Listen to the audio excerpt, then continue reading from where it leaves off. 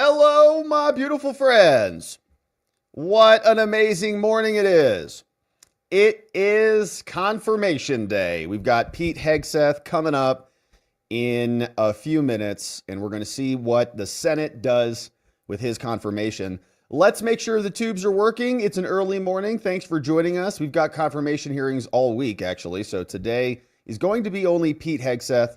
But tomorrow we're back with more, and then on Thursday we're back with more. We're going to have Pam Bondi in the House. Theoretically, we're also going to have Rubio and others. But there is some jockeying of the schedule a bit out there today. Pete Hegseth is still confirmed for this morning. You can see here's what the cables look like today.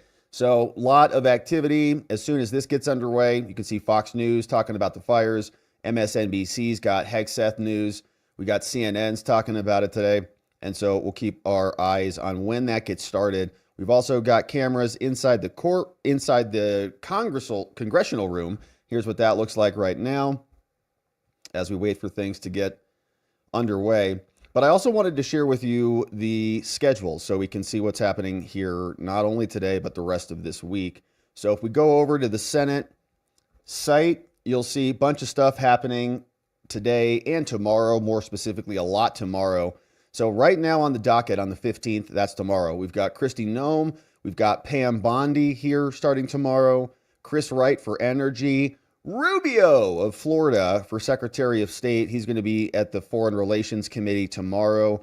Wednesday also, John Ratcliffe. So that day is jamming. Sean Duffy, Russell Vought over at the OMB, all coming in. And then on Thursday, we're back. We've got some more people there on Thursday. Doug Burgum, Lee Zeldin, Eric Turner, and then Pam Bondi. Looks like she's going to have a second hearing. So Bondi will meet with the Judiciary Committee twice, Lee Zeldin, and then that's going to be the week. So a lot of stuff happening here today. We're excited about it. Here were some updates on Hegseth. So today, they are going to confirm or start the confirmation hearing. Senate battle starting today. Trump's going to take the oath of office on the 20th. Hopefully, he's got some of his team ready to go. Hegseth, one of Trump's biggest potential confirmation fights. And so a lot of people are watching this today and going to be asking the question, is this Trump's big first test, right? Are the senators going to give him what he wants, or is he going to have to fight for all this stuff constantly? And we'll see what happens. But Hegseth, they say, has faced qualification questions, and he did get a lot of scrutiny at the outset, but a lot of that has died down. We also see he's a veteran. He completed tours in Iraq and Afghanistan, was an infantry captain with the Army National Guard, 2 Bronze Stars, served as the co-host of Fox and Friends for a while. It's probably where Trump saw him. Never led an apparatus near the size of the Pentagon. And he's faced other controversies, which we're sure are going to come up. The accusations got more attention about when his mom sent him that email that the New York Times was flipping out over. And his mom came back and said she was sorry for that email. She sent it with anger and emotion. He's had meetings with a bunch of senators for now. People are talking about his drinking and so on and so blah, blah, blah. All right, so we'll see what's happening when that gets underway. We've got the New York Times sharing that a bunch of people have already been briefed on his FBI probe. So the committee's Republican chairman and top Democrat were both briefed onto what the FBI was able to find out about Pete Hegseth. Why we trust the FBI is anybody's guess. The top members of the Armed Services Committee were briefed Friday afternoon last week on findings about Hegseth. Senator Roger Wicker of Mississippi, the chairman, and Senator Jack Reed of Rhode Island, top Democrat, they huddled separately with transition team officials last week on Friday, according to a person familiar with the meeting. It is a traditional for only the chair and the ranking member to be briefed on findings. During the sessions, the senators were able to review copies, ask questions, but they were not given copies of this FBI report. Since the results of the FBI probe have not been shown to other members of Congress, they don't really know. What are they going to do today? Are they going to vote yes or no? And to be honest with you, yes, the Democrats are going to be obstinate and difficult. However, our big concern is usually the Republicans, right? We're always waiting for the Republicans like Susan Collins or Lisa Murkowski of Alaska or any of them who just conveniently vote with their conscience. And I just can't bring myself to do it. All right, so we'll see if that happens or not. Now, CNN has a report. He said U.S. military bases should restore the names of Confederate generals. Pete Hegseth is a neo-Nazi, according to CNN. So we'll see what that one looks like. And we've got the hearings coming up soon. Looks like, here's what Fox News is saying. I was thinking, was Trump calling in right now? I'm not real sure if that is what's happening. Let's listen in. Came in working with Republican senators, and we rebuilt the military. Joe Biden has done the same thing 4 years in a row. No, despite a very dangerous world, Joe Biden has put forward inflation-adjusted Defense Department cuts, and President Trump ran on peace through strength. That's what we're going to do with him and Pete Hegseth, and I think that's what the American people want. It's a dangerous world. We don't need a woke military. We need a lethal military, and we need a stronger military. Senator, President Biden gave a speech yesterday in which he said he's leaving President Trump a really good situation on the world stage. Watch him here. Yeah, right. Kamala and I took office. Our nation had become stronger at home, are stronger in the world. And now America is more capable and I would argue better prepared than we've been in a long, long time. And over the next administration, that's what we're handing it to. Even so, it's clear. My administration is leaving the next administration with a very strong hand to play. We just have a short amount of time, Senator, but I wanted to get your reaction to that before we head into Pete Hegseth's hearing. Yeah, with all due respect, Joe Biden is delusional. Yeah. His weakness inspired the attacks on Israel, the attacks on Ukraine, China's aggression in the South China Sea and Taiwan Strait. Biden exuded weakness from day one. It was exacerbated by the disastrous withdrawal from Afghanistan. And the world is a much more dangerous place after 4 years of Biden. I think every American knows that. It's one of the reasons that President Trump won resoundingly. Senator, thank you for your time. All right, so we'll come back on that. We're going to keep our eye on what's happening there. But yesterday, late last night, there was a big update. Jack Smith, the illegitimate prosecutor, released his report. As midnight struck, Merrick Garland and the DOJ hacks were there on their email account, ready to press send the moment the injunction from Judge Cannon expired. And this is Jack Smith's report. Remember that Jack Smith left the DOJ and they commemorated his terrible record and his service with a footnote at the bottom final page of their concluding paragraph in their filings in Florida. Pathetic. And now he released his report. This should have never been released because he's illegitimate. He stole $100 million, according to President Trump, 50 according to their own numbers. But those numbers are just a small sampling of the money they spent. So let's say $100 million bucks, maybe more, to prosecute Trump. He's not even a legitimate prosecutor, was never properly appointed, and accomplished nothing other than wrecking the credibility of the DOJ. He released this report. It's 174 pages. This is the big one on the J6 case. And if you parse through it, you'll see it's a bunch of the same garbage that we've seen before. And so we're not going to spend much time on it today. Even Kyle Cheney from Politico, who's been following this stuff maybe more closely than anybody in the mainstream news, shared this. The final report is out, and it's kind of a dud. He says, okay, so what is the big takeaway? That Trump was not exonerated, all right? Was not exonerated. He was not convicted, so both of your cases were dismissed. He said that there was an unprecedented criminal effort, which he failed to secure any convictions on. And he said he's only off the hook because he won. So in other words, the American people vetoed Jack Smith's poor judgment and illegally concocted criminal prosecution. So he says, look, there isn't a ton of new info in the Smith report, as we were speculating, because they tried to release the whole report, more or less, before the election. That was part of Jack Smith's giant, disgusting dossier that they said that they could release to everybody.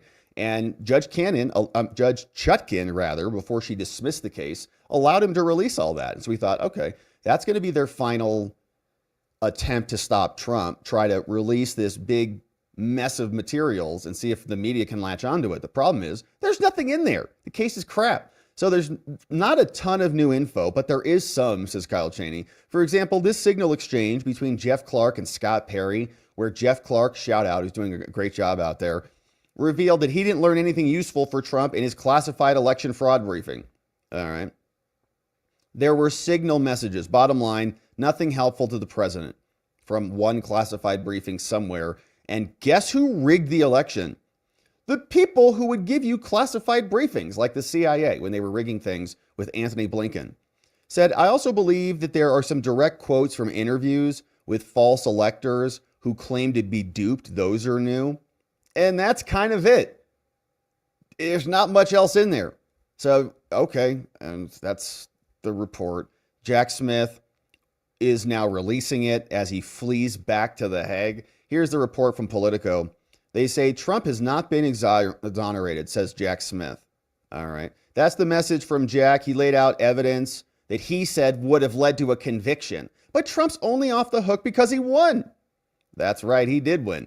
The department's view that the Constitution prohibits the continued indictment and prosecution is categorical and does not turn on the gravity of the crimes. The strength of our case are the merits of our prosecution, he wrote. The admissible evidence was sufficient to obtain and sustain a conviction. Well, you didn't get him, though. You didn't get him. The Justice Department is withholding for now the classified documents case because we have a hearing on that on Friday. And the volume on the election case summarizes the trove of evidence that they claim they got. They interviewed a bunch of people, 250 people, 55 grand jury witnesses, Jeffrey Clark and others, explaining the same thing that they've been screeching about, like pathetic losers for the last 4 years or so, give or take. Says it was a late night release, and there was a lot of activity last night, man. It was pinging off everybody's phones, but there was some activity. Let me see if I can pull this up. Yeah. So this was the docket in Florida. And here is what was happening yesterday. So after the show, when we finished the show, there was a battle. Judge Cannon had already issued an order saying that she was going to be releasing some materials to the public. So then what happened is Trump filed a response, and that came skidding in late at night. And here's what Trump said. Well, this was a notice. Let me see. Did I have that one queued up? Yeah, Trump submitted a filing late last night and was basically saying, do not release this. And it doesn't look like it's on this docket yet. But then they came out and Judge Cannon denied their order. And what happened was they released the report. So you can see even Anna Bauer was reporting this. There was 2 hours to go until the release. The president-elect, so Trump's counsel, filed another motion, right? This came out, I don't think you can see the time on this, but it was like, 10 o'clock at night, my time, or very, very late. So they submitted this. This is Trump's supplemental motion to stop the release of the report. Submitted all this. Of course, Judge Cannon took it and then denied it. They say today the court issued an order denying Trump's requested relief. But the court hasn't ruled on other motions. Trump filed to intervene. And so, in other words, Judge, you're too soon. You can't release this report yet because you haven't even heard Trump's arguments. They say, in addition to being unlawful, the publication of the final report serves no public interest. And it turns out it doesn't really, actually. It's the same garbage that was in his prior useless reports.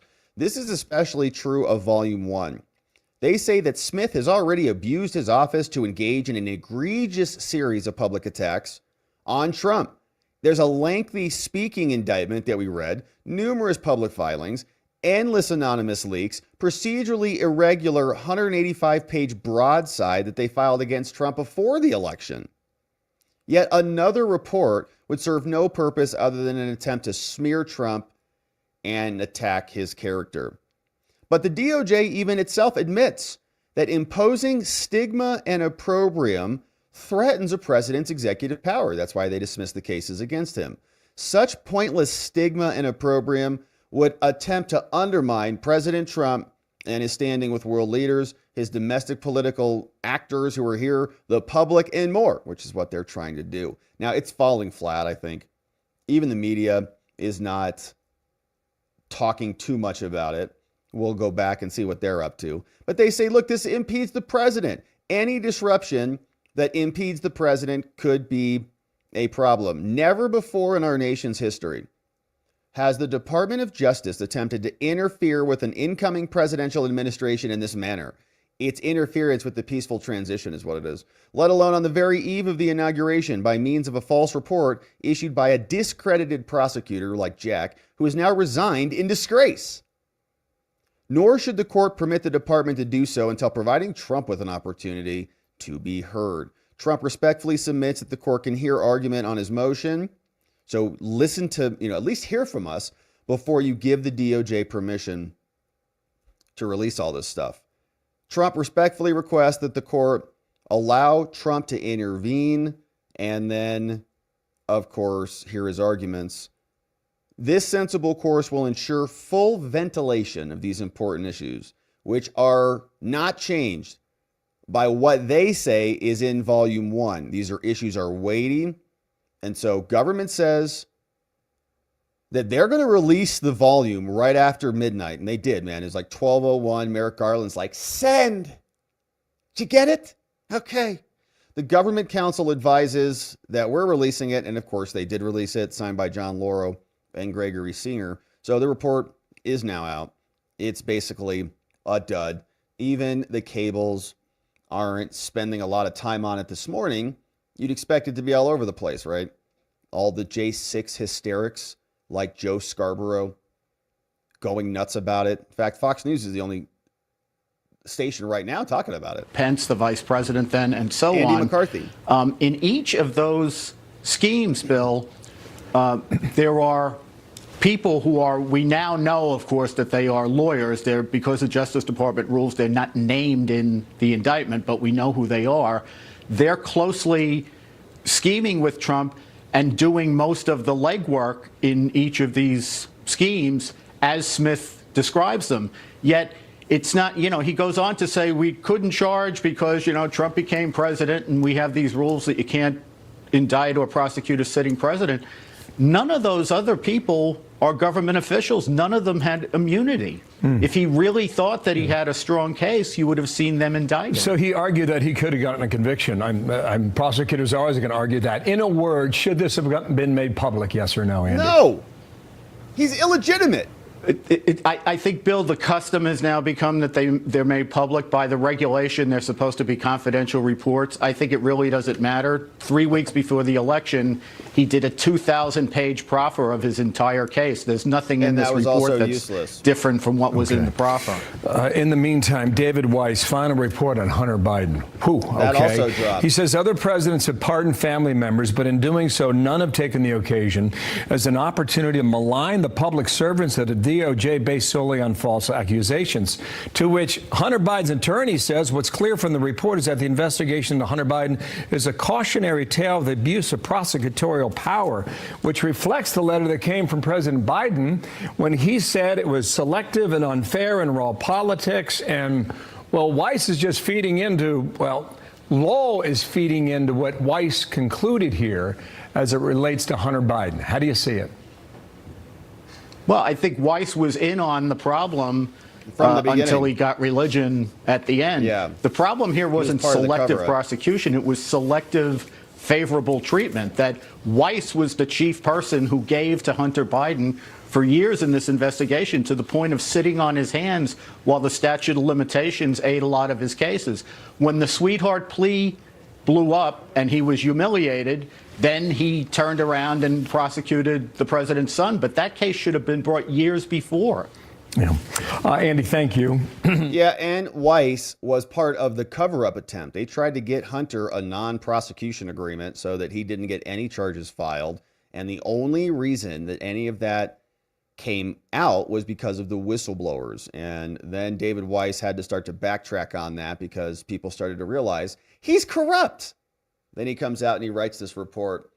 So we'll cover that at a later time. My goal is to get some insight from Garrett Ziegler, Marco Polo USA, on that one, which we'll come back on. But we've got Matt Gaetz is out there today. He's saying prayers up for Pete Hegseth this week. And we're just a few minutes away from the start of these proceedings. You can see the Washington Post is there. Here's what Forbes has inside the building. Getting a little bit busier inside. Little audio. So they should be getting started in about 9 minutes from now. And it looks like Hegseth might be making his way in. So there he is. Why it wasn't just a little play special than just a private ranch. So that was MSNBC's Well, news. my father. Mr. Hegseth, so the whole committee see the FBI background check. Would you support the whole committee seeing the FBI background check? All right, so you saw him going in there, giving a thumbs up to the crowd. One of the big questions that we have is, well, who else will see this background investigation? Remember, right now, only the chairman and the ranking Democrat, the chairman Roger Wicker, the Republican chairman of the committee, and the ranking Democrat Jack Reed have seen this background investigation into Pete Hegseth. Democrats say there's holes in that. Republicans say that there's Democrats just looking for controversy right now. But there are a lot of members in the rank and file who do want to see this investigation. And one of the things that the Democrats plan to press in this hearing in a matter of minutes is to see it. They want to all see this. And typically for nominees, it's only the chairman and the ranking member who see those background checks, but it doesn't always happen that way. In fact, oftentimes, or sometimes in controversial situations, like one of the most famous one, John Tower, who was the last nominee who was actually voted down by the Senate, a cabinet nominee, voted down by the Senate over allegations himself of excessive drinking as he was picked to lead the Pentagon. The whole committee at that point did see the FBI background check. I expect Democrats to point to that in this hearing here, but as I tried to ask Pete Hegseth on his way in, if he would support having the whole committee see that background check, didn't respond to that. Not surprising. Nominees often don't respond to questions on their way in, but Republicans are still feeling confident, despite all the Democrats ratcheting up their attacks, planning to go after him about everything from the past, about whether he's qualified for the job. Expect a lot of Republican defense behind him, and Republican defense is what he needs in order to get the job. Okay. That's right, Manu. And what we're showing right now, Manu, is just through that doorway that you're standing by right there, inside the committee hearing room. Pete Hegseth is going to be walking in. He's probably in there and shaking hands with people behind the dais. That's generally what they do before he's going to sit down. And Manu, explain for everyone, walk through what's exactly going to happen now. Once they gavel in, he's in for hours, likely, of questioning. Lay it out for people. Lloyd Austin's was about 3.5 4 hours. We expect this to be a very long, contentious affair. First, there'll be opening statements by the chairman and the ranking member. Then there'll be people who will be supporting Pete Hegseth, introducing him as well. The former Senator Norm Coleman, I'm told, will be one of the people supporting him, as well as Donald Trump's pick to be his national security advisor. Congressman Mike Waltz will be actually in here defending him as well. Waltz just spoke to reporters moments ago, defended Pete Hegseth's service, pushed back against the attacks that he is not qualified for the job. So then he'll make those statements, and then Pete Hegseth himself will deliver his opening statement. We've seen an early copy of it. He's going to plan to talk about how he plans to try to bring the military back to a lethal fighting force, defend how he's a much different and unconventional nominee of sorts. So expect him to make his case. And then each of the members, the 27 members on the Senate Armed Services Committee, will get about 7 minutes each to question Pete Hegseth. And then start by the Republican, the Democrat, they're going to rotate. And then there'll be a second round of questioning after that for about 5 minutes or so. So this is going to be a long, contentious affair. Can Democrats trip him up? Will it change any Republican minds? Huge question as Pete Hegseth is trying to get one of the most important jobs in government, a critical moment, his confirmation hearing in a matter of minutes. And it is all of that wrapped into one, Manu, that you're hitting on. All right, so we're going to take a look at who's on this committee. You heard him just say there's 27 people on there, which is like, oh my gosh, how do they get anything done if there's 27 Congress people on there? But there's a bunch of them. So here is the list over from the official site over here. Committee members, armed services. You can see a bunch of familiar faces. So Roger Wicker, Jack Reed. You already saw people in there like Mazi Hirono. So the Democrats got Tim Kaine, Elizabeth Warren, Tammy Duckworth, Mark Kelly from Arizona. And that's going to be bringing up the Democrat side. So on the Republican team, we've got Tom Cotton, Joni Ernst, Dan Sullivan, Kevin Kramer, Rick Scott from Florida, Tommy Tuberville's there, Mark Wayne Mullin is in the house, Ted Budd, Eric Schmidt, Jim Banks and Tim Sheehy, all going to be there representing the Republicans. And so that hearing is going to be starting any minute now. Now, here was a little bit of Chuck Schumer from yesterday. So Chuck Schumer came out and was railing against Pete Hegseth. So he's setting the tone for the Democrats, giving us an indication of what they're going to be doing and saying very soon. On Mr. Hegseth, tomorrow's hearing with Pete Hegseth is a good example of why a thorough and tough nominations process is so important. Mr. Hegseth is Donald Trump's pick to be Secretary of Defense. That's right. Arguably the most important position in the entire cabinet. If confirmed, Mr. Hegseth will oversee a workforce of over 3 million people and handle issues of life and death on a regular basis. His job will be to keep our troops safe and keep our country safe. If there's any cabinet position that ought to have a steady and drama-free individual, it is certainly Secretary of Defense. Drama. Unfortunately, like Lloyd Mr. Austin. Hegseth's background is deeply troubling, to put it generously. We all have read reports about his radical views, his alleged excessive drinking, the allegations about sexual assault, and his failures in the financial stewardship of multiple organizations. These are such serious allegations for such an important job. Yeah, Chuck. So why would the Armed Services Committee wish to rush through these hearings, particularly when the documents are not available? Because your to all the claims are members made of the up. committee, including And the FBI hyper-exaggerated, background check. like everything you guys do. Mr. Hegseth will have an opportunity to answer questions about these allegations and about his record, as well as his views. He can expect his hearing to be tough but respectful, candid but fair. The stakes during tomorrow's hearings will be very high, not just for the nominee, but for the entire country. It's not hard to imagine an emergency situation where the Secretary of Defense has to make quick and steady decisions about our military. Is someone with Pete Hegseth's alleged history really the kind of person we want at the helm? No, we should pick Lloyd Austin, who in disappears. a very, very important situation. Nobody knows where he is. Dangerous He's in surgery. situation like that. Is that really in the best interests of American safety? That's something senators should ask themselves during tomorrow's hearing. And of course, they should ask Mr. Hegseth questions. And they should ask if they want him to wear when two it comes to a job like face masks Secretary and a of face Defense, shield. there can be zero question, zero, that the nominee's up for the job. Unfortunately, Mr. Hegseth's record leaves too many unanswered questions. Let's hope we get real answers and real documentation. All right, so that's Chuck Schumer, so we can expect more of that from the Democrats. He's setting the tone, right? They just follow the leader because that's all the Democrats can do. So he came out and explained that's what their posture will be for these hearings. Now, here was another person who was on the committee for the Republicans, Tim Sheehy. He was out and he shared his take on why Hegseth is qualified. Marta, thanks so much for coming in. Quick question before I let you go, though. Tomorrow, the confirmation hearing for Pete Hegseth begins. He's been nominated to be the next defense secretary. As I mentioned, you're a former Navy SEAL. Will you support his nomination? We're planning to support him. I've had some great meetings and discussions with him. And listen, that's what these hearings are for. Bring these nominees in and ask the tough questions. I think he's going to do great.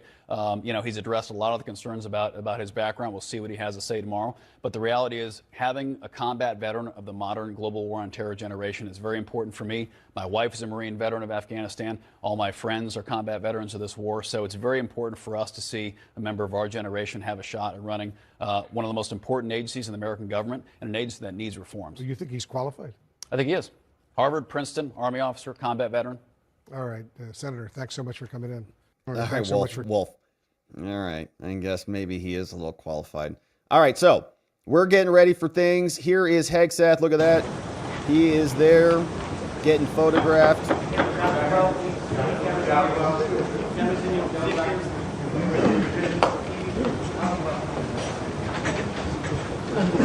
And we're getting ready to get seated. And let's go over to the cables.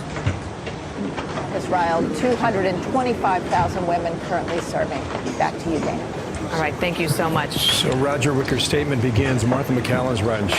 Good morning. The hearing will come to order. As Pete was walking in, a lot of veterans gathered there, and his opening statement is very strong, very personal, and very focused on what kind of Secretary of Defense he would like to be. Okay, let's go ahead and drop in the first of many hearings our viewers are about to watch over the next several weeks.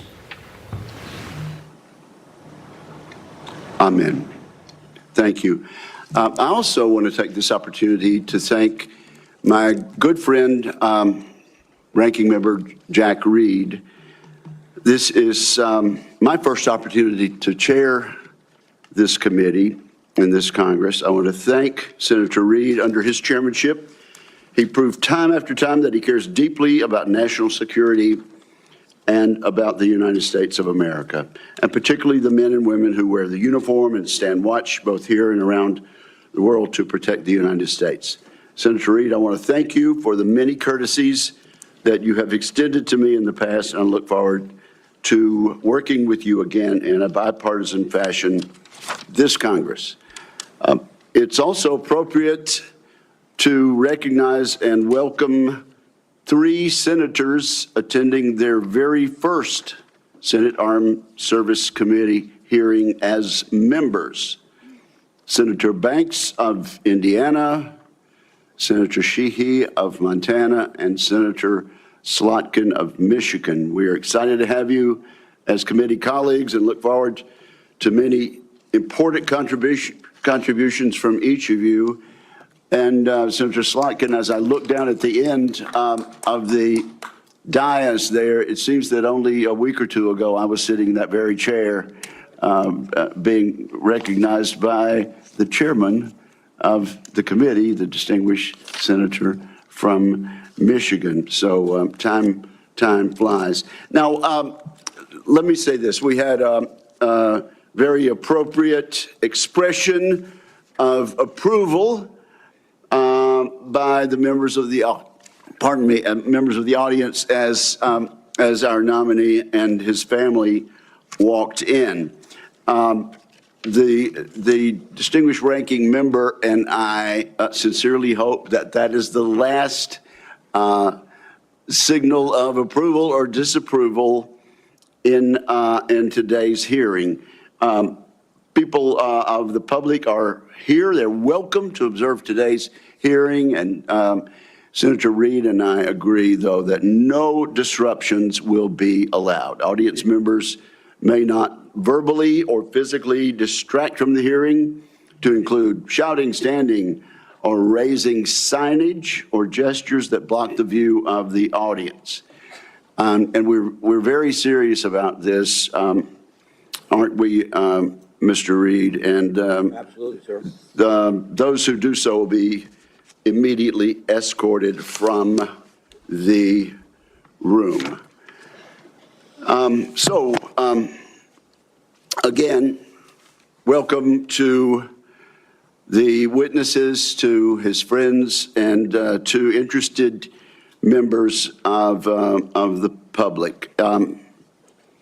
If confirmed, Mr. Pete Hegseth would assume the role in a moment of consequence. The United States faces the most dangerous security environment since World War II. We're witnessing the explosive growth and reach of China's hard power. We're also observing the emergence of an axis of aggressors. That coalition is characterized by broadening and deepening military cooperation among the dictatorships ruling China, Russia, Iran, and North Korea. Terrorism remains a threat as Israel wages war against Hamas and Hezbollah, and as the Assad regime collapses in Syria. America has entered a window of maximum danger, and the department needs energetic and focused civilian leadership. Those values begin at the top with the Secretary of Defense. All right, so we got many of my America, distinguished Ukraine colleagues Wicker. have served in a significant tenure on this committee, and our meetings are fairly long. We should reflect over previous secretaries of defense and their hearings and ask ourselves a simple question.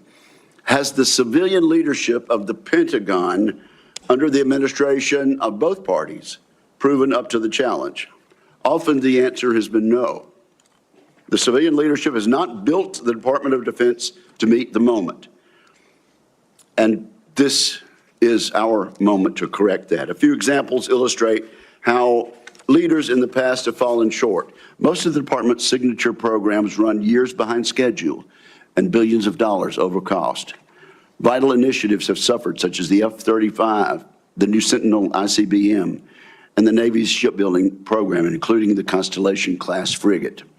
The Department of Defense desperately needs civilian leaders who listen to the advice of combatant commanders, many of whom would benefit from innovative systems. Yet a risk-averse DoD culture has kept too many promising technologies on the wrong side of the so-called valley of death. That tenuous period between experimental prototypes and production contracts. Defense companies backed by venture capital receive less than 1% of defense contracts. As we all know, the Pentagon still cannot even pass an audit. The department must simplify and streamline its bureaucracy so it can respond to innovation. Staffs have ballooned. Organizations are top-heavy. Civilian leaders have promised time and again to slim down the bureaucracy, and perhaps genuinely hoped to. Every day, men and women in uniform make tremendous contributions to U.S. security. They and the American people deserve a Pentagon that does the same. Today's Department of Defense is no longer prepared for great power competition. It is not a national defense institution ready to achieve and sustain technological supremacy across the range of operations. Admittedly, this nomination is unconventional. The nominee is unconventional. What? Just like that New York developer who rode down the escalator in 2015 to announce his candidacy for president. That may be what makes Mr. Hegseth an excellent choice to improve this unacceptable status quo that I just described. He is a decorated post-9/11 combat veteran. He will inject a new warrior ethos into the Pentagon, a spirit that can cascade from the top down. Mr. Hegseth will bring energy and fresh ideas to shake up the bureaucracy. He will focus relentlessly on the warfighter and the military's core missions, deterring wars and winning the ones we must fight. He will bring a swift end to corrosive distractions such as DEI. Today, many simply acknowledge and live with these systemic problems I have mentioned earlier in acquisition, accountability, technology transition, and organizational civil service reform. Mr. Hegseth will actually move to fix these issues decisively. In short, I'm confident that Mr. Hegseth, supported by a team of experienced top officials, will get the job done. The Secretary of Defense is an incredibly important position, but the Secretary's span of control is limited. The Pentagon is vast, with 3 million plus personnel, uniformed civilian and contractor. A successful secretary understands that steering the ship means focusing his attention on strategic level priorities. The secretary must be supported with exceptional subordinates who will run the day-to-day affairs of the Office of the Secretary of Defense, the military services, and the other DoD components.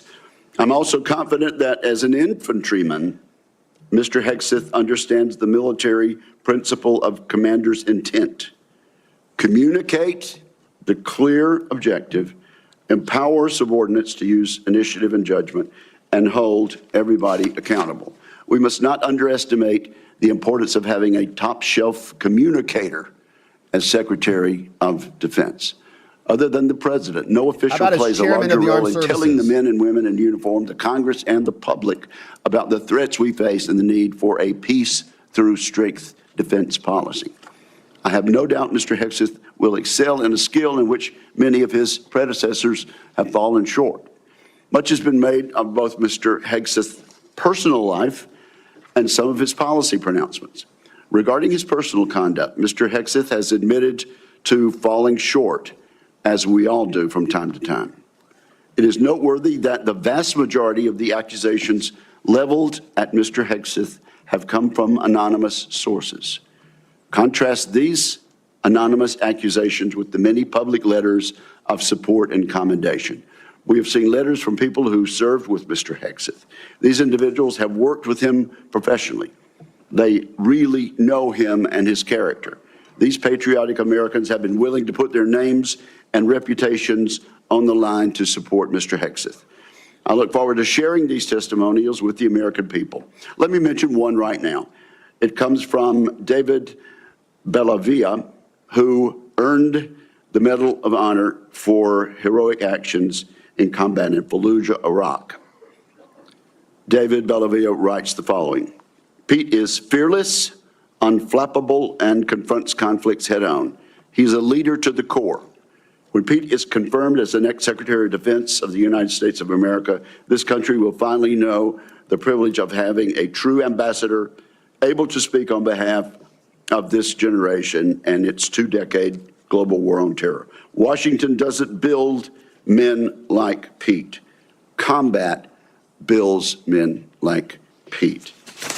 As I said, there are more letters expressing the same endorsement. Today, we'll hear from the nominee directly. I want to thank Mr. Hegseth as well as his loved ones for being here today. I look forward to discussing his nomination. I look forward to hearing from Mr. Hegseth about the ways he hopes to rebuild the American strength that secures the peace. And so now I turn to my friend and colleague, Ranking Member Reed, for his opening remarks. Great job reading your Well, thank you very much, paragraphs. Mr. Chairman. I'd like to first congratulate you on your chairmanship. I look forward to continuing our committee's strong tradition of bipartisanship and collaboration. And thank you for your thoughtful and conscientious service to the committee over many years. Thank you very much, Mr. Chairman. Great. I'd also like to take a moment to join Chairman Wicker in welcoming our new members, Senator Slotkin, Senator Banks, and Senator Shaheen. Welcome. We look forward to working with you. Mr. Hegseth, I welcome you and your family to today's hearing, and I'm also glad to recognize my former colleague, Norm Coleman, and Congressman Mike Waltz. Thank you, Congressman. Mr. Hegseth, I want to begin by saying that I respect and appreciate your military service in the Army National Guard. I know from experience that there is no greater privilege than to lead American soldiers, and I thank you for answering the call. You have been nominated to be the Secretary of Defense. The Secretary is responsible for leading a department of 3.5 million service members and civilians, an annual budget of nearly $900 billion, and hundreds of thousands of aircraft, ships, submarines, combat vehicles, satellites, and the nuclear arsenal. The Secretary also plays a powerful role with our allies, partners, and adversaries abroad. And as we speak, China is seeking to undermine our interests, intimidate our friends, and challenge our standing in the world. Russia's campaign against Ukraine threatens not only Europe, but the entire global order. Ongoing violence in the Middle East has teetered on the edge of all-out war, and the ideologies and actions of violent extremists endanger our citizens, even on our own soil, as the recent tragedy in New Orleans painfully reminds us. These are perilous times, and the position of Secretary of Defense demands a leader of unparalleled experience, wisdom, and above all else, character. The Secretary is expected to be a fair, nonpartisan, and responsible leader, as well as a trustworthy advocate for the men and women that he leads. Mr. Hegseth, I do not believe that you are qualified to meet the overwhelming demands of this job. We must acknowledge the concerning public reports against you. A variety of sources, including your own writings, implicate you with disregarding the laws of war, financial mismanagement, racist and sexist remarks about men and women in uniform, alcohol abuse, sexual assault, sexual harassment, and other troubling issues. I have reviewed many of these allegations and find them extremely alarming. Indeed, the totality of your own writings and alleged conduct would disqualify any service member from holding any leadership position in the military, much less being confirmed as the Secretary of Defense. Nonetheless, I understand that you reject many of these reports as they involve whistleblowers, non-disclosure agreements, and anonymous, although numerous, sources, including those who have faced political intimidation for sharing their experiences. I hope you will address each of these allegations thoroughly and truthfully during your testimony, Just as importantly, I hope you will pledge to prevent any repercussions for whistleblowers, both civilian and military, if confirmed. Mr. Hegseth, during our meeting last week, you said that if confirmed, your top priority would be, quote, restoring a warrior culture to the Department of Defense, because you believe the U.S. military has been weakened by political correctness. Over the years, you have made clear your opinion of the military's diversity initiatives. As you have said, quote, diversity is not our strength, unity is. And on a recent podcast, you said, quote, I'm straight up just saying we should not have women in combat roles. When I joined the Army as a young officer in the 1970s, the U.S. military was rife with racial tension. Women were prohibited from serving in most roles.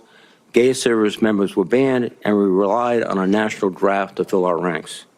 The soldiers I served with were proud to do so, but it was certainly not the nation's most capable military by any standard. We have made great progress since then. Today, the Department of Defense is fully integrated. Every race and religion is accepted. Women serve in all combat roles and leadership positions. Sexual orientation is irrelevant to service, and the all-volunteer force visibly reflects the nation it protects. Our military is more diverse than it has ever been, but more importantly, it is more lethal than it has ever been. This is not a coincidence. Mr. Hegseth, I hope you will explain why you believe such diversity is making the military weak and how you propose to undo that without undermining military leadership and harming readiness, recruitment, and retention. Mr. Hegseth, another reason I'm deeply concerned about your nomination is your disregard for the law of armed conflict and your support for service members who have been convicted of war crimes. You have championed the pardoning of military members who were turned in by their fellow soldiers and SEALs. And let me emphasize that. They weren't discovered by reporters. They were turned in by fellow soldiers and fellow SEALs.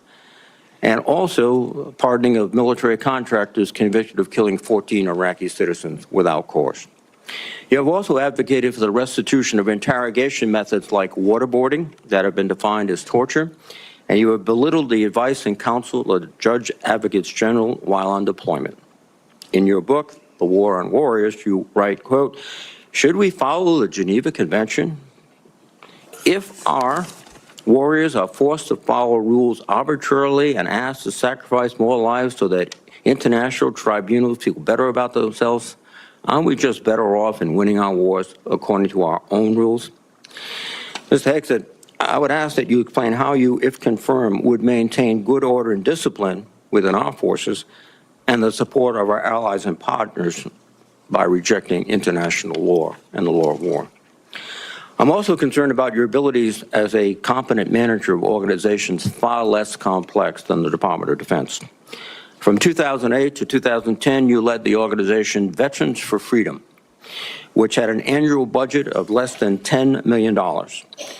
In each year you were in charge, expenses far exceeded revenues until the organization teetered on bankruptcy and had to be merged with another group. In fact, according to public reporting, an independent forensic accountant reviewed the organization's finances and discovered evidence of gross financial mismanagement. I would note that this report has not been made available to any government agencies, which is, I think, alarming. But a Republican advisor to you during your tenure at the organization who read the report stated, and I quote, I watched him run an organization very poorly, lose the confidence of donors. The organization ultimately folded and was forced to merge with another organization who individuals felt could run and manage funds on behalf of donors more responsibly than he could. I don't know how he's going to run an organization with an $857 billion budget and 3 million individuals. And that is the only comment we've had and the only access we've had to the forensic report. A similar thing happened with the Concerned Veterans for America, a second veterans group that you led from 2011 until 2016. During those 5 years, tax records show that the organization spent more than it raised. Just as troubling are reports that a significant amount of debt was incurred from social events and parties filled with excessive drinking and questionable personal behavior. Mr. Hegseth, I hope you will explain what actions you will take, if confirmed, to be a better steward of Defense Department's large budget. Finally, while I appreciate our meeting last week, it is unacceptable that you did not meet with any other Democratic members of this committee before this hearing, as has been our bipartisan tradition. During my time in the Senate, I have voted for and worked closely with Secretaries of Defense appointed by Republican presidents. While we may disagree politically, there was always an understanding that rank partisanship should have no place when it comes to providing for the men and women who serve in uniform. And Mr. Hegseth, I am troubled by the many comments you have made both as a commentator and in your published writings. For example, in your book, American Crusade, you wrote, quote, modern leftists who represent the soul of the modern Democratic Party literally hate the foundational ideas of America. You also wrote, the other side, the left, is not our friend. We are not esteemed colleagues, nor mere political opponents. We are foes. Either we win or they win. We agree on nothing else. Mr. Hegseth, if confirmed as Secretary of Defense, you would lead an organization that, like the country it represents, is composed of Democrats and Republicans. Yet your language suggests that you regard many of these men and women as foes. And I would ask you to explain why service members and civilians who do not share your political opinions can trust that they will not be targeted during your tenure. Indeed, the challenge of the Secretary of Defense is to remove partisan politics from the military. You propose to inject it. You guys this threw would be people out of the military to the men and women who have jab. sworn to uphold their own apolitical duty to the Constitution. Mr. Hegseth, you are the 9th nominee for Secretary of Defense that I've had the honor to consider as a member of the Senate Armed Services Committee. You've been in there for too I have long, voted brother. in favor of all your predecessors, including those in the first Trump administration. Unfortunately, you lack the character and composure and competence to hold the position of Secretary of Defense. Thank you. All right, so that guy absolutely Thank you, Senator Reid. And now it's my privilege and honor and pleasure to recognize Wicker two did a crap witnesses job compared who to that guy. have come forward to introduce our nominee. First, I recognize my former colleague and former Senator Norm Coleman of Minnesota for the purpose of an introduction. Norm, we are glad to see you and glad to have you back, and you are recognized for an introduction. Thank you, Mr. Chairman, Ranking Member Reid, members of the committee, my former colleagues. I'm honored to introduce a son of Minnesota to you, Pete Hegseth. As a senator from Minnesota, I spent many hours with this young man as he walked the halls of Congress advocating on behalf of America's veterans. And he is young in the best sense of the word. He is strong, focused, intelligent, incisive, a great listener, and is almost supernaturally energetic, just what we need in a Secretary of Defense in times of massive change. He is the real deal. F. Scott Fitzgerald was a writer in my city of St. Paul, and said the problem with America is that there are no second acts. He was wrong. Pete was a brave soldier, has been an able communicator, and I believe is about to begin a great second act as our Secretary of Defense. He has struggled and overcome great personal challenges. Please don't give into the cynical notion that people can't change. We need the ones who can change to lead us, to be beacons of hope, and to remind us that grace can lead us home. 4 years ago, President Biden's nominee, Lloyd Austin, a good and honorable man, received 97 votes on the floor of the Senate. And we went through the debacle of the Afghanistan withdrawal. Putin invaded Ukraine. The Houthis endanger our shipping lanes. We witnessed Israeli miracles against America's enemies in the Middle East, where the United States was more of an impediment than a help. Our recruitment numbers have sunk dramatically, and our southern border has suffered a slow but dangerous invasion. Yes, Pete Hegseth is an out-of-the-box nominee, and I say it's high time to get out of the box. One more thought. The country longs for a government of less division and more respect and dignity. My hope is that this committee hearing provides what they are asking for. Disagree? Yes. Strongly if necessary. But then come together to support the nominee, this nominee, Pete Hegseth, of the one president we have at a time, laying aside partisan politics for the essential mission of national security upon which everything else depends. Mr. Chairman, I yield. Pete's team has been pretty thank you, weak, Norm. honestly. I do appreciate that and appreciate your presence today. I now have the honor and pleasure of introducing Congressman Waltz. I understand, Congressman, you are still a member of the House for another day or two. Another day or two. Okay, sure. And I now recognize Congressman Waltz for whatever opening statement and introduction he might make. Well, thank you, Chairman Wicker, and Chairman has a very nice ring to it, so congratulations, Ranking Member Reed, distinguished members of this committee. It is a privilege to appear before you today and urge the members of this committee to confirm Pete Hegseth as our next Secretary of Defense. And I'm not here today just to advocate on behalf of a future colleague, but to speak on behalf of someone I consider a dear friend for over a decade now. Like Pete, I served in the U.S. Army. Like Pete, I'm a veteran. We deployed to Afghanistan and all over the world at the height of the war on terror, which is the war of our generation. And like thousands of other warfighters, we've witnessed the hardships of war. We've experienced the loss of friends in combat. We've endured too much time away from family and friends, and no one, I can promise you this, no one hates war more than those who have had to go fight it. No one does.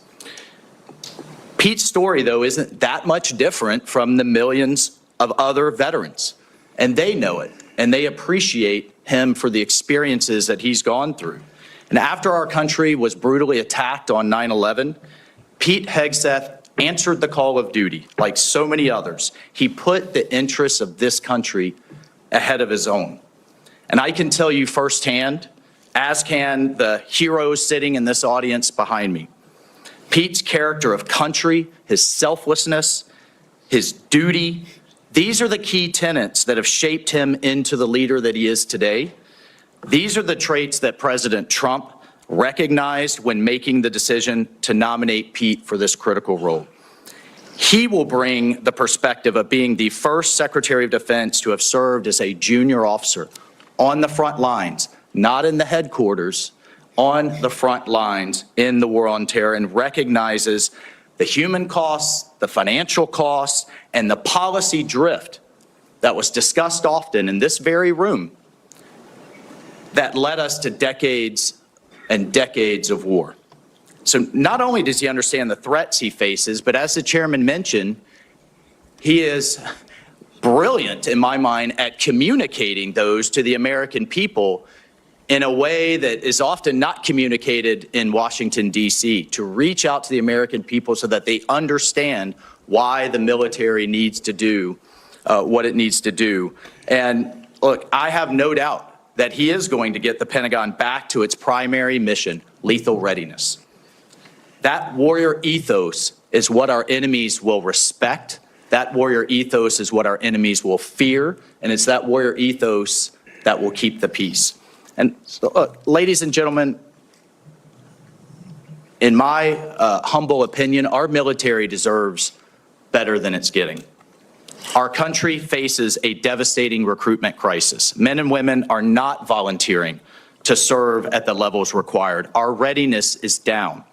Our costs are up. And it seems like nearly every major weapon system, again, often discussed in this very room, is costing too much, delivering too little, and taking way too long.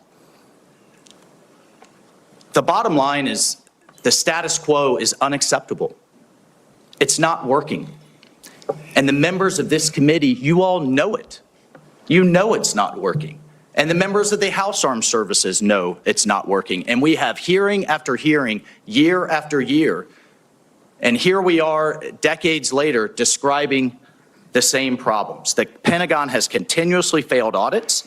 The businesses that want to do business with the Pentagon have to pass an audit, but the entity itself fails an audit. Innovation is stalled, morale is down, standards have been weakened, and meritocracy is less valued. And as a result, our adversaries have been emboldened all over the world. Ladies and gentlemen, it's time for change. It is time for change. You all have literally seen thousands of veterans, as the chairman cited one amazing Medal of Honor recipient. But we have seen thousands of veterans expressing their support for Pete. This is a man who can reinvigorate that warrior ethos, and this is a man that will lead. I can't imagine having a more capable partner in my position as National Security Advisor. Pete is a man of family, of faith, and he's committed to making our country strong again. And most importantly, brother, I know this in my core, he will always have as a first principle the service members that are out there on the front lines for all of us at the heart of every decision he makes. So, senators, I urge you to support this confirmation. It is critical that President Trump has his national security team in place for the challenges ahead, and I thank you. All right. Thank you, Mike, for your testimony, and I'm guessing that each and every member of this committee will want to have you on speed dial for the next few years. So thank you both. Our two guests may stay, or I know they have other engagements and responsibilities also, but thank you both for your testimony. At this point, Mr. Hegseth, I'm required to ask you as a nominee a series of questions that the committee asks all civilian nominees who appear before it. If you would, please simply respond in the affirmative or negative to each question. Have you adhered to applicable laws and regulations governing conflicts of interest? Yes, sir. Have you assumed any duties or taken any actions that would appear to presume the outcome of the confirmation process? No, sir. Exercising our legislative and oversight responsibilities makes it important that this committee, its subcommittees, and other appropriate committees of Congress receive testimony, briefings, reports, records, and other information from the executive branch on a timely basis. Do you agree, if confirmed, to appear and testify before this committee when requested? Yes, sir. Do you agree to provide records, documents, and electronic communications in a timely manner when requested by this committee, its subcommittees, or other appropriate committees of Congress, and to consult with the requester regarding the basis for any good faith delay or denial in providing such records? Yes, sir. Will you ensure that your staff complies with deadlines established by this committee for the production of reports, records, and other information, including timely responding to hearing questions for the record? Yes, sir. Will you cooperate in providing witnesses and briefers in response to congressional requests? Yes, sir. Will those witnesses and briefers be protected from reprisal for their testimony or briefings? Yes, sir. All right. So at this point, Mr. Hegseth, you are recognized for your opening statement. Well, thank you, Chairman Wicker, Ranking Member Reed, and all the members of this committee for this opportunity today. I'm grateful for and have learned a great deal from this advise and consent process. Our founders knew what they were doing.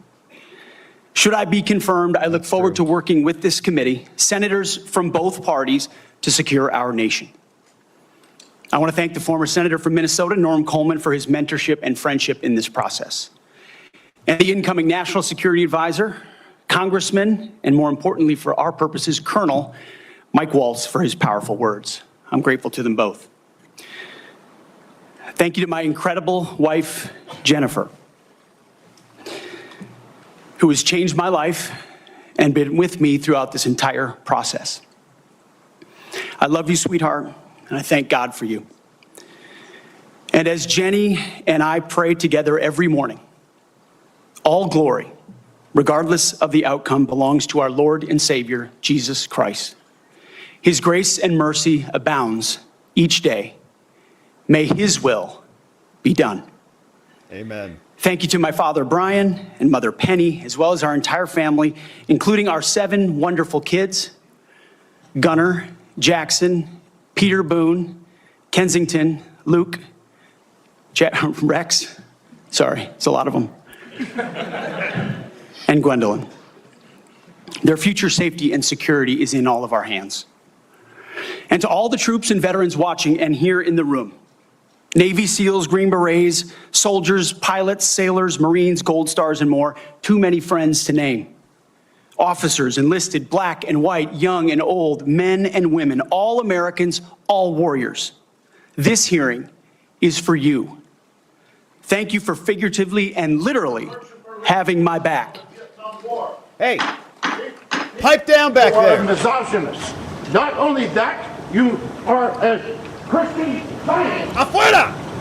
Afuera! The war is fought by the Zionists. I want to thank the authorities for their swift reaction to that outburst and state that similar interruptions will be treated in like manner. They moved Mr. quick Hegseth, on that you may one. continue.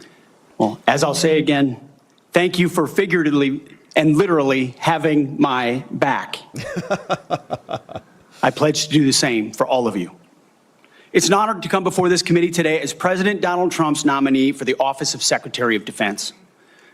2 months ago, 77 million Americans gave President Trump a powerful mandate for change, to put America first, at home and abroad. I want to thank President Trump for his faith in me and his selfless leadership for our republic.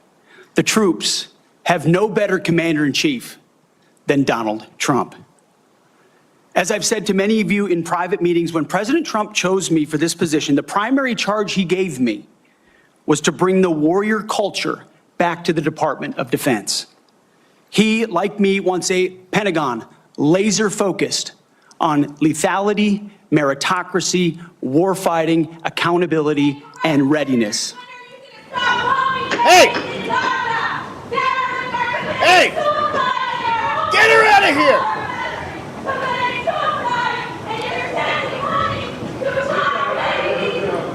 Looks like some Code Pink people.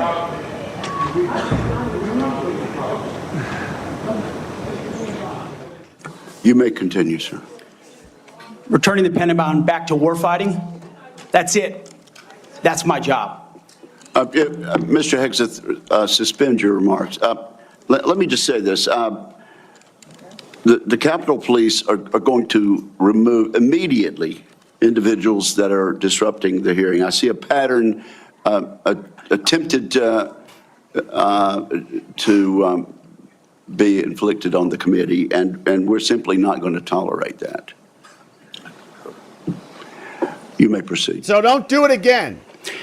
To bring back warfighting, if confirmed, I'm going to work with President Trump and this committee to, one, restore the warrior ethos to the Pentagon and throughout our fighting force.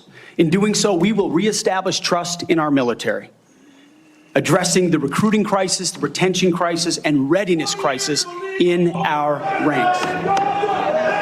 Another one. Members of the security force. They're carrying his ass out. Look at that. Bye.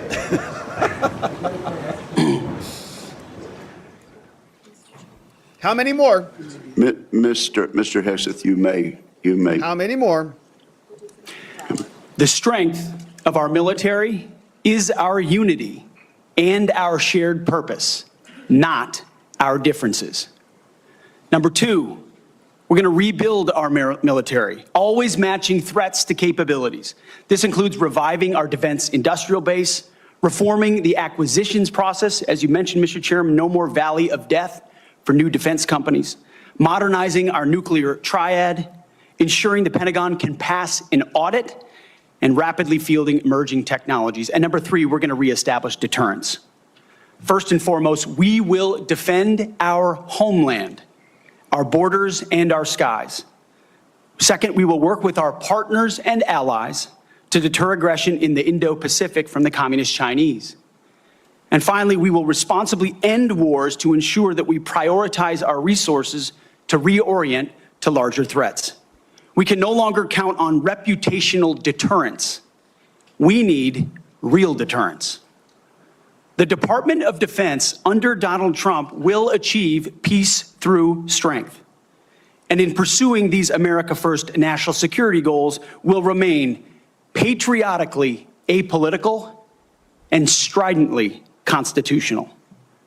Unlike the current administration, politics should play no part in military matters. We are not Republicans. We are not Democrats. We are American warriors. Our standards will be high, and they will be equal, not equitable. That's a very different word.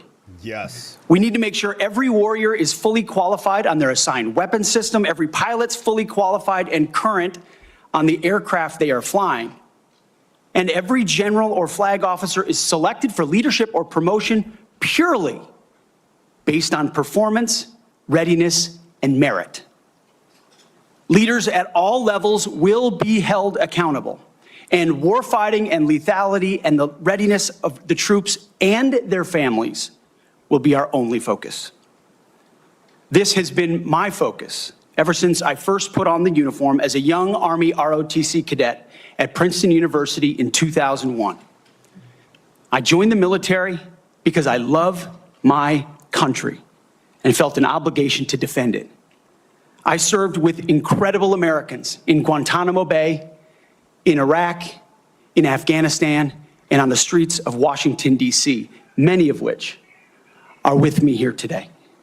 This includes enlisted soldiers I helped become American citizens, and Muslim allies I helped immigrate from Iraq and Afghanistan. Because when I took off the uniform, my mission never stopped. Now, it is true and has been acknowledged that I don't have a similar biography to defense secretaries of the last 30 years. But as President Trump also told me, we've repeatedly placed people atop the Pentagon with supposedly the right credentials. Yeah, and they're terrible. Whether they are retired generals, academics, or defense contractor executives. And where has it gotten us? He believes, and I humbly agree, that it's time to give someone with dust on his boots the helm. A change agent. Someone with no vested interest in certain companies or specific programs or approved narratives. My only special interest is the warfighter. Deterring wars, and if called upon, winning wars by ensuring our warriors never enter a fair fight. We let them win, and we bring them home. Like many of my generation, I've been there. I've led troops in combat. I've been on patrol for days. I've pulled a trigger down range, heard bullets whiz by, flex-cuffed insurgents, called in close air support, led medevacs, dodged IEDs, pulled out dead bodies, and knelt before a battlefield cross. This is not academic for me. This is my life. I led then, and I will lead now. Ask anyone who's ever worked for me or with me. I know what I don't know. My success as a leader, and I very much look forward to discussing my organization's successes at Vets for Freedom and Concerned Veterans for America. I'm incredibly proud of the work that we've done. But my success as a leader has always been setting a clear vision, hiring people smarter and more capable than me, empowering them to succeed, holding everyone accountable, and driving toward clear metrics. Build the plan, work the plan, and then work harder than everyone else around you. I've sworn an oath to the Constitution before, and if confirmed, I will proudly do it again. This time, for the most important deployment of my life. I pledge to be a faithful partner to this committee, taking input and respecting oversight. We share the same goals: a ready, lethal military, the health and well-being of our troops, and a strong and secure America. Thank you for the time, and I look forward to your questions. Thank you very much, Mr. Hegseth. Best so far. Before we begin with member questions, I would like to remind my colleagues that, consistent with the bipartisan staff agreement from December, and in concert with exactly how this committee dealt with the last Secretary of Defense nominee, each member will be recognized for one round of 7 minutes to question the nominee. Out of respect for the time of all members of this committee, the time limits will be tightly enforced. We've now been here 45 minutes, and I think we've done very well with the time. But at this point, I will begin my questioning of the nominee. Mr. Hegseth, you and your family have endured criticism of your nomination since it was announced in November. Let's get into this allegation about sexual assault, inappropriate workplace behavior, alcohol abuse, and financial mismanagement during your time as a nonprofit executive. I should note that the majority of these have come from anonymous sources in liberal media publications. But I want to give you an opportunity to respond to these allegations, sir. Mr. Chairman, Mike. Mr. Chairman, thank you for that opportunity. You are correct. We undertook this responsibility with an obligation to the troops to do right by them for our warfighters. And what became very evident to us from the beginning, there was a coordinated smear campaign orchestrated in the media against us. That was clear from moment one. And what we knew is that it wasn't about me. Most of it was about President Donald Trump, who's had to endure the very same thing for much longer amounts of time. Yeah. And he endured it in incredibly strong ways. So we, in some ways, knew it was coming. We didn't understand the depth of the dishonesty that would come with it. So from story after story in the media, left-wing media, we saw anonymous source after anonymous source based on second or third-hand accounts. And time again, stories would come out, and people would reach out to me and say, you know, I've spoken to this reporter about who you really are, and I was willing to go on the record. But they didn't print my quote. They didn't print any of my quotes. Or, I've worked with you for 10 years, or I was your accountant, or I was your chief operating officer, or I was your board member, or I was with you on 100 different tour stops for Concerned Veterans for America. No one called me. No one asked about your conduct on the record or off the record. Instead, a small handful of anonymous sources were allowed to drive a smear campaign, an agenda about me, because our left-wing media in America today, sadly, doesn't care about the truth. No, they don't. All they were out to do, Mr. Chairman, was to destroy me. And why do they want to destroy me? Because I'm a change agent and a threat to them, because Donald Trump was willing to choose me, to empower me, to bring the Defense Department back to what it really should be, which is warfighting. So I'm willing to endure these attacks. But what I will do is stand up for the truth and for my reputation. False attacks, anonymous attacks, repeated ad nauseum, printed as nauseum, as facts. We have provided to the committee, Mr. Chairman, and I know you're going to share, on-the-record statement after on-the-record statement from people who have served with me, worked with me at Fox News, Concerned Vets, Vets for Freedom, you name it, from the top of the chain to the bottom, who will say I treat them with respect, with kindness, with dignity. That's men, that's women, that's black, that's white, that's every background. I have prided myself as a leader of respecting people, being professional. That is the balance of mine. I'm not a perfect person, as has been acknowledged. Who is? Saved by the grace of God, by Jesus and Jenny. I'm not a perfect person, but redemption is real. And God forged me in ways that I know I'm prepared for. And I'm honored by the people standing and sitting behind me, and look forward to leading this Pentagon on behalf of the warfighters. Thank you, Mr. Hegseth. Nice, and frankly, I'm sure there are millions of Americans watching who would agree that they've experienced that same sort of redemption. So I do appreciate that. I realize that it involves a little bearing of the soul, but thank you for that. Now let's talk about top-line defense spending. I have a plan. I think you've read it. I issued another plan, Freedom's Forge, which you've also had a chance to look at. And you have noted correctly that the current trend line of defense spending falling below 3% of our GDP is a threat to national security. You also said building the strongest and most powerful military in the world must be done responsibly, but it cannot be done on the cheap. You still agree with that, do you not? Yes, sir, I do.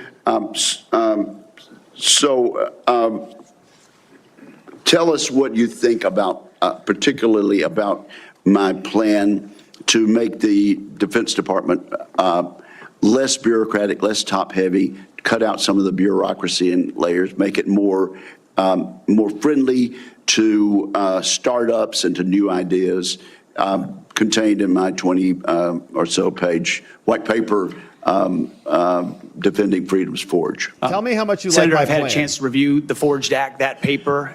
Those are precisely the kinds of ideas that need to be pursued. And I look forward to working with this committee to ensure we cut the red tape, we incentivize innovation, we rebuild the defense industrial base, cut out the bureaucracy, all the things that are preventing the platforms and the tools from getting rapidly from our great defense companies here that should, and those that want to compete, into the hands of warfighters. But past his prologue on this, sir, and I would just look at what President Trump did after the drawdowns of lead from behind under President Obama. President Trump rebuilt our military. He didn't start wars, he ended them, and he didn't allow wars to start on his watch. We've had the same kind of defense cuts under the Biden administration.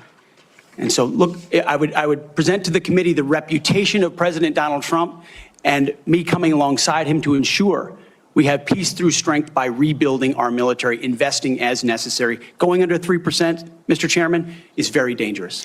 Okay, we've got 45 seconds. Tell us, in that point, get us started at least talking about deterring China and the Indo-Pacific. It starts with priorities. The 2017 National Defense Strategy was the first step in reorienting away from simply entanglement in the Middle East, which our generation knows a lot about, and reorienting the behemoth that is the Pentagon toward new priorities, specifically the Indo-Pacific. So that strategy has started and was barely followed through on under the Biden administration. So we're going to start by ensuring the institution understands that as far as threats abroad, the CCP is front and center, also obviously defending our homeland as well. Thank you very much, Senator Reid. You're recognized. Well, thank you very much, Mr. Chairman. Before I begin my questioning, I would like to make 3 requests. First, many of my members would like a second round. That has been the custom. Senator Hagel was afforded 3 rounds. Senator Ash Carter, 2 rounds. And that was done by a Republican chairman with the consent and the appropriate guidance of Democrats. I must say, too, my recollection is I've never denied anyone the opportunity to ask the second round of questions as I chaired. I would request a second round. So after the 7 minutes, and my time is running. I think these are administrative. Oh yeah, you're using your time. No, if the timekeeper will pause the time. I must say, I think we're going to have adequate time for questioning, and I know Democrat members have coordinated their questions as much as we have, and we are following the same exact precedent on all things that we did with Secretary Austin. So Austin was 3.5 hours. I respectfully understand what you're saying, but I think we have an agreement. It's been known for quite some time, and I intend to stick with that agreement which we made last December. What is your second request? Second, rejected. Has been publicly reported. You and I have both seen the FBI background investigation of Mr. Hegseth. And I want to say for the record, I believe the investigation was insufficient, frankly. There are still FBI obligations to talk to people. They have not had access to the forensic audit, which I referenced to, and the person who had access to was quite critical of Mr. Hegseth. And I think people on both sides have suggested that they get the report. I know your colleagues have asked for it. Senator Thune assured me personally that he thought it was an appropriate idea. So I would ask, and I would say too, as a precedent, one of President Trump's appointees had similar, very complicated personal issues. The report was made available to all the members of the committee. We would be following precedent. I ask that that be made possible. Again, no. Denied. There's been much discussion about this, and what I intend to do is follow the exact precedent that we've had for the last 2 hearings with regard to secretaries of defense. Not only Secretary Austin, but Secretary Mattis 8 years ago. and that was for the chair and the ranking member to see the report. And so that is my intention as chair of this committee. Finally, Mr. Chairman, I have several letters that I would include for the record. One from Count Every Hero, which is an organization of retired four-star generals and former secretaries of defense. Great. Another that letter. is critical of the proposed purge panels. One from an organization for domestic violence. One for a Council on American Relations. And also several letters that raise questions. I would ask they be submitted for the record. Without objection, they will be submitted. And Mr. Reed, your time has now expired. Just kidding. You're recognized for 7 minutes. Thank you. You're a very understanding chairman. I like that. Ms. Hegseth, you've written, and it's quote, "Oh yeah, and fire any general who hasn't carried water for Obama and Biden's extra constitution and agenda-driven transformation for our military.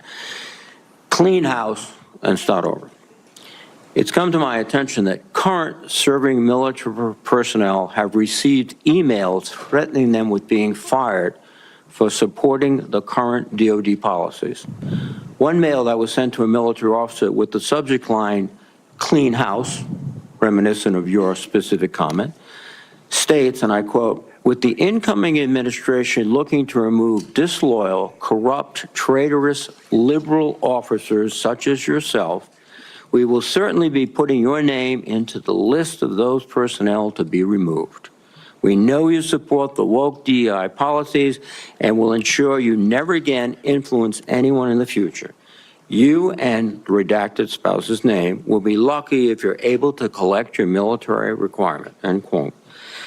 Now, I want to remind everyone that these policies that are being referred to date back decades, to the 1940s and 50s with respect to racial discrimination particularly, and administrations of both parties, including the Trump administration and their first party, caused those policies to be enforced.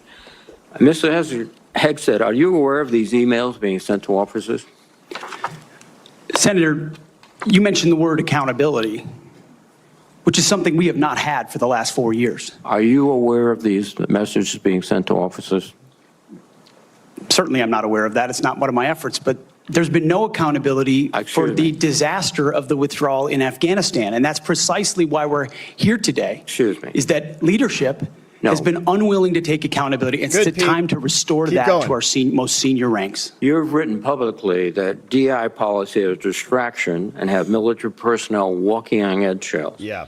Do you believe that emails like that are essentially threatening both a serving officer and a spouse and is claiming that they'll lose their pension will have a distraction and detract from the lethality?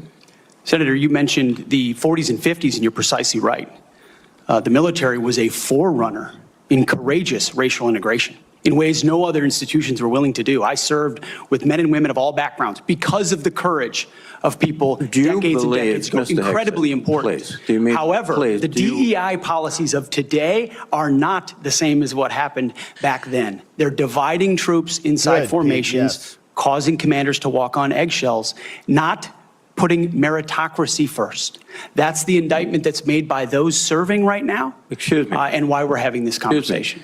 All of your public comments don't talk about meritocracy. They talk about liberal democratic efforts that are destroying the military, that those people are our enemies. That's not meritocracy.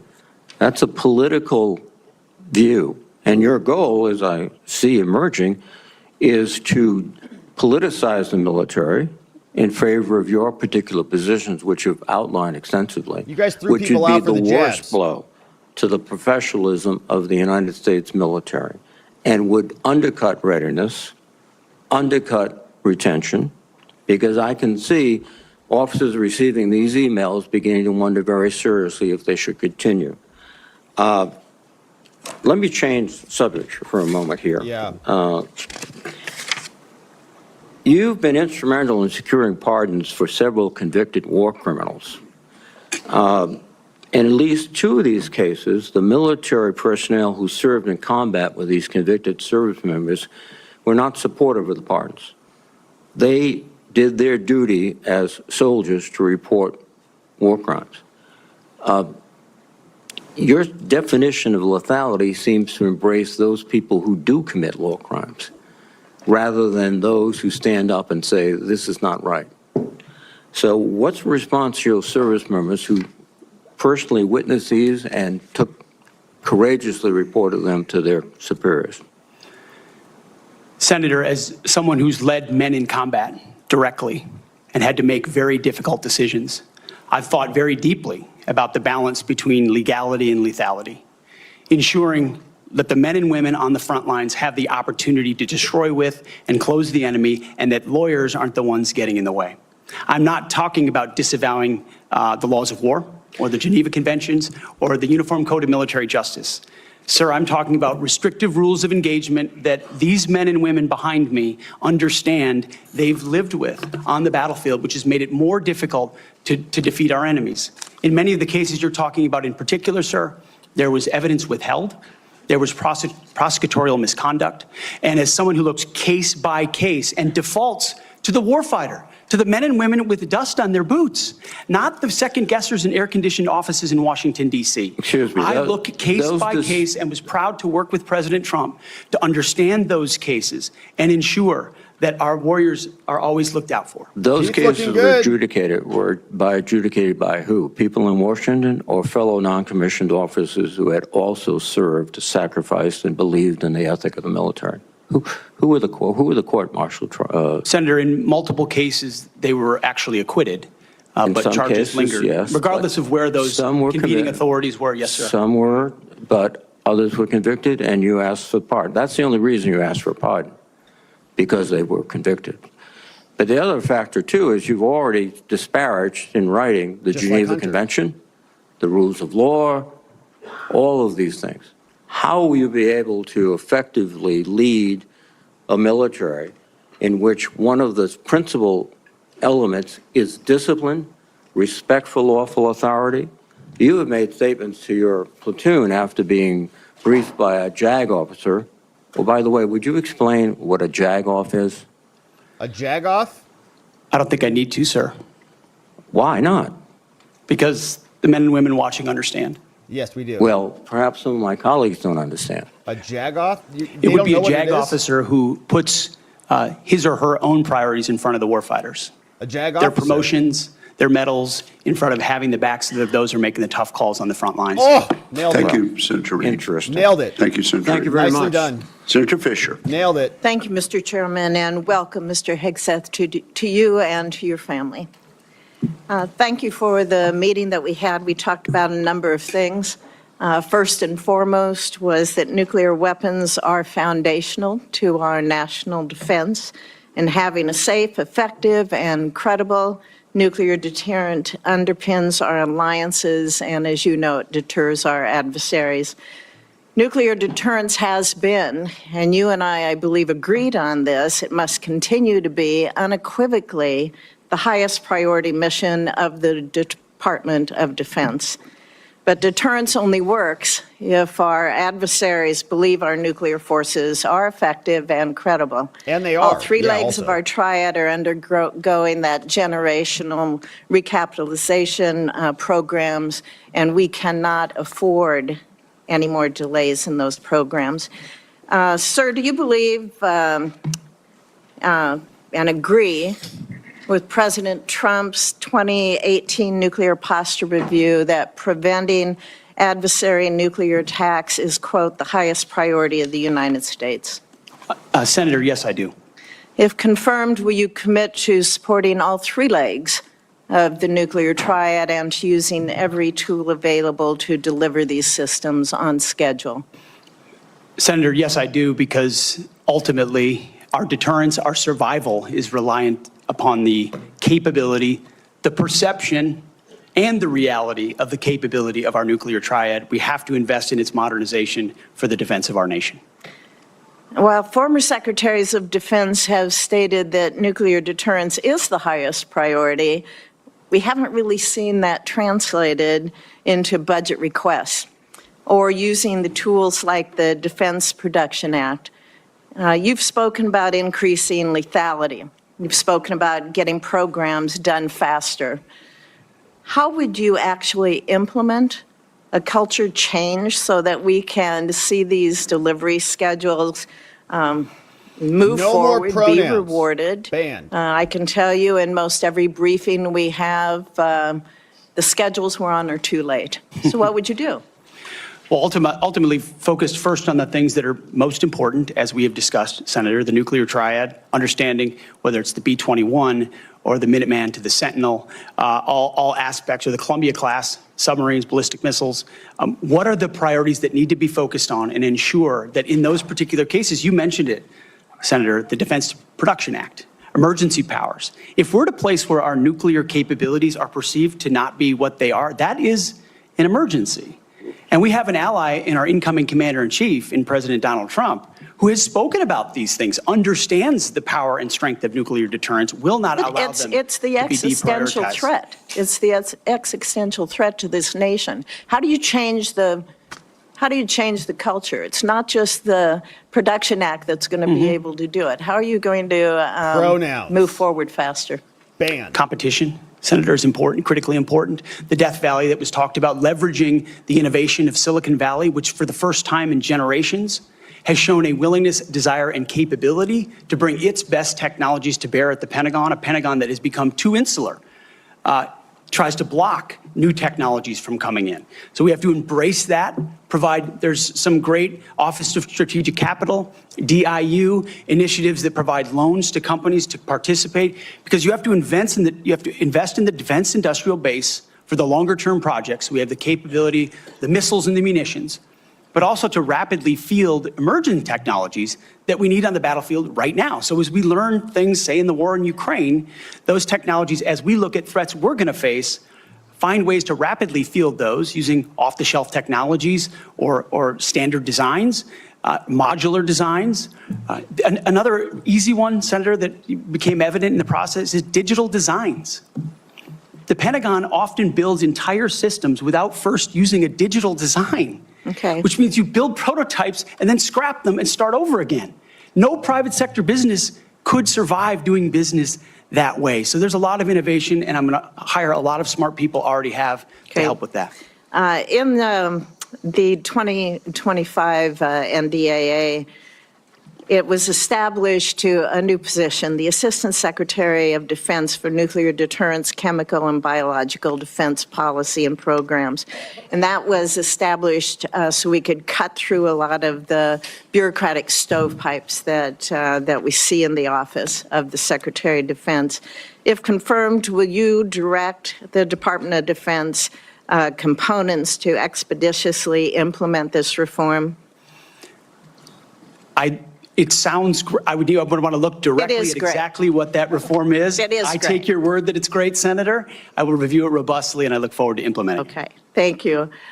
During the first Trump administration, the 2018 Nuclear Posture Review concluded that the U.S. needed to once again develop and deploy a nuclear-armed sea-launched cruise missile known as SLCM, to offset significant Russian and Chinese advantages in theater-range nuclear capabilities. Since then, Congress, on a strong bipartisan basis, has directed the Navy and the National Nuclear Security Administration to continue this effort. Do you support the SLCM program? As of right now, Senator, based on what I know, I do. But one of my answers I'll have repeatedly throughout this morning is getting an opportunity to look under the hood, classified material, get an understanding of true capabilities vis-a-vis enemy capabilities. Because what we know right now on the Senator, what I know on the nuclear side is that Russia and China are rushing to modernize and build arsenals larger than ours.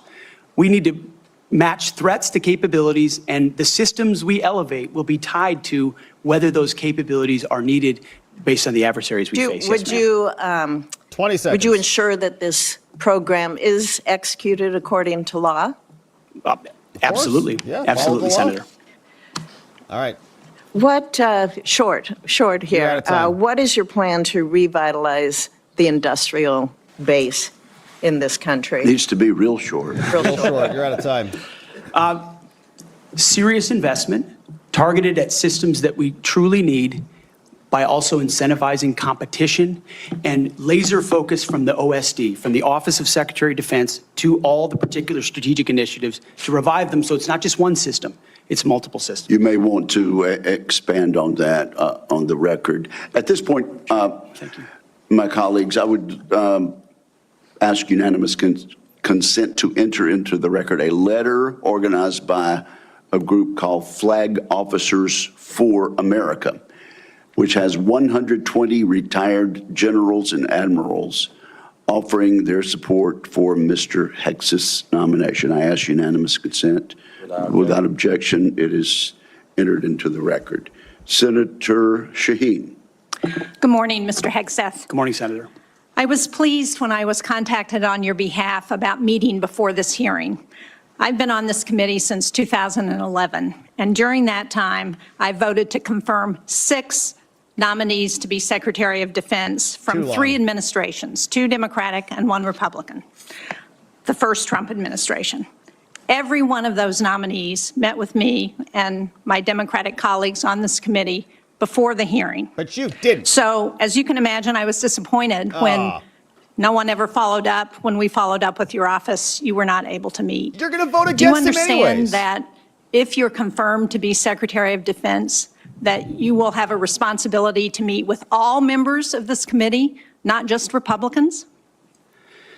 Senator, I very much appreciate and understand the traditionally bipartisan nature of this committee. Their national defense is not partisan. It should not be about Republicans or Democrats. And so I look forward to working together with you and your colleagues on priorities facing this nation. Yes, I think we would expect that. And one reason that I wanted to meet with you was because I thought it would be really helpful to better understand your views on women in the military. You're not going to change your vote? Because you've made a number of surprising statements about women serving in the military. As recently as November the 7th of 2024 on the Sean Ryan Show, you said, and I quote, "I'm straight up saying that we should not have women in combat roles. It hasn't made us more effective." The quote went on a little longer, but that was the gist of it. Well, read it. That was before you were nominated to be Secretary of Defense. Mr. Hegseth, do you know what percentage of our military is comprised of women?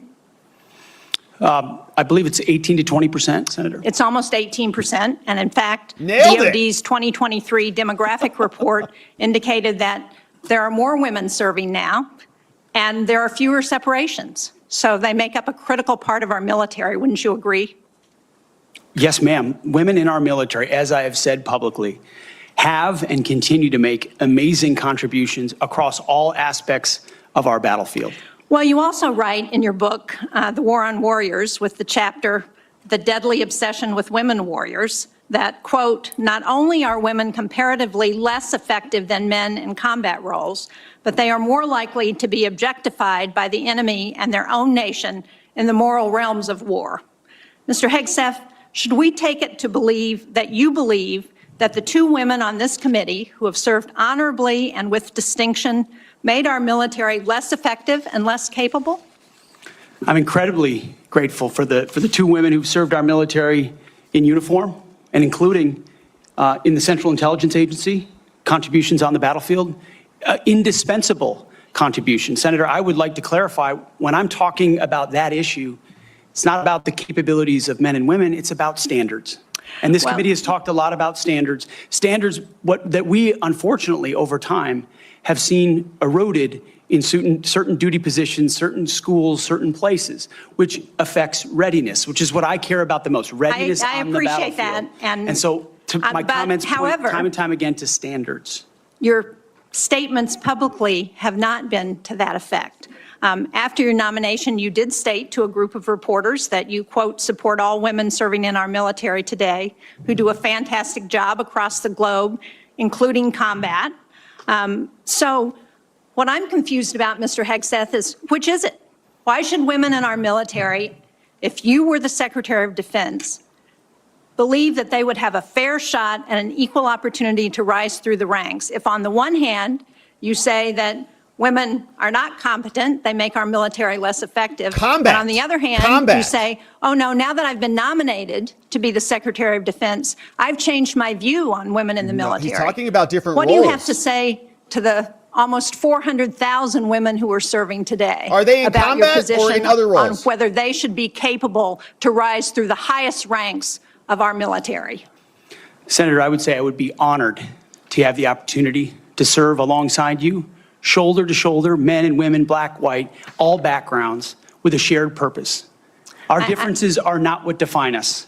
Our unity and our shared purpose is what define us, and you will be treated fairly and with dignity, honor, and respect, just like every man and woman in uniform, just like the men and women that I've worked with in my veterans organizations, to include when I was a headquarters and headquarters company commander in the Minnesota National Guard. Well, I appreciate your 11th well. hour conversion. But, Mr. Chairman, for the record, I would like to submit Chapter 5, the deadly obsession with women warriors, for the record. Democrats standing up for Mr. women. Hegseth, Wow. Without objection, it will be submitted. Are you familiar with the Women, Peace, and Security agenda at the Department of Defense? Yes, ma'am, I am. This is a law that was signed during President-elect Trump's first term. It was legislation that I sponsored with Republican Senator Capito of West Virginia. It was co-sponsored by Marco Rubio, the nominee to be the President-elect's Secretary of State. It was led in the House of Representatives by Kristi Noem, the President-elect's nominee to be the Secretary of Homeland Security. It mandates that women be included in all aspects of our national security, including conflict resolution and peace negotiations. And at the Department of Defense, it has been the law for 8 years under both the Trump and Biden administrations. The DoD has incorporated women throughout its decision-making as a result. Every single combatant commander across 2 administrations has told this committee that this law and its implementation at the Department of Defense provides them a strategic advantage operationally. Based on your comments, it appears that the example that you would like to set, not only for women in this country, but for women across the globe, 50% of the world's population, as the prospective nominee to lead the most combat-credible military in the entire world, is that women should not have an equal opportunity in our military. So will you commit to preserving the Women, Peace, and Security law at DoD and including in your budget the requisite funding to continue to restore and resource these programs throughout the DoD?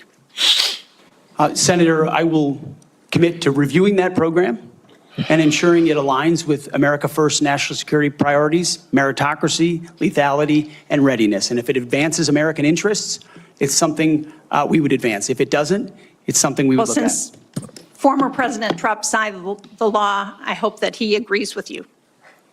Thank you, Senator Does she Shaheen. know what a At this woman point, is? Can I she even would ask define that for unanimous us? consent Is it women to enter or into all the women? record 5 letters of support from female service members and combat veterans who support Mr. Hegseth's nomination.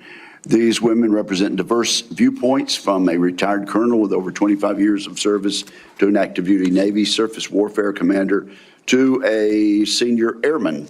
They support Mr. Hegseth and comment on his focus on merit, warfighting readiness, military training status, and the warrior ethos. Like that admiral. So without objection, it will be Biden's entered admiral? into the record. What was that? And now I'm honored to recognize Senator Cotton for Tom 7 minutes. Cotton, Republican. Mr. Hegseth, let's continue on this line of questioning about what's sometimes referred to as women in combat. I think that phrase is something of a misnomer. Many members of this committee have served in combat in the last 25 years, to include women and men. I'm sure all those men served with women, whether they were military police officers or they were pilots or whether they were intelligence analysts or medics or what have you. You served. I assume you served with women who were on the front lines as well. Is that correct? Yes, sir. And were those women anything other than skilled, brave, and honorable in their service? They were some of the best soldiers I worked with. So women have been serving in combat for a long time. Women have even been serving in combat units like infantry battalions for a long time in roles like medics or mechanics or what have you. So what we're talking about here specifically is women in ground combat roles in jobs like infantrymen or artillerymen or special forces. Until about 10 years ago, that wasn't the case. Under Secretary Panetta, those roles were opened up to women to serve in. Has President Trump indicated at all that he plans to rescind or alter that guidance? You're correct to point out, Senator, that these are the decisions that the Commander-in-Chief will have the prerogative to make. He has not indicated to me that he has plans to change whether or not women would have access to these roles. However, I would point out, ensuring that standards are equal and high is of importance to him and great importance to me. Because in those ground combat roles, what is true is that the weight of the ruck on your back doesn't change. The weight of the .155 round that you have to carry doesn't change. The weight of the .240 Bravo machine gun you might have to carry doesn't change. And so whether it's a man or a woman, they have to meet the same high standards. And Senator, in any place where those things have been eroded or in courses, criteria have been changed in order to meet quotas, racial quotas or gender quotas, that is putting a focus on something other than readiness, standards, meritocracy, and lethality. So that's the kind of review I'm talking about, not whether women have access to ground combat. Okay, so thank you. So you expect no change to that guidance, but as you point out, in these specific jobs, there are irreducible physical demands. We expect our intelligence analysts and our mechanics to be physically fit in the military, but it's different when you're in the infantry or the artillery. You just mentioned a few things. Let me point it out. An artillery shell weighs almost 100 pounds. An Abrams tank round weighs around 50 pounds. The M240 Bravo machine gun with its tripod weighs almost 50 pounds. The average weight of a full kit, ammo, water, commo, body armor for a soldier is over 100 pounds. Nothing you can do can change any of those things, right? That is physical reality. Go ahead. Yes, Senator. And I would say the requirements to handle those things in a ground combat unit, as far as standards, can look different than those of a medic or a drone pilot. And so it's not that it has to be the same standard throughout. It's standards to maximize efficacy of that particular position. Let me read a quote here from one Army officer. While it may be difficult for a 120-pound woman to lift or drag 250 pounds, the Army cannot artificially absolve women of that responsibility. It may still exist on the battlefield. The entire purpose of creating a gender-neutral test was to acknowledge the reality that each job has objective physical standards to which all soldiers should be held, regardless of gender. The intent was not to ensure that women and men will have an equal likelihood of meeting those standards. I assume, based on your testimony, you agree with that Army officer? Absolutely. The standards need to be the same, and they need to be high, and they need to be set by the people closest to the problem set, closest to the understanding of what is required by that job. Commanders, commanding officers, and COCOMs and elsewhere who understand the reality of what they face, that's the feedback we should get. That's what should be enshrined and enforced, and no other set of political prerogatives. When I talk about removing politics, ideological or political prerogatives should contribute to those determinations. Nothing other than the execution of the mission. Thank you. For the record, that Army officer was Captain Kristen Griest, the Army's first female infantry officer and one of its first female Ranger School graduates. One final point. You said they need to be objective, gender neutral, and high. That's because the demands are, in fact, very high. The current physical fitness test for the Army has a minimum 2-mile run of 22 miles. Run. And I want the reporter to note that I'm putting run in air quotes, because 22 miles at 2 miles is not running. It may be jogging. It's probably walking fast. A brisk walk, like the people in the malls. We've got a big 22 minutes. Thank you. We've got a big audience here. Many of them seem to be patriotic supporters of you, Mr. Hegseth. Some of them seem to be liberal critics of you. I would note that it's only the liberal critics that have disrupted this hearing. 2 miles in 22 minutes. As was my custom during the Biden administration. I want to give you a chance to respond to what they said about you. I think the first one accused you of being a Christian Zionist. I'm not really sure why that is a bad thing. I'm a Christian. I'm a Zionist. Zionism is that the Jewish people deserve a homeland in the ancient Holy Land where they've lived since the dawn of history. Do you consider yourself a Christian Zionist? Senator, I am a Christian, and I robustly support the state of Israel and its existential defense, and the way America comes alongside them is their great ally. Thank you. Because another protester, and I think this one was a member of Code Pink, which, by the way, is a Chinese Communist front group these days, said that you support Israel's war in Gaza. I support Israel's existential war in Gaza. I assume, like me and President Trump, you support that war as well, don't you? Senator, I do. I support Israel destroying and killing every last member of Hamas. And the third protester said something about 20 years of genocide. I assume that's our wars in Iraq and Afghanistan. Do you think our troops are committing genocide in Iraq and Afghanistan? Senator, I do not. I think our troops, as you know, as so many in this committee know, did the best they could with what they had. We're not the outcomes. And tragically, the outcome we saw in Afghanistan under the Biden administration put a stain on that, but it doesn't put a stain on what those men and women did in uniform, as you know full well, Senator. Thank you, Mr. Hegseth. 7 minutes on the dot from Tom Thank Cotton. you, Senator Cotton. At this point, I ask unanimous consent to offer to the record a letter submitted by Omar Abbasi, son of former city council president of Samarra, Iraq, who worked with Mr. Hegseth in Iraq. Without objection, that will be entered. Senator Gillibrand. Thank you, Mr. Chairman. All right. Thank you, Mr. Hegseth. I do want to thank you for your service, and I want to thank you for your willingness to serve in this capacity. Thank you, Senator. I have many concerns about your record, and particularly your public statements, because they are so hurtful to the men and women who are currently serving in the U.S. military. Harmful to morale, harmful to good order and discipline. If you are saying that women shouldn't be serving in the military, and I'm going to read you your quotes, because the quotes themselves are terrible. You will have to change how you see women to do this job well, and I don't know if you are capable of that. So I want to press on these issues that my colleague Jean Shaheen brought up, because she said it so well. So first of all, you answered your questionnaire. Do you believe that any American who wants to serve in their country in the military and can meet objective standards set by the military should be allowed to serve without limitation? You've said yes to that question. But then in all of these other circumstances, you've denigrated active duty service members. We have hundreds of women who are currently in the infantry, lethal members of our military serving in the infantry, but you degrade them. Did they pass the standards, we need Kristen? moms, but not in the military, especially in combat units. Actual standards? So specific to Senator Cotton's question, because Senator Cotton was giving you layups to differentiate between different types of combat. And specifically, that's how it works. As Secretary, would you take any action to reinstitute the combat arms exclusion for female service members, knowing full well you have hundreds of women doing that job right now?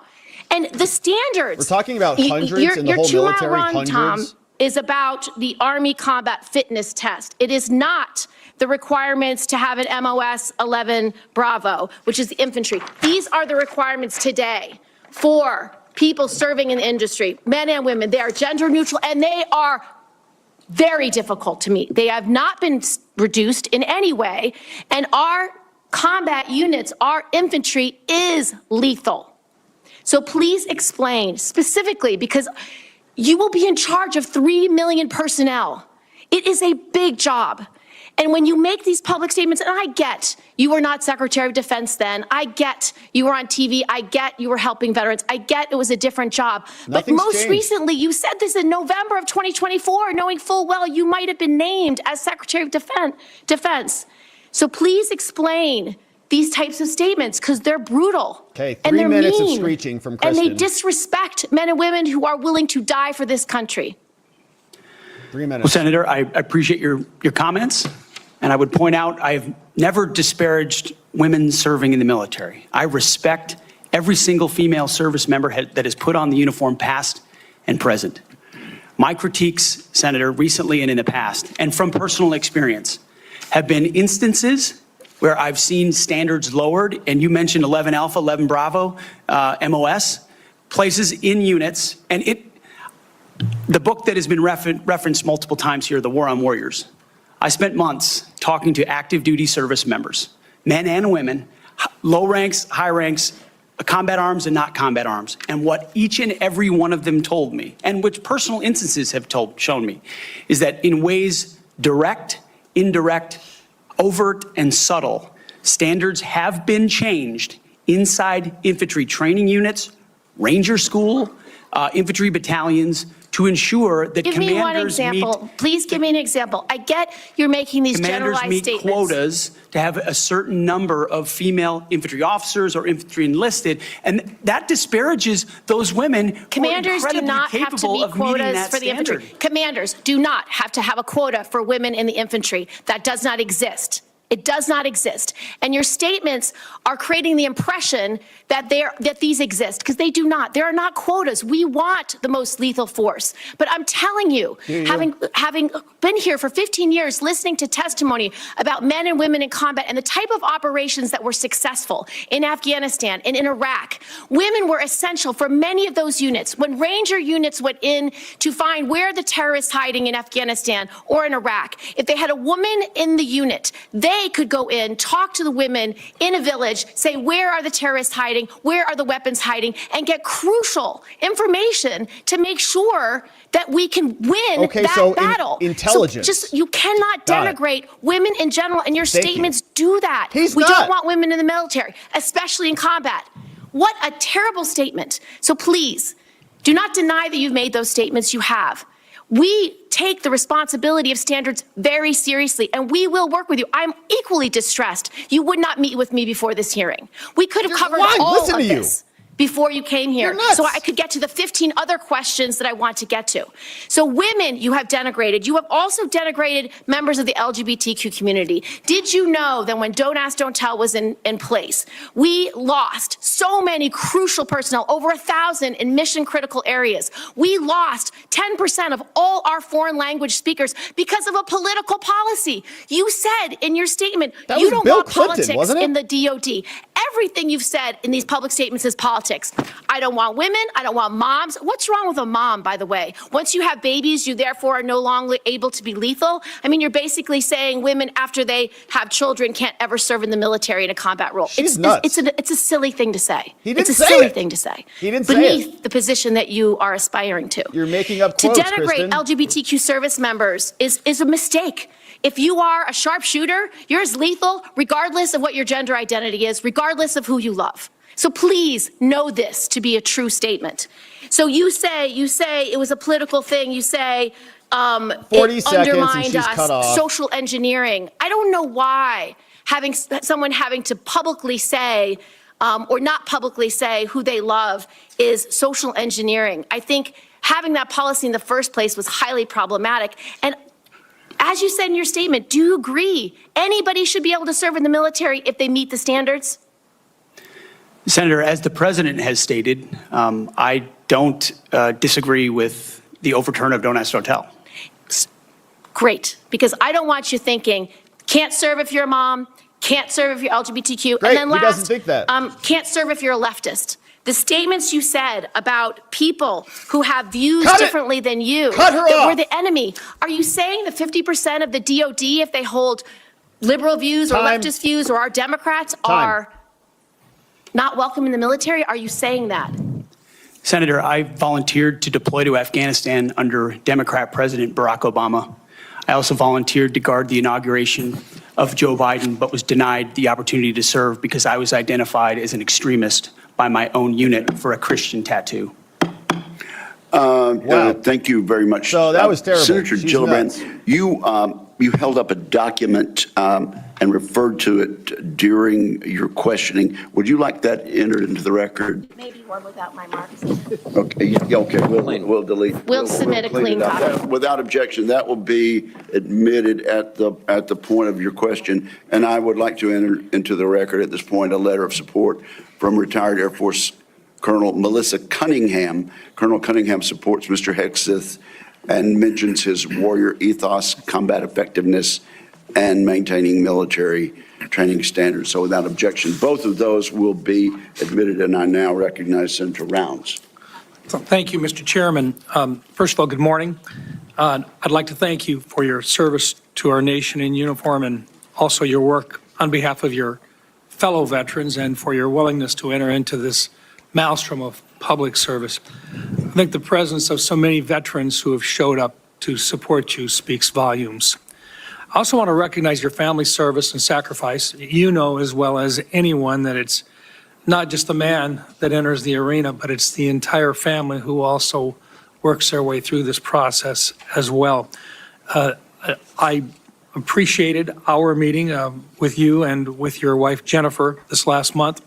I thought that we had an excellent conversation, and I appreciate your statement and your answers to the advanced policy questions, especially your desire to bring a renewed focus on warfighting and lethality back to the Pentagon. I also respect and I appreciate my friend and colleague, Senator Gillibrand, and some of her questions, and I know that she had a number of them in there. You had an opportunity to respond very briefly. Were there any other responses that you would like to make or clarifications that you would like to make before I move on to my questions? Senator, thank you very much for the opportunity to meet and for the question. I would also acknowledge you were mentioning female engagement teams, which have shown a great deal of success on the battlefield. It would be and universally acknowledged as such. I've been in Iraqi homes where the language and gender barrier was real, and the ability to have someone there to help in that process would be a massive accelerant in mission success. So I recognize that reality. I also recognize that female engagement teams assigned to a SEAL team or a Green Beret team meet different standards also, which is okay because of the duty positions involved in that job. As far as politics, Senator, it has been the joy of my life to lead men and women in military outfits. When you're in combat or in training, there's a lot of conversations that happen. And you start to realize that a lot of people you're serving with share your political ideals or they don't. You find out there's Republicans, there's Democrats, there's Libertarians, there's Independents, there's Vegetarians, everything in between. None of that matters. It never mattered in how I led men and women, how I interacted with them, what missions we undertook. Politics has nothing to do with the battlefield, which is why President Trump has asked me to say, let's make sure all of that comes out. This is about warfighting capability, setting standards high, and making sure we give our boys, our men and women, everything they need to be successful on the battlefield. So politics can play no part in that, and I look forward to infusing that, as we always have inside our units. I appreciate you making that very clear. And one of the areas that we want to do our best is to provide for the equipment and the technical capabilities so that no young man or woman enters into a battle as a fair fight, and that they always have the advantage. Those are the types of questions that I'd like to get into right now, and I want to start by talking about something that sometimes gets a little bit into the weeds, but I think it's critical. Mr. Hegseth, from what I've heard from 24 senior DoD officials in hearings over the last 2 years, including the Secretary of Defense, every service chief, and 8 combatant commanders, is that sharing the portion of the spectrum, and this is in the weeds, I know, but I'm going to ask it to get it on the record, the 3.1 to 3.5 gigahertz band would have extremely serious consequences and very costly consequences on our warfighting capabilities. In fact, the Department of the Navy alone has estimated that relocating their systems to a different part of the spectrum band would cost them $250 billion. Whoa. That's just for the destroyers that defend our coasts with the radars that they have in them. If confirmed, what will you do to make sure that the Department of Defense can maintain its access to and the use and to be able to maneuver within the electromagnetic spectrum at home and abroad? And would you be willing to literally go to the mat with the interagency to protect warfighter requirements for the use of the spectrum? Well, Senator, thank you for the question. And my job, in part, will be to go to the mat when necessary for things I believe are an absolute requirement for the Department of Defense and the men and women in uniform. There's no doubt about that. In this particular case, as far as spectrum, I look forward, as I've said before, getting a full class of, because this issue has come up a number of times in meetings. It's critically important with how our warfighters communicate across all services. So I'm going to get a classified briefing immediately about how it would impact the spectrum if it were to allow other companies or it to be Rest assured, China would love to have our ability to use that part of the spectrum restricted. They would love that. Absolutely right. And so I will go in with eyes only toward ensuring we have the capabilities we need and there's no disruption when I take that brief. Thank you. In your advanced policy questions, you recognize a cooperative approach by China, Russia, Iran, and North Korea to undermine U.S. influence around the world. As you point out, aggression by any one actor would be an opportunity for others to engage the U.S. on multiple fronts along the continuum of the conflict. As we discussed in my office, neither of us wants to send our troops into a fair fight. We want to make sure that they have every advantage that the United States can give them, and that requires resources and reforms. Given the growing potential of a multi-theater conflict involving near-peer adversaries, what steps would you take to prepare the Department of Defense to simultaneously execute and sustain operations across multiple regions while maintaining readiness and deterrence globally? And I just have to make note, and I want to make it clear, we have language in this year's fiscal year 2025 National Defense Authorization Act calling for a review of the department's operational plans. And I just want to make sure that you're aware of that, and that we will have, if we have a fight with one, the chances are very good that we're going to have two different battlegrounds at the same time. Senator, which is why I believe our country's incredibly fortunate to have a new commander-in-chief in Donald Trump, who through the strategic approach he has taken with allies and against foes has prevented wars and is determined to do the same. That's our chief job, is deter and prevent wars. My job, should I be confirmed at the Secretary of Defense, is to ensure we have the right prioritization of assets and strategy, and then the tools in the toolbox necessary, the pointiest possible spear for President Trump to wield if necessary as the last resort. So President Trump at the helm, I think, will go a long way in making sure our enemies know there's a new sheriff in town. Thank you. Thank you, Mr. Chairman. All right. And thank you very much, Senator Blumenthal. Oh, Richard Thanks, Mr. Blumenthal. Chairman. Thank you for having this hearing. Thank you for being here, Mr. Hegseth. And I want to join in expressing appreciation and respect for your service to our country, and thanks to all the veterans who are here today, and thank you for your service as the ranking member of the Veterans Affairs Committee. I hope we can focus on doing better for our veterans and doing better in management of the Department of Defense. There's always room for improvement. I think what we need in that position is not just better, but the best in financial management, because those decisions are life and death decisions affecting the 3.4 million Americans who serve our national security and our national defense and put their lives on the line. I want to talk about financial mismanagement at the two organizations that you headed, which are the only test of your what about the Pentagon financial management that we have before this committee, the Veterans for Freedom and Concerned Veterans for America. You took over the Veterans for Freedom in 2007. In 2008, you raised $8.7 million, but spent more than $9 million, creating a deficit.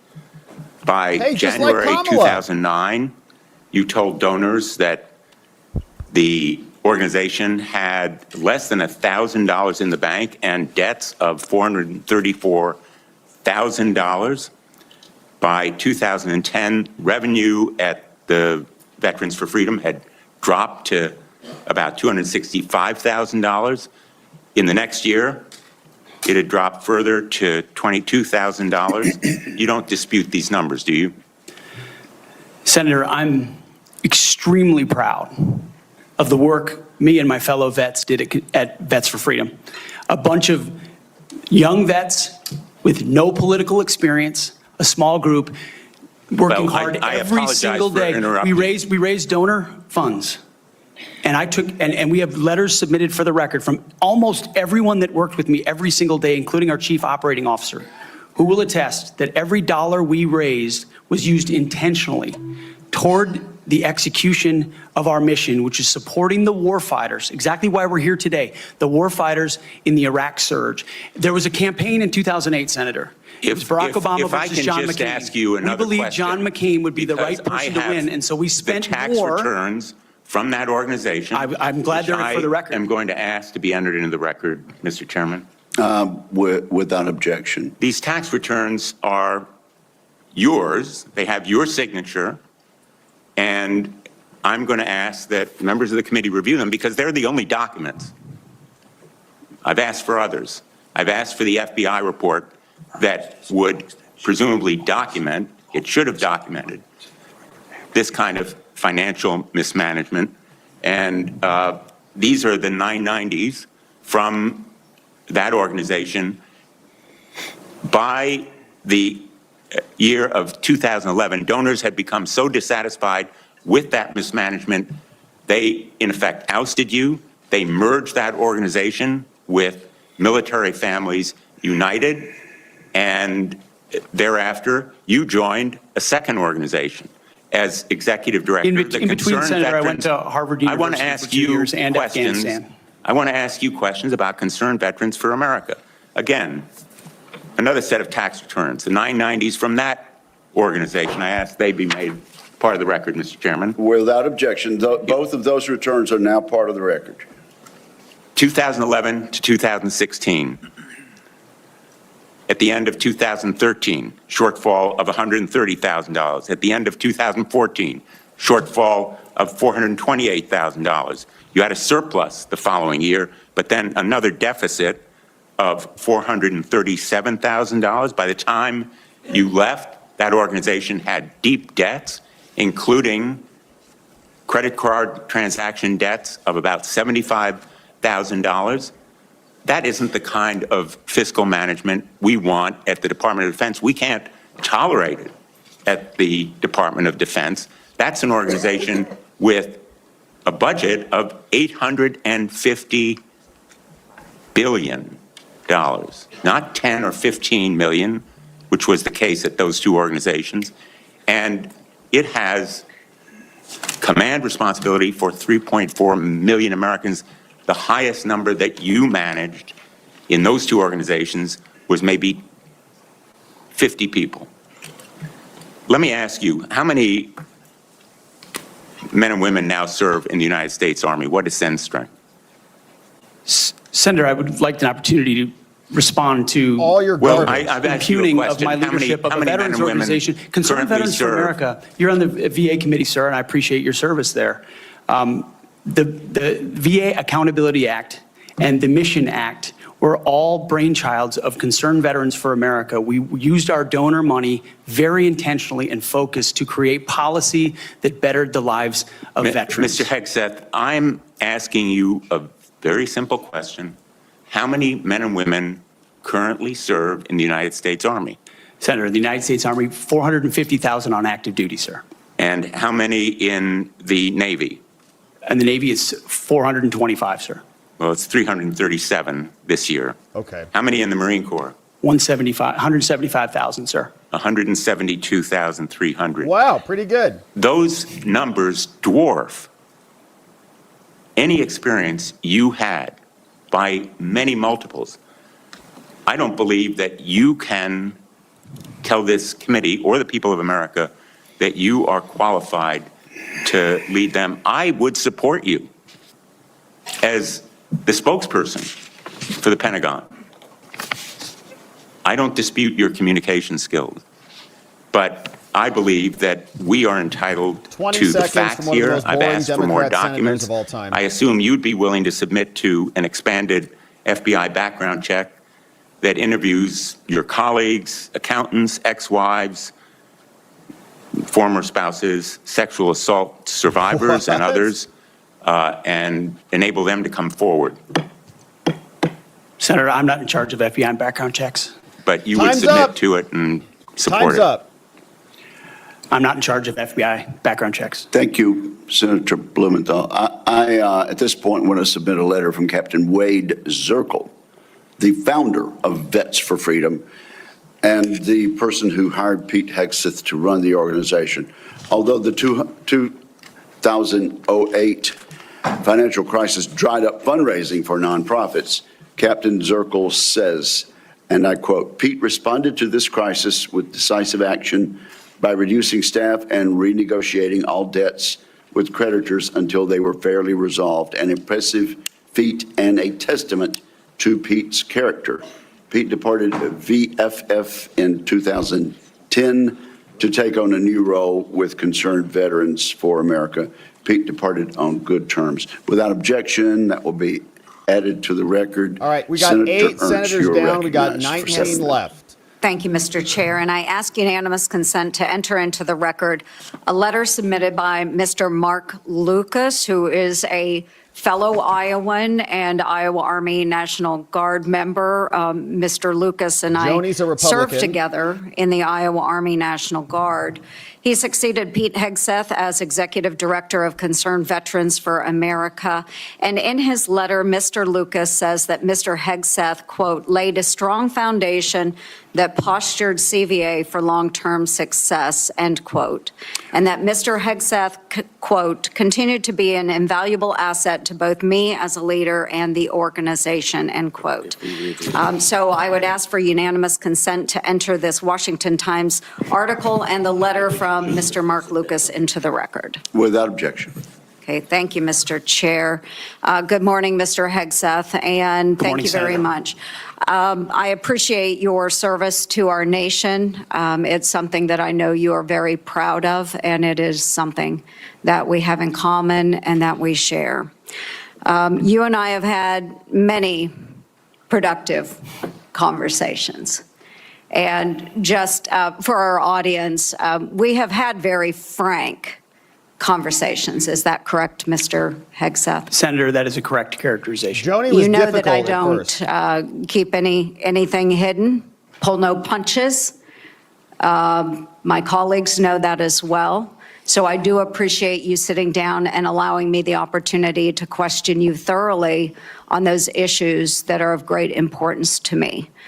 Just to recap those issues, 3 that are very important.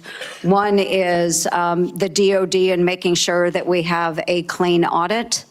The second is women in combat, and we'll talk a little bit more about that in a moment. And the third was maintaining high standards and making sure that we are combating sexual assault in the military.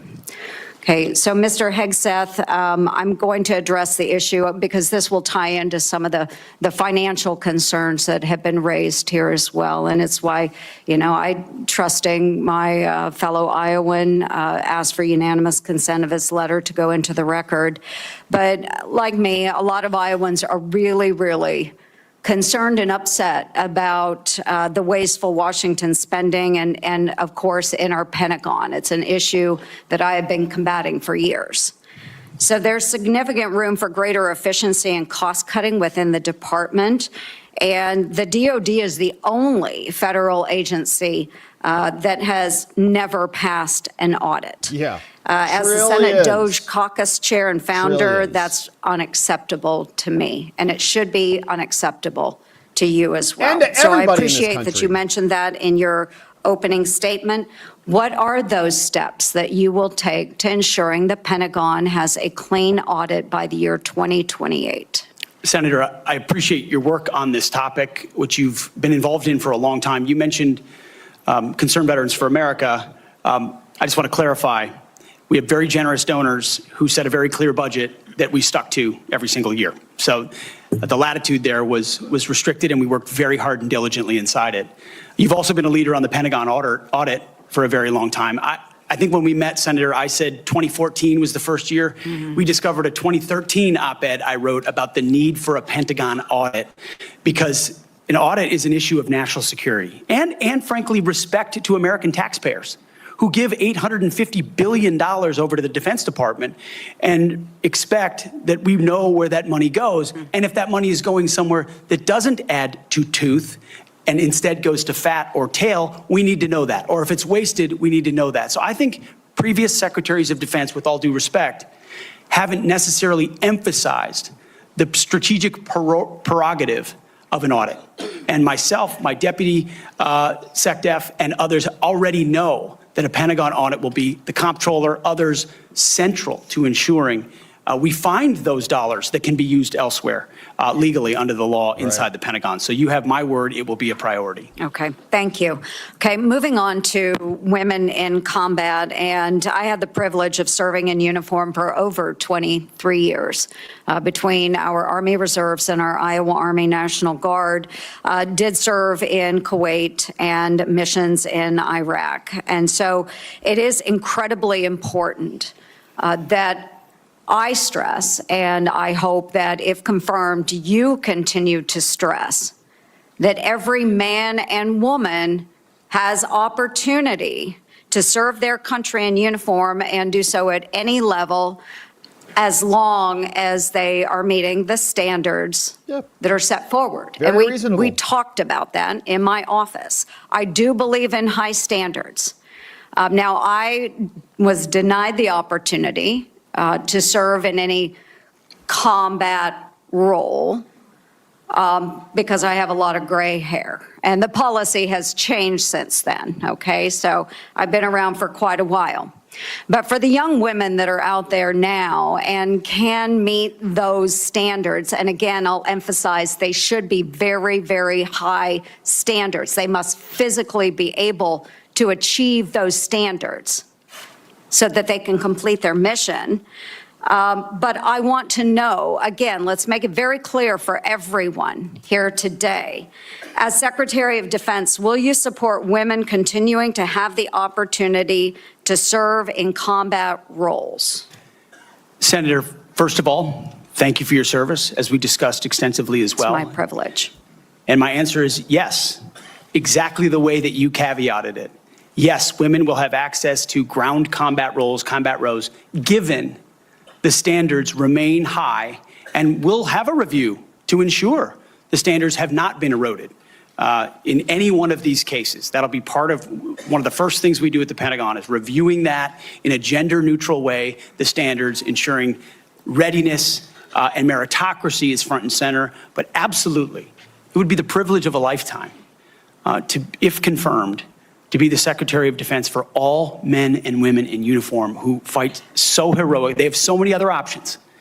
They decide to put their right hand up for our country, and it would be an honor to have a chance to lead them. Thank you. And just very briefly, we only have less than a minute left, but we have also discussed this in my office. A priority of mine has been combating sexual assault in the military and making sure that all of our service members are treated with dignity and respect.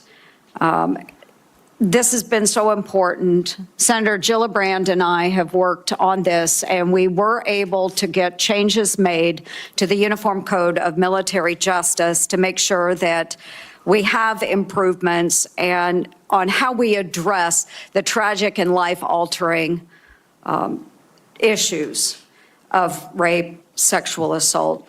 It will demand time and attention from the Pentagon under your watch if you are confirmed. So as Secretary of Defense, will you appoint a senior level official dedicated to sexual assault prevention and response? Senator, as we have discussed, yes, I will. Okay, and my time has expired. Thank you for your answers. Senator Hirono. Thank you, Mr. Chairman. Oh, Mozzie. Mr. Hegseth, welcome. Thank you. I am focused on your fitness to serve, including your character and temperament and your overall qualifications to do the job. And I do appreciate the comments of Ranking Member Reed with his concerns regarding your nomination, because I share those concerns.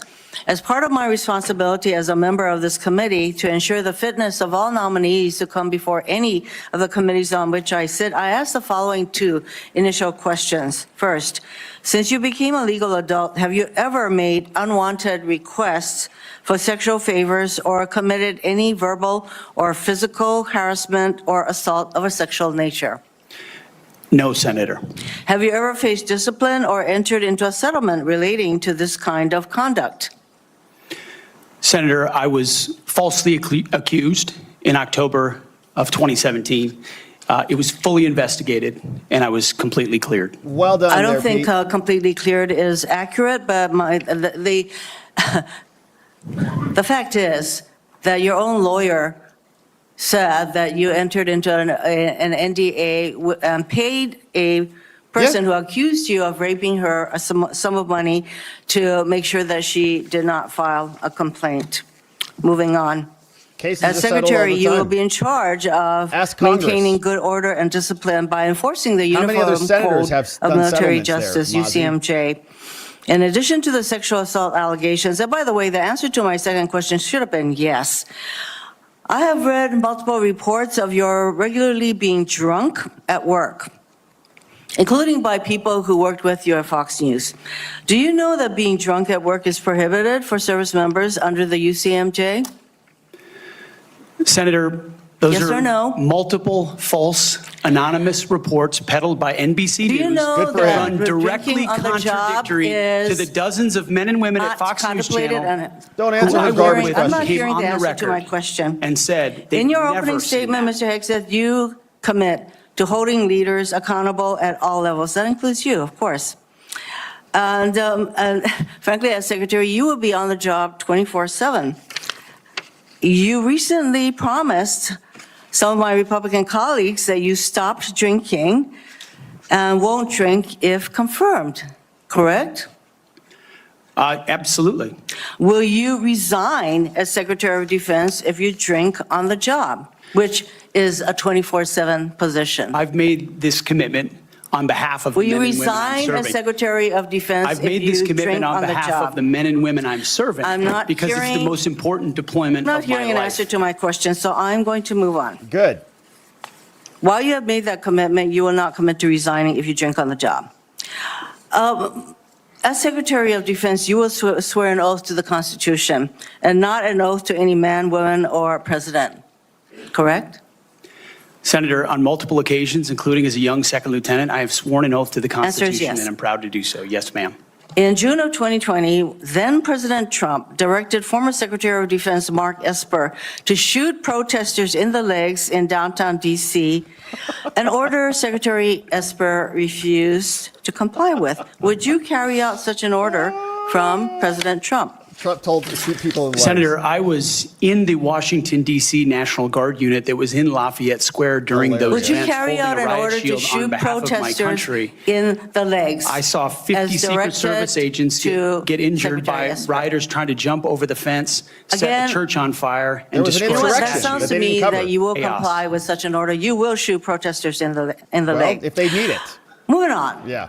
President-elect has attacked our allies in recent weeks, refusing to rule out using military force to take over Greenland and the Panama Canal, and threatening to make Canada the 51st state. Hell yeah. Would you carry And out Gulf an of order from America, President Trump too. to seize Greenland, a territory of our NATO ally Denmark, by force?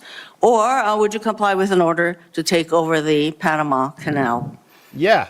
Senator, I will emphasize that President Trump received 77 million votes to be the lawful We're commander-in-chief not of talking this about country. the election. My question is, would you use our military to take over Greenland or an ally Yeah, we're going to follow the orders of the Denmark? commander-in-chief. Yeah. Senator, one of the things that President Trump is so good at is never strategically tipping his hand. And so I would never in this public forum give one way or another So direct that- what orders that the president sounds would give to me me- in any context. That sounds to me that you would contemplate carrying out such an order Good. to basically Yeah, good. invade Greenland Good.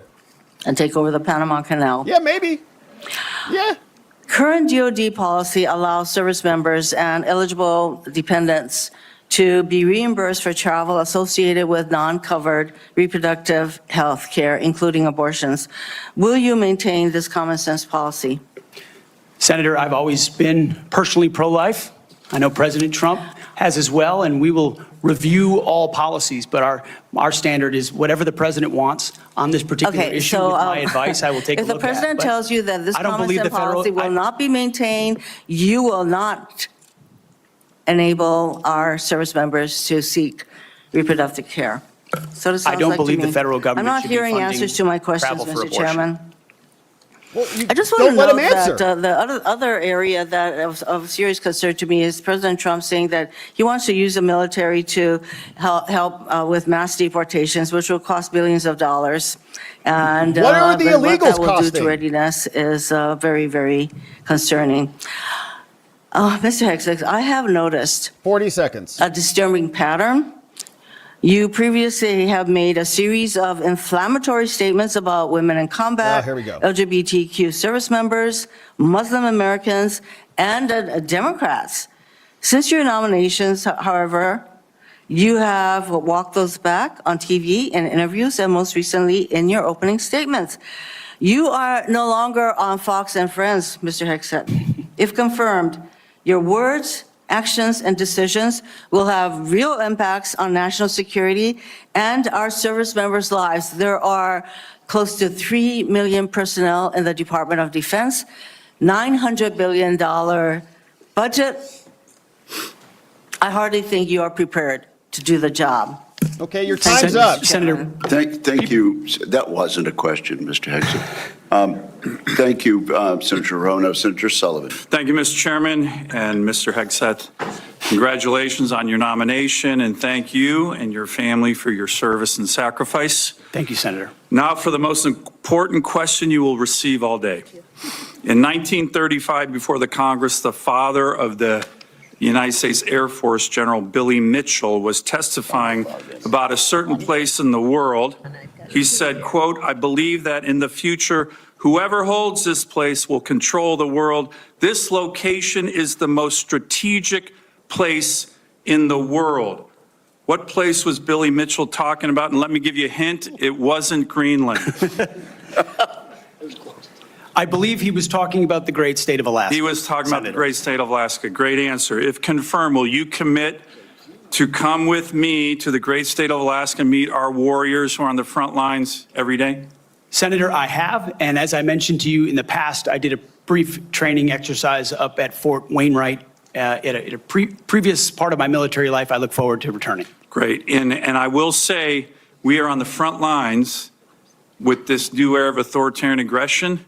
In Alaska, the last 2 years, we've had Chinese and Russian naval task forces, joint strategic bomber task forces in our EEZ, in our ADIZ.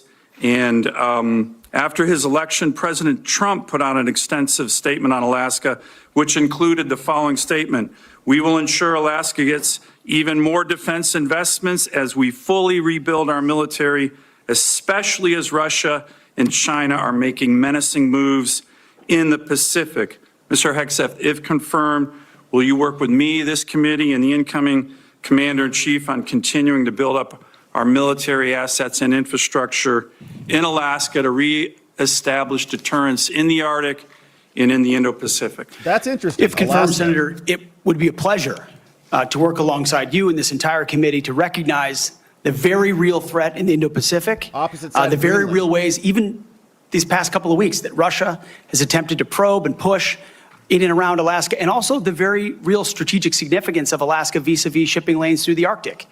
There are many, many ways in which Alaska is strategically significant, and with a necessary shift toward Indo-PACOM, Alaska, by necessity, will play an important role in that. Thank you, Ms. Hegseth. I very much appreciate your focus on lethality and warfighting. We desperately need it.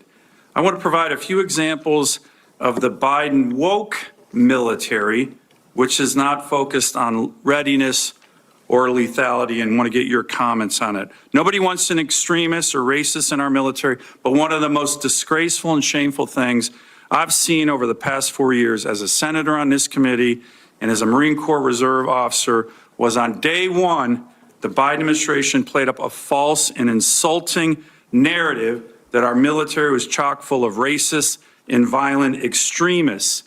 This reached a pinnacle in this committee when Biden's Undersecretary of Policy, Colin Kahl, the number 3 guy at the Pentagon, testified that one of his top goals would be to, quote, ending violent extremism and systemic racism within the ranks of the military. He had no data on this. The media loved it, fanned the flames, wrote baloney stories on this false narrative. Disappointingly, some of my colleagues on the other side of the aisle here reinforce this ridiculous narrative. One even suggesting that almost 10% of our uniformed military was extremists, 200,000 members. Ridiculous. Yep. By the way, from this committee on the other side of the aisle. Mr. Hegseth, unlike Undersecretary Call, you have a lot of experience with our military. Do you believe the military is a systemically racist organization? And if confirmed, will you commit to defend, not denigrate our troops? Senator, I was also offended by those comments because anyone who's been on active duty in the National Guard, man, woman, in units, understand that is fundamentally false. By the way, there's 3 studies, to his credit, Secretary Austin put out one of them, that said exactly what you just said. Fundamentally false. Senator, they knew it. Anyone who'd been in a unit knew it. One could argue that if not the least, one of the least racist institutions in our country is the United States military. Being a racist in our military has not been tolerated for a very long time. One of the greatest civil rights organizations in America. Would you agree the U.S. military is one of the most forward-leaning, probably one of the greatest civil rights organizations in American history? No doubt. Let me turn to another one. Last year at a hearing before this committee, I called on the Biden Secretary of the Navy to resign because he's failing in his ability to build ships. We are being completely outbuilt in terms of ships by the Chinese, and yet this Secretary of the Navy has been focused on climate change. Yep. Not building ships in lethality. Mr. Hegseth, if your Secretary of the Navy ends up focusing on climate change more than shipbuilding and lethality, will you commit to me to fire him? My Secretary of the Navy, should I be confirmed, sir, will not be focused on climate change in the Navy. Just like the Secretary of the Air Force won't be focused on LG-powered fighter jets, or the Secretary of the Army will not be focused on electric-powered tanks. Let me ask. We're going to be focused on lethality and defeating our enemy. And I appreciate that. The other thing President Biden did, his first executive order as president, was to focus on transgender surgeries for active duty troops. Yes. This is all I'm describing the woke military here under Biden over the last 4 years. If confirmed and you issue an order saying we are going to rip the Biden woke yoke off the neck of our military and focus on lethality and warfighting, how do you think the troops will react? Senator, I know the troops will rejoice. They will love it. They will love it. And we've already seen it in recruiting numbers. There's already been a surge since President Trump won the election of recruiting. The Army says do you think our military will follow that order? Our military will follow that order, Senator. Gladly, because they want to focus on lethality and warfighting and get all the woke, political prerogative, politically correct, social justice, political stuff out of the military. Thank you, Senator Sullivan. Nice. Senator Kane. Tim Kaine, Thank you, Hillary Mr. Clinton's Hegseth. I'm failed looking forward to candidate. this opportunity to talk. I want to return to the incident that you referenced a minute ago that occurred in Monterey, California in October 2017. At that time, you were still married to your second wife, correct? I believe so. And you had just fathered a child by a woman who would later become your third wife, correct? Senator, I was falsely charged, fully investigated, and completely cleared. So you think you are completely cleared because you committed no crime? That's your definition of cleared? You had just fathered a child 2 months before by a woman that was not your wife. I am shocked that you would stand here and say you're completely cleared. Can you so casually cheat on a second wife and cheat on the mother of a child that had been born 2 months before, and you tell us you are completely cleared? How is that a complete clear? Senator, her child's name is Gwendolyn Hope Hegseth, and she's a child of God, and she's 7 years old. And she was, and here. you cheated on the mother of that child less than 2 months after that daughter was born, didn't you? Those were false charges. Well, it was fully investigated, and I was completely cleared. And I am so grateful for the marriage I have to this amazing woman behind me. You've admitted that you had sex at that hotel in October 2017. You said it was consensual, isn't that correct? Anything You've admitted that it was consensual, and you were still married, and you just had a child by another woman. Again, how do you explain your judgment? completely false charges against me. You fully investigated, and I was completely clear. You have admitted that you had sex while you were married to wife 2 after you just had fathered a child by wife 3. This dude You've admitted that. ran now, with Hillary if it had Clinton. been a sexual assault, that would be disqualifying to be Bill Secretary of Defense, wouldn't Clinton it? was cigaring in the Oval It was Office. a false claim then and a false claim now. If it had been a sexual assault, that would be disqualifying to be Secretary of Defense, wouldn't it? That was a false Her claim. running mate's husband So was you the talking president. about a hypothetical. So you can't tell me whether someone who has committed a sexual assault is disqualified from being Secretary of He Defense? didn't. Senator, I know in my instance, and I'm talking about my instance only, it was a false claim. But you acknowledge And it was but fully you investigated. acknowledge that you cheated on your wife and that you cheated on the woman by whom you had just fathered a child. You have admitted that. I will allow your words to speak for themselves. You're not retracting that today. That's good. I assume that in each of your weddings, you've pledged to be faithful to your wife. You've taken an oath to do that, haven't you? Senator, as I've acknowledged to everyone in this committee, not a perfect person, not claiming to But be. no, I just asked a simple question. You've taken an oath, like you would take an oath to be Secretary of Defense in all of your weddings to be faithful to your wife. Is that correct? I have failed in things in my life, and thankfully I'm redeemed by my Lord and Savior Jesus Christ. In finalizing divorces from your first and second wives, were there non-disclosure agreements in connection with those divorces? Senator, not that I'm aware of. If there were, would you agree to release those first and second wives from any confidentiality It's his agreement? personal Senator, life, it's man. not something I'm aware of. But if there were, you would agree to release them from a confidentiality agreement? Senator, that's not my responsibility. Did you ever engage in any acts of physical violence against any of your wives? Senator, absolutely not. But you would agree with me that if someone had committed physical violence against a spouse, that would be disqualifying to serve as Secretary of Defense, correct? Senator, absolutely not have I ever done that. You would agree that that would be a disqualifying offense, would you not? Senator, you're talking about a hypothetical. I don't think it's a hypothetical. Violence against spouses occurs every day. And if Not you in as a his leader case. are not capable of saying that physical violence against a spouse should be a disqualifying fact for being secretary of the most powerful nation in the world, you're demonstrating an astonishing lack of judgment. The incident in Monterey led to a criminal charge, a criminal investigation, a private settlement, and a cash payment to the woman who filed the complaint. And there was also a non-disclosure agreement, correct?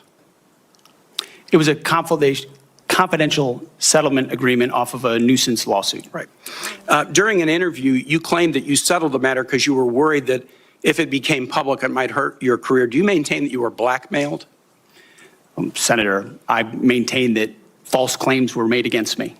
And ultimately, Your attorney those used false the claims, phrase, I have the opportunity to attest my innocence in those false claims. But you didn't reveal any of this to President Trump or the transition team as they were considering you to be nominated for Secretary of Defense. You didn't reveal the action. You didn't reveal the criminal complaint. You didn't reveal the criminal investigation. You didn't reveal the settlement. You didn't reveal the cash payment. Why didn't you inform the commander-in-chief and the transition team of this very relevant event? Senator, I've appreciated every part of the process with the transition team. They have been open and honest with me. We've had great conversations between the two of us. And I appreciate the opportunity that President-elect Trump has given me. You chose not to reveal this, right? Because you knew it would hurt your chances. So you chose not to reveal this really important thing to the commander-in-chief and the transition team because you were worried about your chances rather than trying to be candid with the future president of the United States. Are there any other important facts that you chose not to reveal to the president-elect and his team as they were considering you to be Secretary of Defense? Senator, I sit here before you an open book, as everyone who's watched this process. Good response. With multiple non-disclosure and confidentiality agreements tying the hands of many people who would like to comment to us.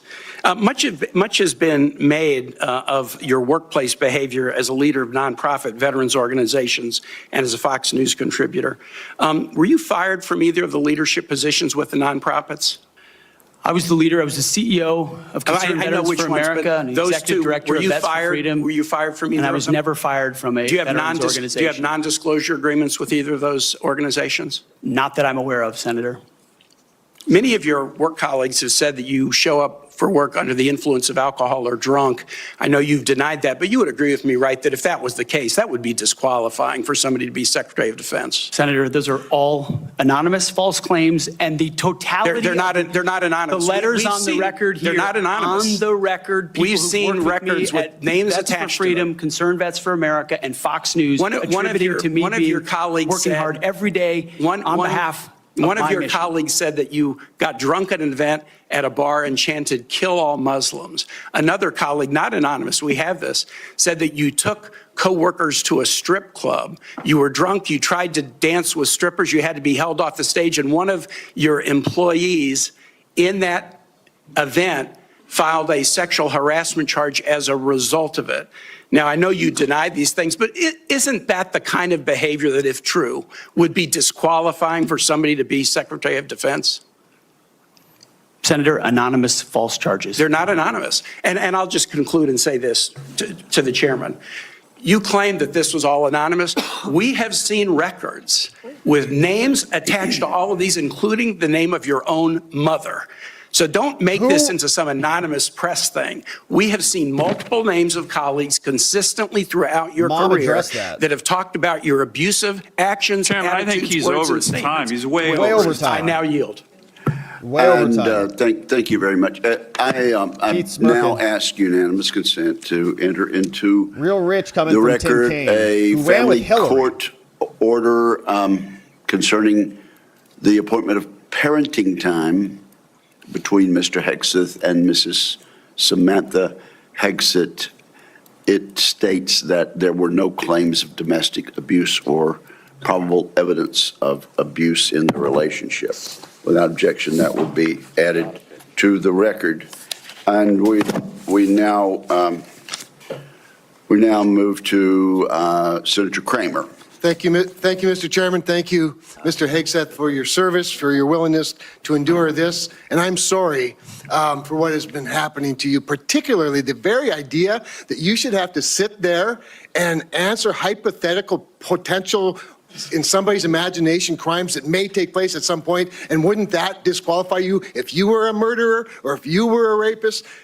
Unfair. And I'm embarrassed Tim Kaine. for this behavior. Yeah. But first, I want to say thank you for your strong proclamation, unapologetic proclamation of faith in Jesus Christ. I sat here and listened to your opening statement and thought, wow, this is a guy who in today's culture is willing to stand up and say the first thing is first. Faith in Jesus Christ. And I was reminded of what Christ said in Matthew, seek ye first the kingdom of God and his righteousness, and these things shall be added unto you. You are going to have a great future as our secretary, and I look forward to that day happening. I also want to get back to, you mentioned, and it got rather dismissed quickly, pivoted, as a lot of things do. You'd mentioned that you were not able to serve with your National Guard unit in the protection of the inauguration of Joe Biden because of a tattoo, a Christian tattoo. Can you elaborate just a little bit on what is this very offensive, extremist, racist tattoo that you have? Is it a crucifix? It's a tattoo I have right here, Senator. It's called the Jerusalem Cross. It's a historic Christian symbol. In fact, interestingly, recently I attended briefly the memorial ceremony of former President Jimmy Carter on the floor of our National Cathedral. On the front page of his program was the very same Jerusalem cross. Nazi. It is a Christian religious symbol. And when the events happened before preceding the Biden inauguration, I was a part of the mobilization to defend that inauguration as someone who'd been a proud supporter of Donald Trump, but also a member of the military, had orders to come to Washington, D.C. to guard that inauguration. And at the last minute, those orders were revoked. I'd never had orders revoked before. I'd been on orders to a lot of places to do a lot of difficult and dangerous things. They were revoked, and I was not told why. Later, when I wrote my book, I was able to get information that was because I had been identified. Someone who'd served in Iraq, in Afghanistan, in Guantanamo Bay, holding a riot shield outside the White House. I'd been identified as an extremist, as someone unworthy of guarding the inauguration of an incoming American president. And if that's happening to me, Senator, how many other men and women, how many other patriots, how many other people of conscience? We haven't even talked about COVID and the tens of thousands of service members who were kicked out because of an experimental vaccine. In President Trump's Defense Department, they will be apologized to. They will be reinstituted with pay and rank. Yes. Things like focusing on extremism, Senator, have created a climate inside our ranks that feel political when it hasn't ever been political. Those are the types of things that are going to change. And Senator Sullivan, you mentioned that study. After a whole study was held, extremism working group study, 100 extremists were identified in the ranks of 3 million. And most of those were gang-related. So it was a made-up boogeyman to begin with. You, Mr. Hegseth, are not the extremist. The people who would deny you your expression of faith are the extremists. They're the racists. They're the bigots. You're the one that is protecting their right to be one. Thank you for that.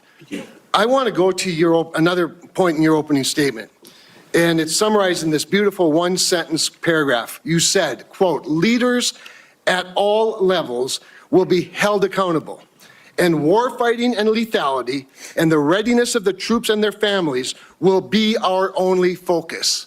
At that moment, in my mind's eye, I heard soldiers, airmen, Marines, sailors, guardians from the Pentagon to the Pacific and everywhere in between applaud.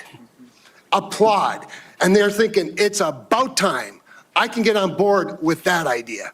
And quite honestly, and I want to get to this because I think it's so important.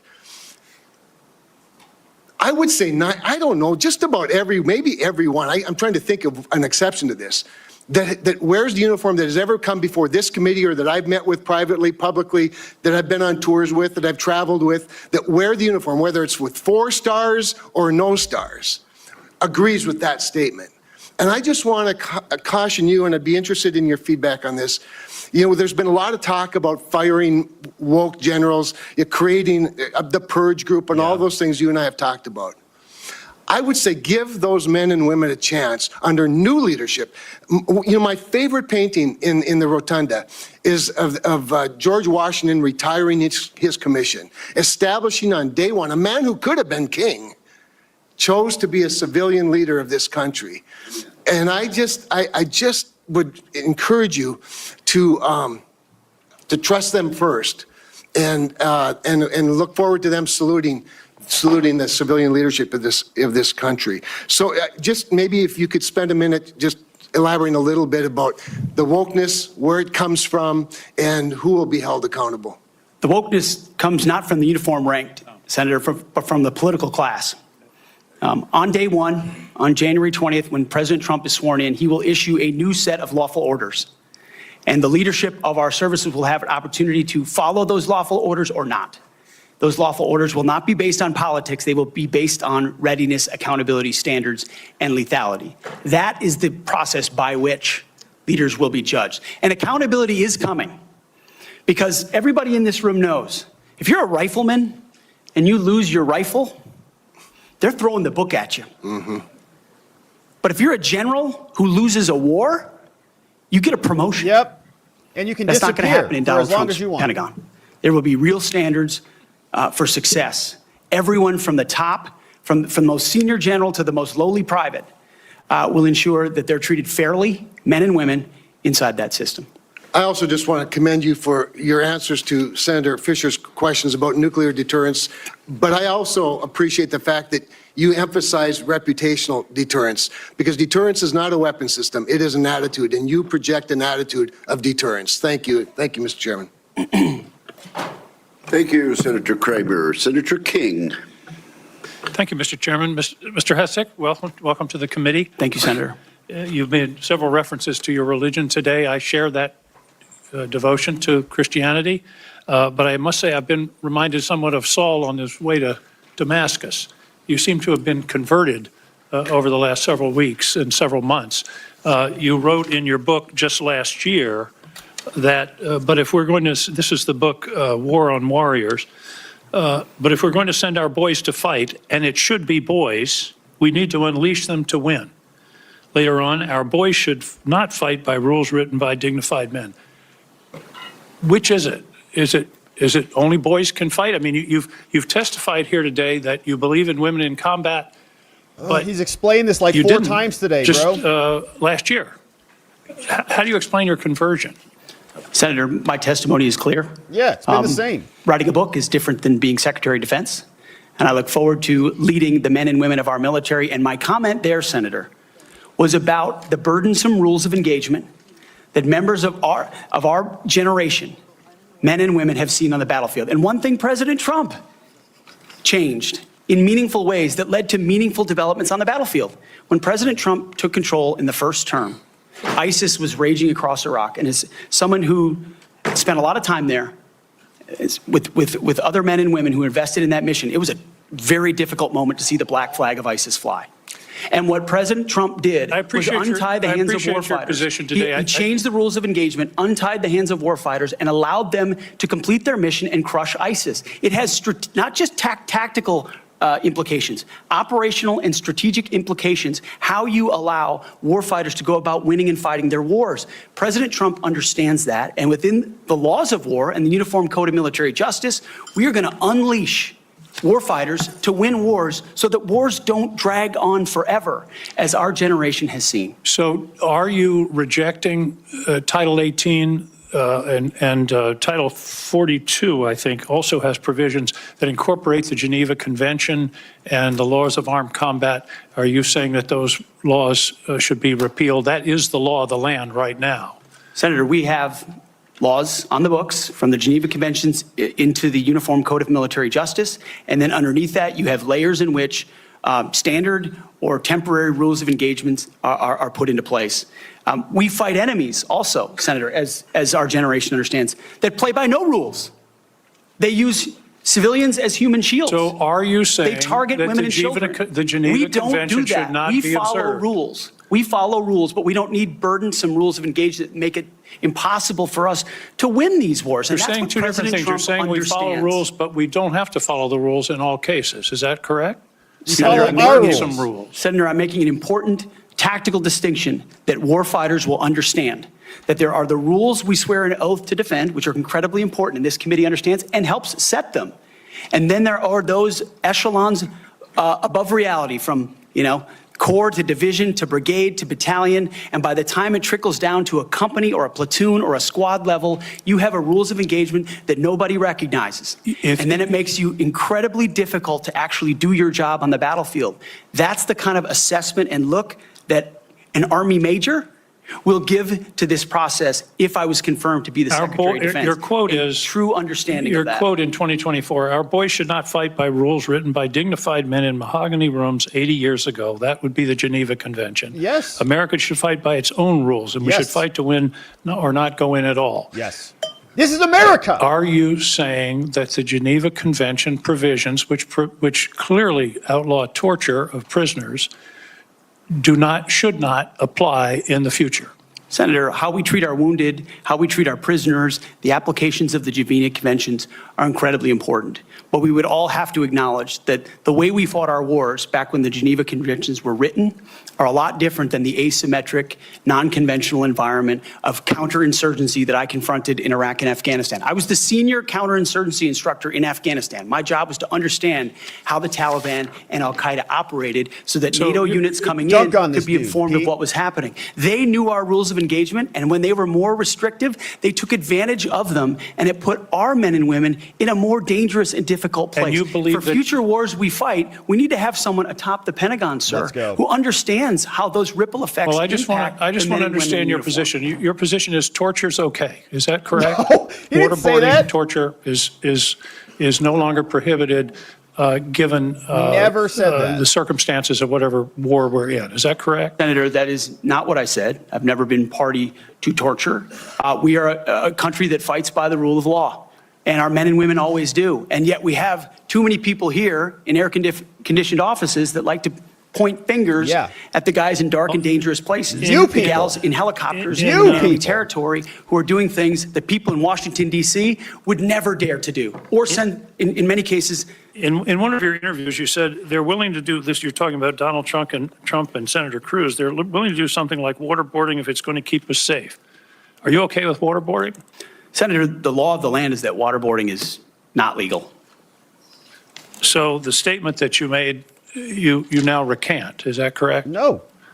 They are willing to do something like waterboarding if it's going to keep us safe. You expressed that with approval. Senator, I'm very familiar with that as a concept, having spent a year at Guantanamo Bay, Cuba, guarding 700 of those that attacked us on 9/11. I just want to be clear.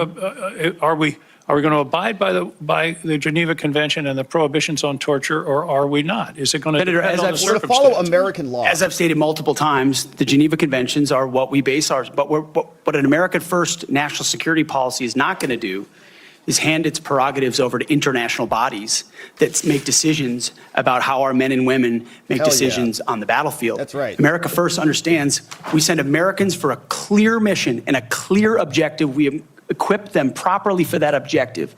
All right, we give them everything they need, and then we stand behind them with the rules of engagement that allow them to fight decisively to defeat America's enemies, which is why we say I just have a few seconds left, Mr. Hegseth, if you could. I was very disturbed in your opening statement where you talked about the priorities that you have. We will work with our partners and allies to deter aggression in the Indo-Pacific from the Communist Chinese. There's not a single mention in this statement about Ukraine or Russia. There we go. Is this code for we're going to abandon Ukraine?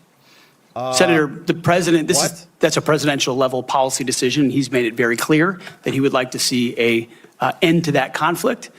We know who the aggressor is. We know who the good guy is. We'd like to see it as advantageous for the Ukrainians as possible, but that war needs to come to an end. You talk a lot about deterrence of China. I would submit that Xi Jinping is watching what we do very carefully. If we abandon Ukraine, that would be the strongest signal possible to Xi Jinping that he can take Taiwan without significant resistance from this country. There has been Thank no you, resistance. Senator King. Senator Scott of Florida. Mr. Chairman, Rick I'd like Scott, to enter into Florida. the record two letters which testify to Mr. Hegseth's leadership record at Concerned Veterans for America. The first letter submitted by Mr. Darren Selnick, a senior advisor at CFA, stated that there's been no better leader, policy champion, or fighter for the military and veterans than Pete. He was instrumental in 2014 and 2017 in ensuring that veterans had health care choice. The second letter submitted by Mr. Kason Spiro, digital media director of CVA from 2015 to 2017, stated, Pete brought incredible energy, focus, and a clear vision to the organization and showed everything that the team accomplished together. And I similarly asked to submit to the record a letter from Paul J. Roberts, retired Colonel, U.S. Army Special Forces, speaking to the unwavering integrity of Mr. Hegseth. Is there objection? Without objection, those three will be admitted. Senator Scott. All right. First, congratulations on your nomination. Thank you, Senator. And thank you for being willing to serve our nation. I served in the Navy. I'm really proud of my dad. He was crazy. He did all 4 combat jumps with the 82nd Airborne. He, after that, survived all that and fought in the Battle of the Bulge. And what they went through, it was hell. So I have a lot of respect for him and for everybody that puts on the uniform and serves in battle and has to lead people in battle, because being on a ship, that didn't happen to me, but I had a lot of friends that happened to him. It clearly happened to my dad. I've served on this committee for 6 years, 2 years under President Trump and the past 4 under President Joe Biden. I've seen how the Biden-Harris administration pushed the DOD to prioritize wokeness over being the most lethal military force in the world. It's our readiness, our national security, and our ability to recruit people who are willing to put their lives on the line for our country. Can you talk about some of the changes we can make to improve recruitment and rebuild our military into the most lethal force in the world? First of all, Senator, thank you for the question. Thank you for your time. I think the first and most important thing we could have done is elect Donald Trump as the new commander-in-chief. Yeah. Because past is prologue. Our warfighters understand what kind of commander-in-chief they're going to get in President Donald Trump. Someone who stands behind them, someone who gives them clear missions, someone who ends wars decisively.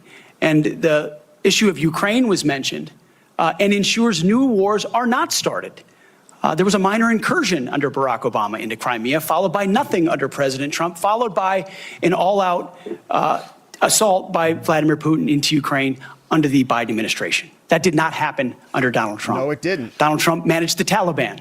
Under the Biden administration, Afghanistan collapsed tragically, ending in the lives of 13 at Abbey Gate, who we remember every single day, and no one was held accountable for that. Chinese spy balloons were flying over the country. Yes. None of that happened under Donald Trump, and our warfighters understand that. So there's no better recruiter, in my mind, for our military than President Donald Trump. Let's go. My job is to come alongside him, should I be confirmed, and continue to emphasize his emphasis on warfighting, on getting anything that doesn't contribute to meritocracy out of how decisions are made inside the Pentagon. What gender you are, what race you are, your views on climate change, or whether you are a person of conscience and your faith should have no bearing on whether you get promoted or whether you're selected to go to West Point or whether you graduate from Ranger School. The only thing that should matter is how capable are you at your job? How excellent are you at your job? I served in multi-ethnic units in every place that I worked, every place that I served. None of that mattered. But suddenly we re-inject DEI and critical race theory, dividing troops into different categories, oppressor and oppressed, in ways that they otherwise just want to work together. That's why I've pointed out before, and I'll say it again, and because I'm sure it'll be quoted to me at some point. The dumbest phrase in military history is our unity is our strength. No, our shared purpose is our strength. Our shared mission is our strength. We are one DoD community of all committed to the same mission. Has nothing to do with your background. Has to do with what your commitment is to the country. And that is my solemn pledge to every single person that would put the uniform on and reflects President Trump's priorities as well. Amazing.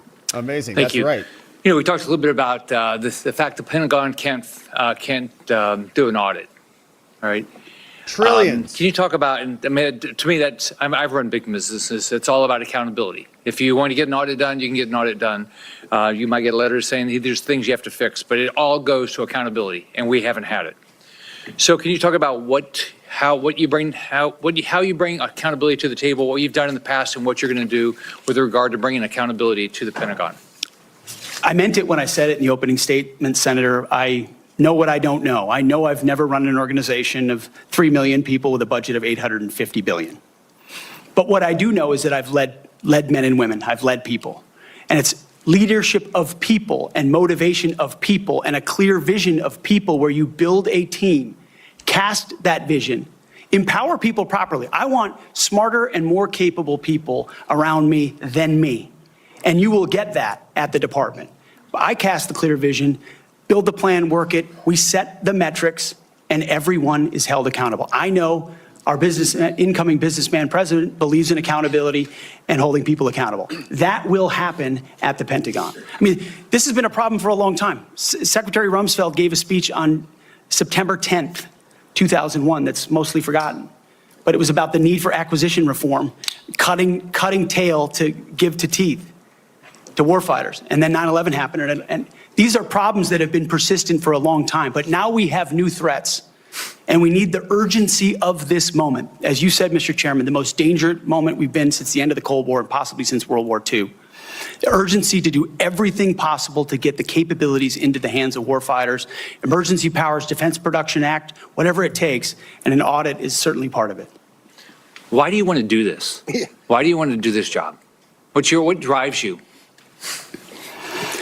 You have 30 seconds. Love of country, service to America. Because I love my country. There we go. Senator, and I've dedicated my life to the warfighters.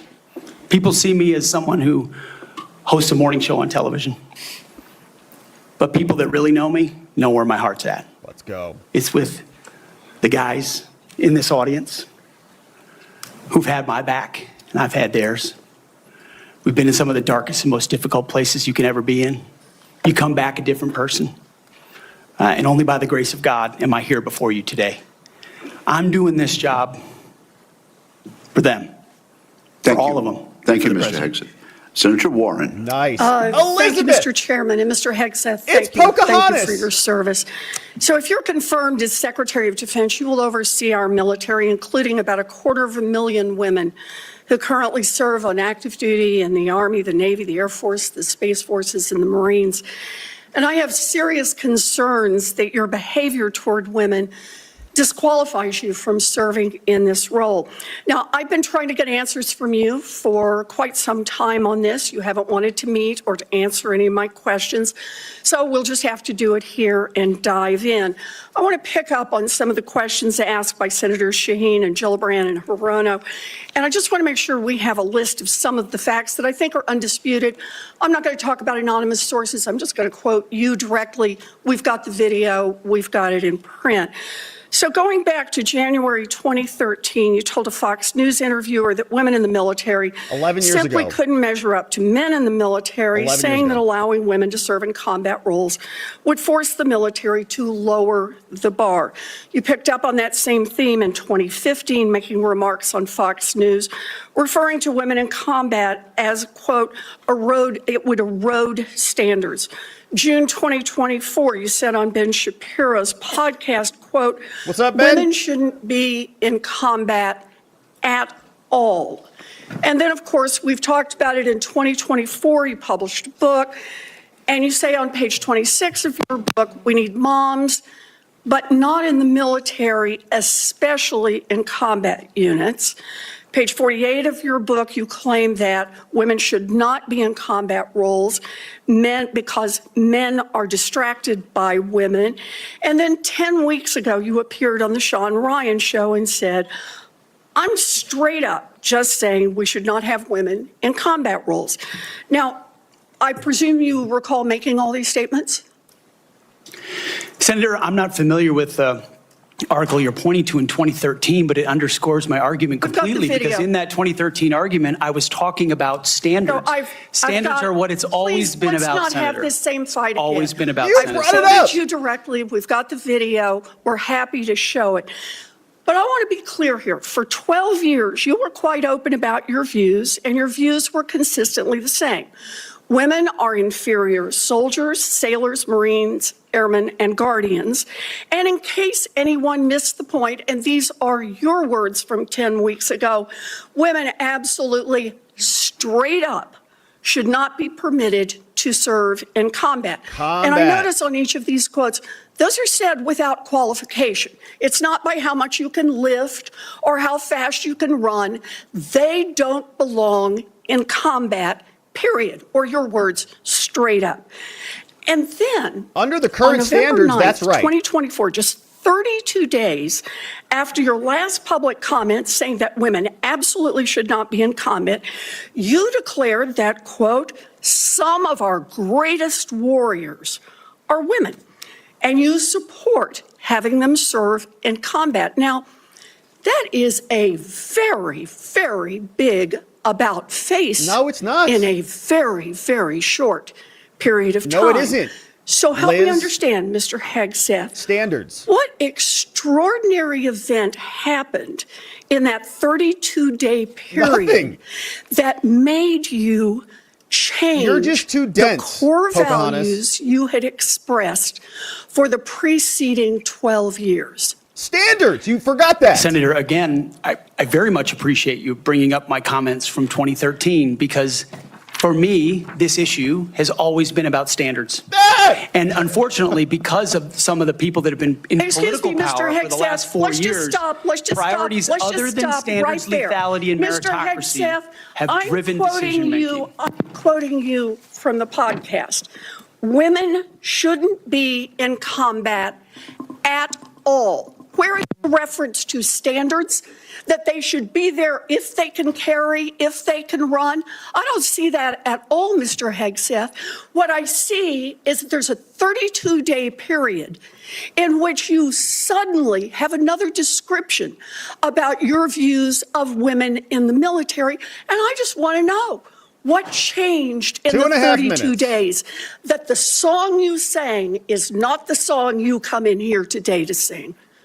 Senator, the concerns I have and the concerns that many have had, especially in ground combat units, is that in pursuit of certain percentages or quotas, standards have been changed. And that makes the combat more difficult Let me make a for everybody suggestion involved. about what happened in that 32 days. You got a nomination from President Trump. Now, I've heard of deathbed conversions, but this is the first time I've heard of a nomination conversion. And I hope you understand that many women serving in the military right now might think that if you can convert so rapidly your long-held and aggressively pursued views in just 32 days, that 32 days after you get confirmed, maybe you'll just reverse those views and go back to the old guy who said straight up, women do not belong in combat. Now, Mr. Hegseth, you have written that after they retire, generals should be banned from working for the defense industry for 10 years. You and I agree on the corrosive effects of the revolving door between the Pentagon and defense contractors. It's something I would have liked to talk to you about if you'd come and been willing to visit with me. So you can screech it in? But the question I have for you on this is, will you put your money where your mouth is and agree that when you leave this job, you will not work for the defense industry for 10 years? Senator, it's not even a question I've thought about because You can it's think not about it one right that, now. It's not one, my motivation for this job I understand has never that. I been just about need what a could yes or no conceivably here. come next. Time is short. I just need a yes or no. I would consult with the president about what the policy should be In at the Defense other Department. words, you're quite sure that every general who serves should not go directly into the defense industry for 10 years. But you're not willing to make that same pledge? I'm not a general, Senator. You'll be the one, let us just be clear, in charge of the generals. So you're saying sauce for the goose, but certainly not sauce for the gander? I would want to see what the policy of the Oh, president is. I'll bet you would. Thank you, Thanks, Senator Elizabeth. Warren. She's Senator 1/10/24th of a senator. Thank you, Mr. Chairman, and thank you for your hard work and your committee's hard work, Mr. Chairman. This has gone well. I'd like to submit this letter. It is going well. Pete's Topic crushing. conduct at Vets for Freedom for Hegseth. I'd like to submit that for the record, please. Without objection. General Hegseth, Mr. Hegseth. Thanks for being here today and with your family. I know this is tough. That's what it's all about, though. You're a tough guy. Been here for a while. Never seen this many people that here for a support of a nominee. That's impressive. I met with a lot of them yesterday, and they are very passionate. So thank you for willing to take this on, and congratulations on your nomination. I'm worried about recruiting. I mean, we can look at everything out there and talk about all these things, these narratives, but at the end of the day, I came from a team sport where the players actually won the games. Yeah. And that's what's going to happen here. You're not going to win the game. Now, you're going to set the precedent. You're going to get the blame or the credit, but there's going to be people that's going to be under you that's going to set the precedent for the future of our country. Now, the war games that we play on our computers with our adversaries right now, for us, it don't look good because our military, we're in trouble. Our whole country's in trouble. Thank God President Trump got elected November the 5th. We couldn't have kept down this same path. We could not, that could not happen. I met with a couple of generals this summer. Coach, we're spending more money on transgender restrooms than we are coverings for $100 million airplanes. That's not acceptable. We can't do that. That's not what this is about. Met with a couple of Navy SEALs not too long ago. They just got back from crawling around in the mud and the muck overseas, unknown places. Couldn't tell you where they've been, carrying a weapon, obviously protecting us and our allies. And the first week they're back. What'd they do? They had to go through a week of DEI training. Both are now out. They give it up.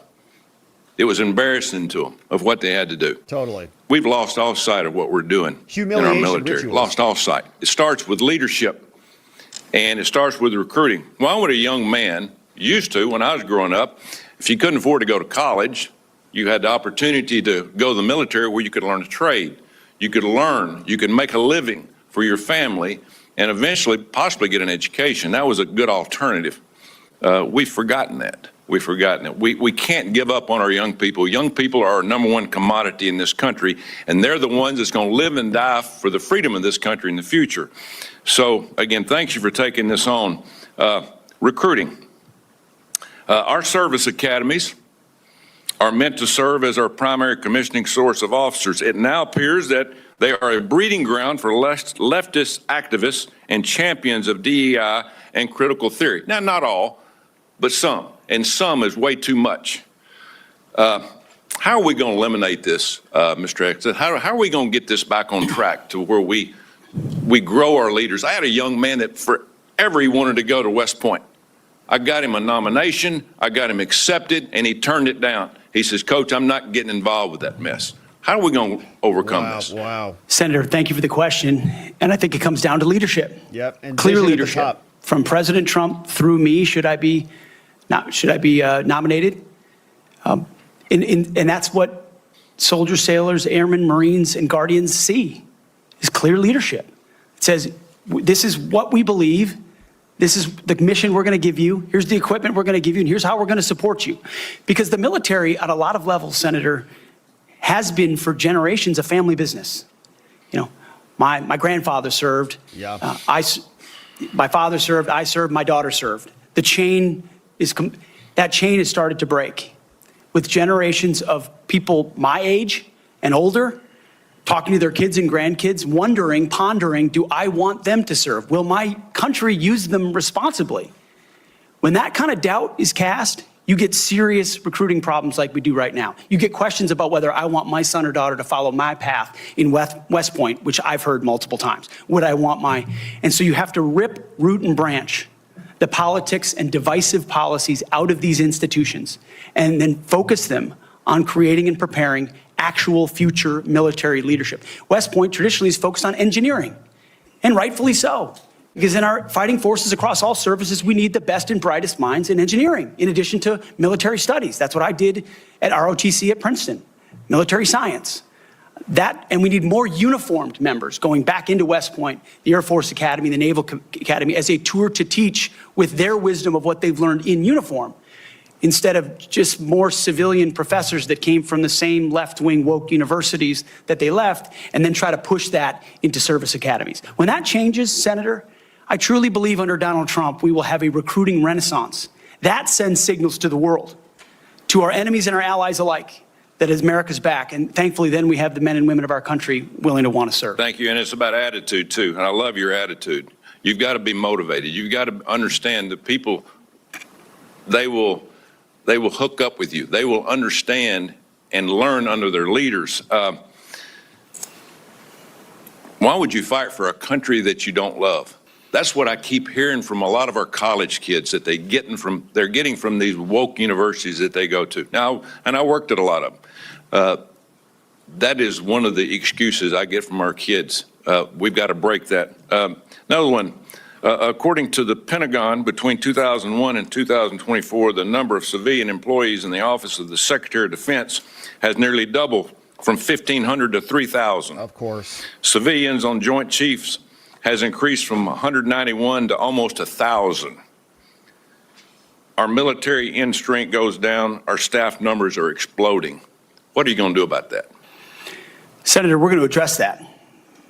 We won World War II with 7 four-star generals. Today, we have 44 four-star generals. There's an inverse relationship between the size of staffs and victory on the battlefield.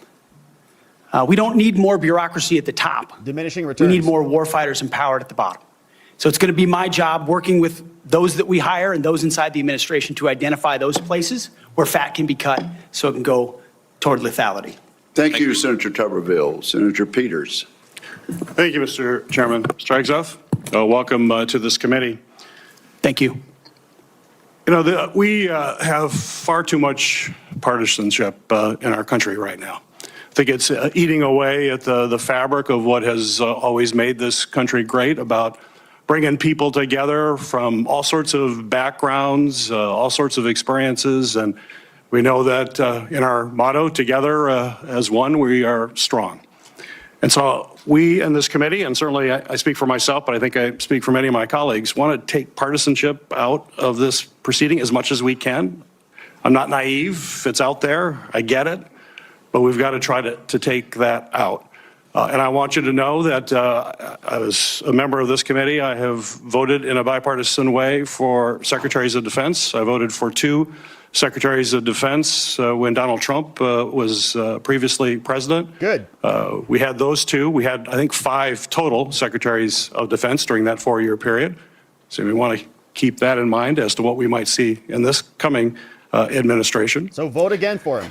But I voted, and we voted by a big margin for those folks as well. But part of that was the process and having an opportunity to get to know the person and understand their qualifications and understand the standards. You know, I made repeated requests to meet with you prior to this meeting. I know many of my other colleagues also wanted to meet with you. I did that with the other nominees that I was happy to vote for. I thought they were highly qualified individuals and true professionals. And yet I could never get a meeting with you. Was there a reason you were afraid to have one-on-one meetings with some of my colleagues before the hearing? Senator, I know there was a great deal of outreach to multiple offices. Schedules get full. There's a lot going on. I was ready. And I welcome the opportunity, pending my schedule, to have an opportunity to sit down. I was ready. It would have been so much better to have that opportunity to talk beforehand. I think that's a big mistake, and it doesn't set us on a good course when you refuse to meet with people and have a professional conversation about the huge challenges that we face at the Department of Defense. Ask your question. My colleagues, the folks who introduced you and others, the chairman has mentioned about the management of the DOD is a concern, cost overruns, delays on weapon systems. We need strong management at the Department of Defense, first and foremost. Why'd you guys vote We've for got to Lloyd have someone Austin who's going to then? grab the reins and give the taxpayers value for having the most lethal fighting force in the world that defends freedoms, but we've got to do it in an efficient way. I've heard about the jobs you've had in the past. Let's just talk about qualifications. I know you had 2 previous positions. How many people reported to you in those positions? Senator, at Vets for Freedom, we were a small upstart. Our focus was just the number, working please. on Capitol Hill, going back to the battlefield, Just the number. war fighters. Just the number, please. We probably had 8 to 10 full-time staff and lots of volunteers. So you had 8. Has there been any other? We've heard about the 2, and certainly there's been a lot of talk about the mismanagement, et cetera, et cetera. I'm just curious. I won't go into that. Just curious. So you had 8 there. What's the largest number of people you've ever supervised or had in an organization in your career? Not 3 million. No, I don't expect that. Have. Very few people have ever had that experience, but how many? It's a straight up question. I think we had over 100 full-time staff at Concerned Vets for America, roughly, with thousands of volunteers. So 100 people. I was also a headquarters company commander, which would have been a couple of hundred. So nothing remotely near the size of the Defense Department, I would acknowledge that. Actually, not remotely near even a medium-sized company in America, let alone a big company in America, especially a major corporation. And we're hiring you to be the CEO of one of the most complex, largest organizations in the world. We're the board of directors here. I don't know of any corporate board of directors that would hire a CEO for a major company if they came and said, you know, I supervised 100 people before.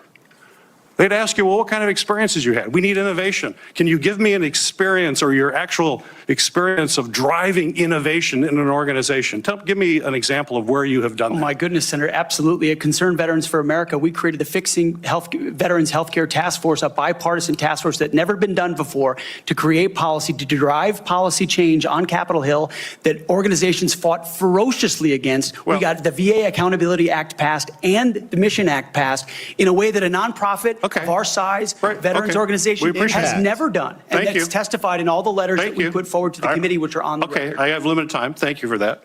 Give me an example of where you've driven down cost. I've heard the examples that Senator Blumenthal gave. The cost was a real problem for you in your 50-person organization that you actually raised a lot less than what you actually spent. Did you drive costs down? If in a 50-person organization, let me tell you, we've got to drive costs down dramatically in an organization of 3 million people and hundreds of billions of dollars. You don't have that experience that you can talk about. To me, this is or acquisition reform. Acquisition reform, you bring that up. Have you had experience in acquisition reform? I've written about and studied on acquisition reform. Have you for quite actually some done time. it? Because what we need in the hands of our warfighters better change because we're not doing it well right now. It better, and we need people who have experience actually doing that. You know, you talk about standards. Again, I'm going to go back to CEO of the most complex organization in the world. I don't think there's a board of directors in America that would hire you as a CEO with the kind of experience you have on your resume. You talk about standards. You talk about raising or lower, we have a problem of standards in the DOD, and we have to raise standards for the men and women who serve.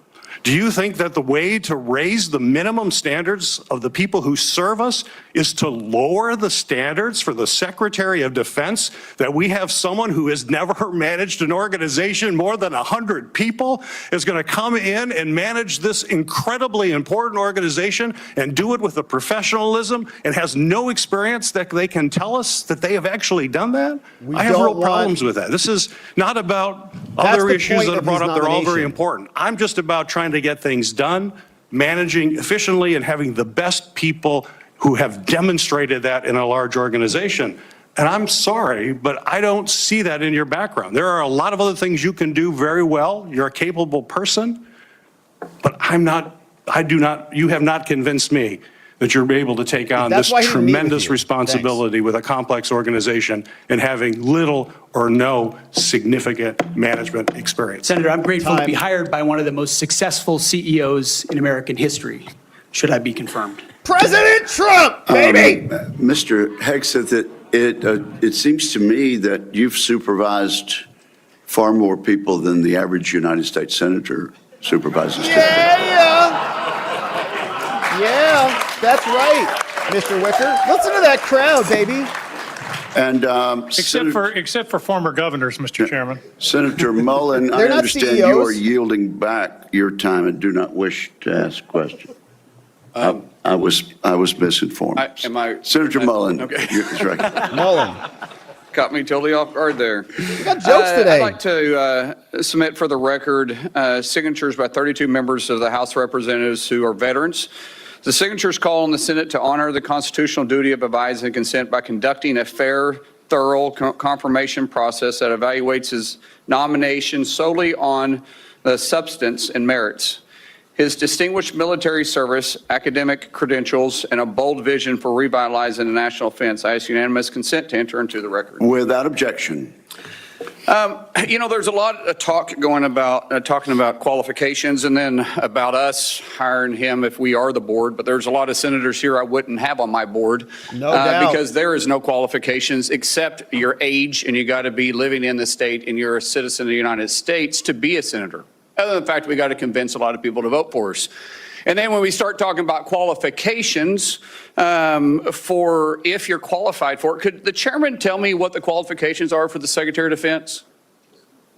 Mr. Chairman, could you tell me what the qualifications are for the Secretary of Defense? I'd be happy I'll read it. for you to do that. Yeah. Let me read it for you because I Googled I it. was getting some advice from I my second in command. Yeah, but I'm just making a point because there's a lot about qualifications. And I think it's so hypocritical of senators, especially on the other side of the aisle, be talking about his qualifications, not going to lead the secretary or be the Secretary of Defense, and yet your qualifications aren't any better. You guys aren't any more qualified to be the senator than I'm qualified to be the senator, except we're lucky enough to be here. But let me read you what the qualifications of the Secretary of Defense is, because I Googled it, and went through a lot of different sites, and really it's hard to see. But in general, the U.S. Secretary of Defense position is filled by a civilian. That's it. If you have served in the U.S. Army Forces and have been in the service for, you have to be retired for at least 7 years, and Congress can weigh that. And then there's questions that the senator from Massachusetts brought up about serving on a board inside the military industry, and yet your own secretary that you all voted for, Secretary Austin, we had to vote on a waiver because he stepped off the board of Raytheon. Oh. But I guess that's okay because that's a Democrat Secretary of Defense. Yeah, they forgot about that. But you so quickly forget about that. And then Senator Kaine, or I guess I better use the senator from Virginia, starts bringing up the fact that what if you showed up drunk to your job? How many senators have showed up drunk to vote at night? Mozzie might have been drunk right now. Have any of you guys asked them to step down and resign from their job? Pelosi's drunk all and the time. Don't tell me you haven't seen it, because I know you have. And then how many senators do you know have got a divorce before cheating on their wives? Did you ask them to step down? No. No. But it's for show. What about your you running guys mate's make sure you husband? make a big show and point out the hypocrisy because the man's made a mistake. Get him. And you want to sit there and say that he's not qualified? Give me a joke. I mean, it is so ridiculous that you guys hold yourself as this higher standard and you forget you got a big plank in your eye. Oh. We've all made mistakes. I've made mistakes. And Jennifer, thank you for loving him through that mistake. Thank you, Jennifer. Because the only reason why I'm here and not in prison is because my wife loved me too. Shout out to Amazing I have Wives. changed, but I'm not perfect. But I found somebody that thought I was perfect. And for whatever reason, you love Pete, and I don't know why. Good question. But just like our Lord and Savior forgave me, my wife's had to forgive me more than once too, and I'm sure you've had to forgive him too. And so thank you. So before I go down this rabbit hole again, tell me something about your wife that you love. She's the smartest, most capable, loving, humble, honest person I've ever met. In addition to being incredibly beautiful. And she's smoking hot. I was going to say too, yeah. Don't forget about your kids. I'm supposed to talk about my kids? No, well, she's also the mother. Oh, an amazing mother Yes. of our blended family of 7 kids. Brother, I'm all pulling of you which along. love her. I'm trying to help you here. You know, do you believe that you're going to be running the Secretary or the Department of Defense by yourself? Senator, absolutely not. Just as President Trump is assembling his cabinet, I look forward and already am in the process of building one of the best possible teams you can imagine, with decades and decades of experience outside of the Pentagon, driving innovation and excellence, and also inside the building, knowing how to make it happen. Yes, sir.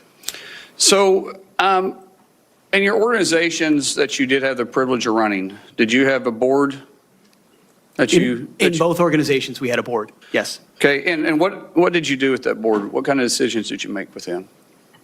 Those boards provided oversight and insight into decision-making. They all have special, unique sets that maybe filled gaps that you're not the expertise in?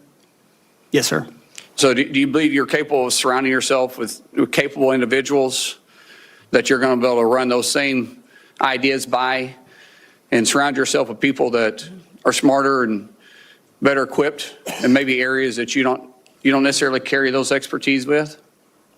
Senator, the only reason I've had success in life, to include my wonderful wife, is because of people more capable around me and having the self-confidence to empower them and say, hey, run with the ball, run with the football, take it down the field. We'll do this together. I don't care who gets the credit. And in this case, that's how the Pentagon will be run. Let's end with this, Mr. Chairman, about the qualifications. You got a man who has literally put his butt on the line, who served 20 years in the service, multiple deployments, has heard the bullets crack over the top of his head, has been willing to go into combat, been willing to see friends die for this country, and he's willing to still put himself through this. His wife is willing to still stand beside him, knowing he wasn't perfect, knowing that all this was going to be brought up, and he's still willing to serve the country. What other qualifications does he need? That I yield back. Thank you, Senator Mullin. All right, we got 8 Senator senators left. Duckworth. And again, we really are going to strictly enforce the rule about no demonstrations or noise. The distinguished ranking member. Just a point of personal privilege to make a correction. The reason that General Austin required a waiver was not because of his participation in a corporate enterprise. It was because he did not have 7 years of interruption between his service and his appointment. Second point is That's why that if you any win. of us were appointed as Secretary of Defense, we would be subject to the same types of questions. And the case in point is Senator John Tower was nominated for Secretary of Defense. It was discovered by his colleagues that his behavior was not commensurate with the responsibilities despite his service, and he was voted down. Thank you. Great. Thank you, Mr. Chairman. Senator Duckworth, you are recognized. Thank you, Mr. Chairman. And also, Secretary Mattis had to have this waiver as well. Nice camera work, bro. Mr. Hegseth, this hearing is about whether you are qualified to be Secretary of Defense. And one of the qualifications, to answer my colleague's question, is to actually win the votes of every member of this committee and to be confirmed by the United States Senate. And you need to convince us that you're worthy of that vote, because the people of the state of Illinois voted for me to be their senator so that I could cast that vote when it comes to picking who is going to be the next Secretary of Defense. This hearing now seems to be a hearing about whether or not women are qualified to serve in combat, and not about whether or not you are qualified to be Secretary of Defense. Well, you guys keep bringing it up. Let me just say that the American people need a SecDef who's ready to lead on day one. You are not that person. Our adversaries watch closely during times of transition, and any sense that the Department of Defense that keeps us safe is being steered by someone who's wholly unprepared for the job puts America at risk, and I am not willing to do that. With that in mind, Mr. Hegseth, I want you to try to explain to the American people, this committee, who have to vote for you, and to our troops who are deployed around the world, why you are qualified to lead the Department of Defense. We already know that you've only led as large as a 200-person organization. We already know that you so badly mangled a budget that after you left, they had to bring in a forensic accountant to figure out what went wrong, and that the largest budget you ever managed was about $18 billion. You know, that is about 51,560 times fewer lower than the Department of Defense budget of $825 billion. $16 million is 51,568 times smaller than the defense budget. Yeah, and it's going to get smaller. Please describe to me, Mr. Hegseth, you talk about DOD passing an audit. Please describe to me a time or an organization when that you led underwent an audit, because you say you're going to hire smarter people than you to run this audit. I'm not asking you to be an accountant. I want you to be able to tell me what kind of guidance will be given to those employees, what will happen if, whether or not you pass that audit. Have you led an audit of any organization? Yes or no? I don't want a long answer. Yes or no? Have you led an audit of any organization of which you were in charge? Senator, in both of the organizations I ran, we were always completely fiscally responsible. Yes or no, did you lead an audit? And the way yes my or leadership no, has did you lead been an audit? stated Yes or has no? been completely What are you afraid of? You can't answer this question. Yes or no, did you lead an audit? Do you not know this answer? Senator, yes every part no? of my leadership yes of these organizations yes has or been no, did you lead an audit? misrepresented I will from take top that as to a no. bottom. What were the findings? So there were no findings because you've never led an audit. What guidance did you give the auditors? None, because you've never led an audit. Nobody expects you to be an accountant, Mr. Hegseth. What we expect is for you to understand the complexity of this Pentagon budget process that is absolutely necessary to outfit our warfighters. Look, the Secretary of Defense is required to make quick decisions every single day that, well, with high-level information that's being provided for them. A Secretary of Defense has to have breadth and depth of knowledge. Right now, I am concerned that you have neither. Mr. Hegseth, what is the highest level of international negotiations that you have engaged in, that you have led in? Because the Secretary of Defense does lead international security negotiations. There are three main ones that the Secretary of Defense leads and signs. Can you name at least one of them? Could you repeat the question, Senator? Sure. What is the highest level of international security agreement that you have led? And can you name some that the Secretary of Defense would lead? There's three main ones. Do you know? I have not been involved in international security arrangements because I have not been in government other than serving in the military. So my job has been to So no, the answer is, can you name one of the three main ones that the Secretary of Defense signs? You're talking about defense arrangements. I mean, NATO might be one that you're referring to. Status of Forces Agreement would be one of them. Status of Forces Agreement. I've been a part of teaching about Status of Forces Agreements. But you don't remember to mention it? You're not qualified, Mr. Hegseth. You're trying to give him gotcha questions, You're not lady. qualified. You talk You're not about even giving him an repairing our opportunity defense to answer. industrial complex. You're not qualified to that. You could do acquisition and cross-servicing agreements, which essentially are security agreements. You can't even mention that. You've done none of those.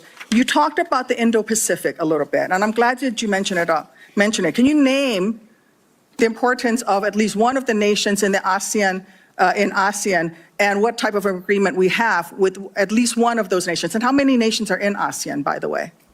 I couldn't tell you the exact No, you amount of couldn't, nations in because you've that, not but I even know we have bothered to allies do- in South Korea and Japan and in AUKUS with Australia, trying to work Okay. on submarines with them. Mr. and data Hegseth, transfers none with of those them. countries We are have in allies ASEAN. across. None of those 3 countries that you've mentioned are in ASEAN. I suggest you do a little homework before you prepare for these types of negotiations. Listen, Mr. Hegseth, this is, we ask our troops to go into harm's way all the time. We ask them to go into harm's way. And this behind me is a copy of the Soldier's Creed, a copy that usually hangs over my desk here in the Senate, and you should be familiar with it. It's the same copy that hung over my desk at Walter Reed every single day that I woke up and fought my way back because I wanted to go back and serve next to my buddies who saved my life. This same copy, these words are repeated over and over and over again. And let me read out 2 things to you, 2 sentences.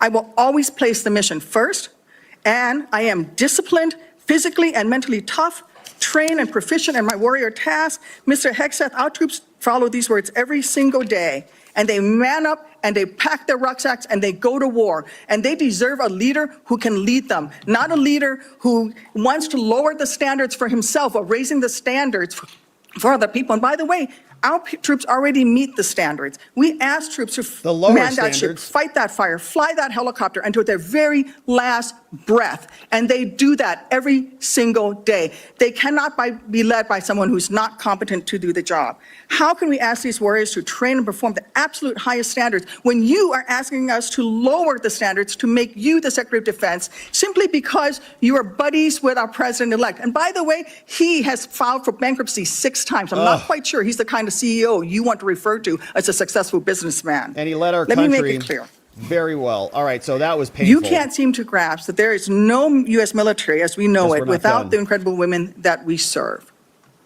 1 minute left. Women who've earned their place in their units. You have not earned your place as Secretary of Defense. You say you care about keeping our armed forces strong and that you like that our armed forces are meritocracy. Then let's not lower the standards for you. You, sir, are a no-go at this station. Thank you, Senator Duckworth. I would like to submit for the record a letter submitted by Mr. Brian Marriott that says anyone who would claim that Pete mismanaged funds at Vets for Freedom is ignorant of the facts. There you go. Without objection, it will be admitted to the record. Senator Budd. North Carolina.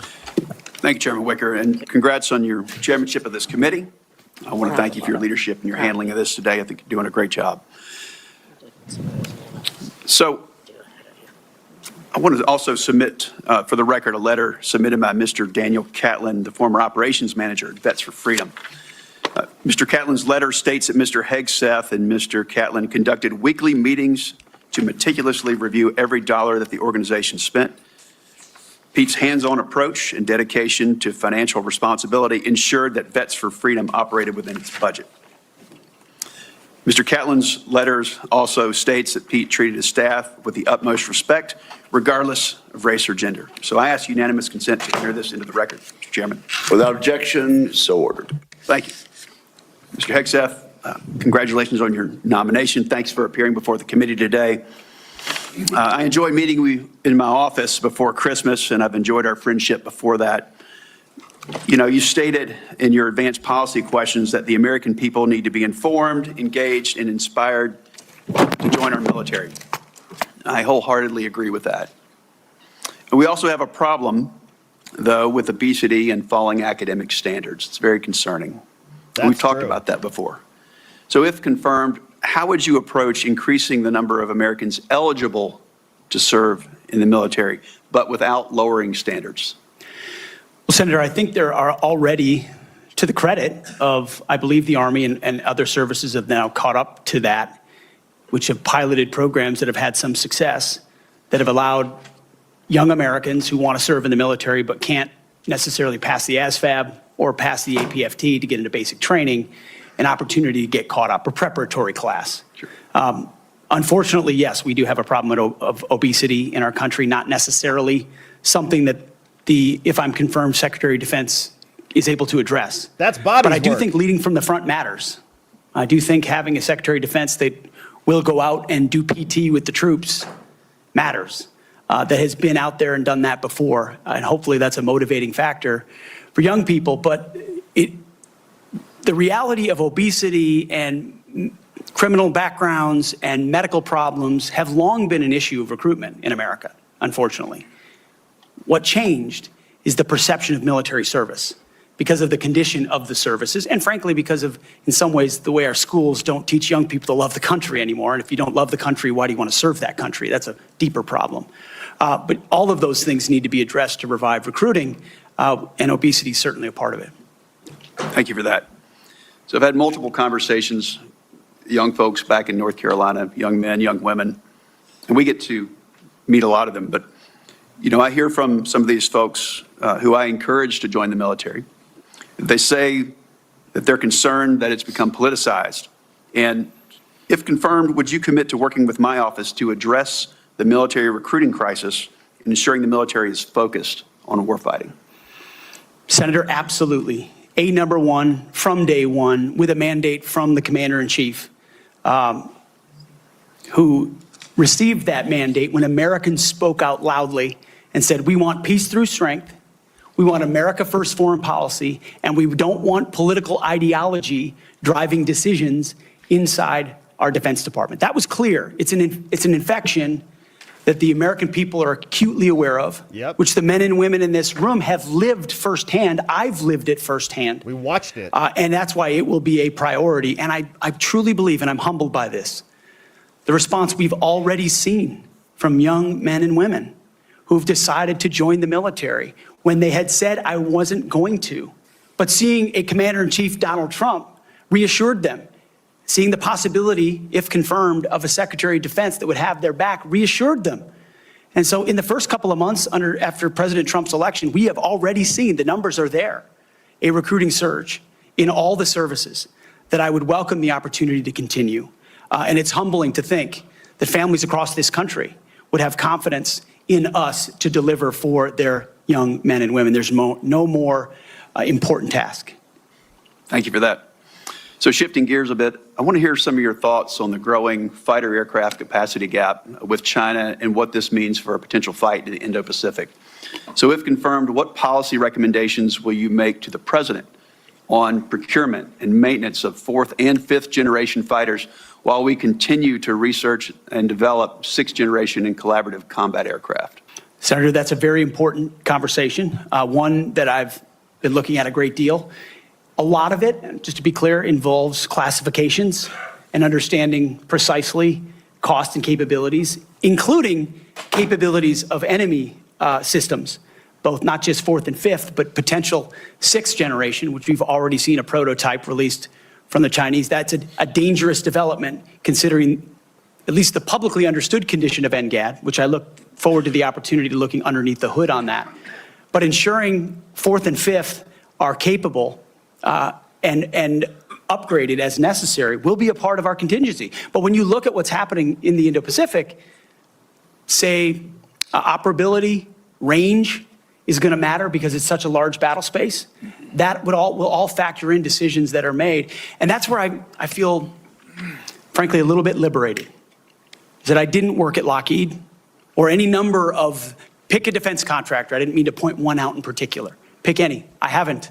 I don't have a special interest in any particular system or any particular company or any particular narrative. I want to know what works.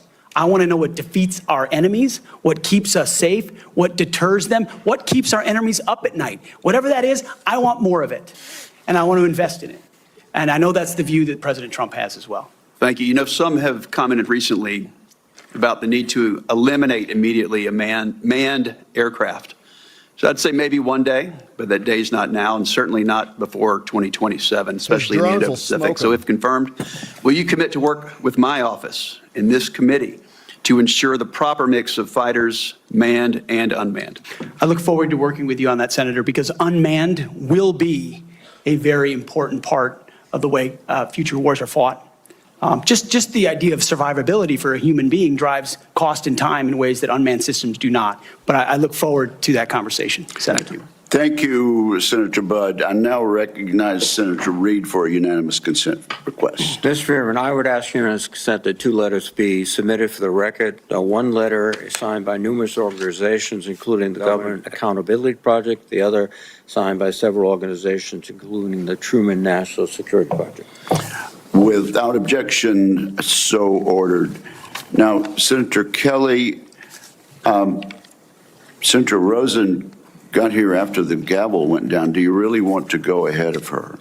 I am going to defer to my good friend and colleague, Senator Rosen, that from is the a really great good, state of Nevada. Really good decision. Senator Rosen, you are recognized. Nevada. And thank you, Senator Kelly. I owe you one. Thank you, Chairman Wicker, Ranking Member Reid, for holding this hearing. And Mr. Hegseth, I appreciate your service and your willingness to serve again. However, I am deeply disappointed that you would not agree to meet with me, as other members have said on this committee prior to this hearing, as is the precedent for this committee and others. So let me tell you a little bit about what I would have talked about had you made yourself available prior to the hearing. Nevada is home to the premier aviation training ranges for both the Air Force and the Navy, the largest ammunition depot in the world, and the only place in the country where we are able to verify the reliability of our nuclear stockpile without the need for explosive testing. The Nevada National Guard is one of the only few units across the country with the mission of fighting wildfires. That's for another hearing. And currently activated to fight the devastating fires around Los Angeles in support of our neighbors. We therefore play a critical role in our national security, and the person who holds the position of Secretary of Defense matters greatly to Nevada service members and our military equities. But every single person who serves in the military, we've talked about, my colleagues, esteemed colleagues, have talked about recruitment and retention. One day, they will become a veteran. So my veterans and the folks who are serving active duty now are concerned about what you think. DOD does not have jurisdiction over Nevada's 200,000 plus veterans.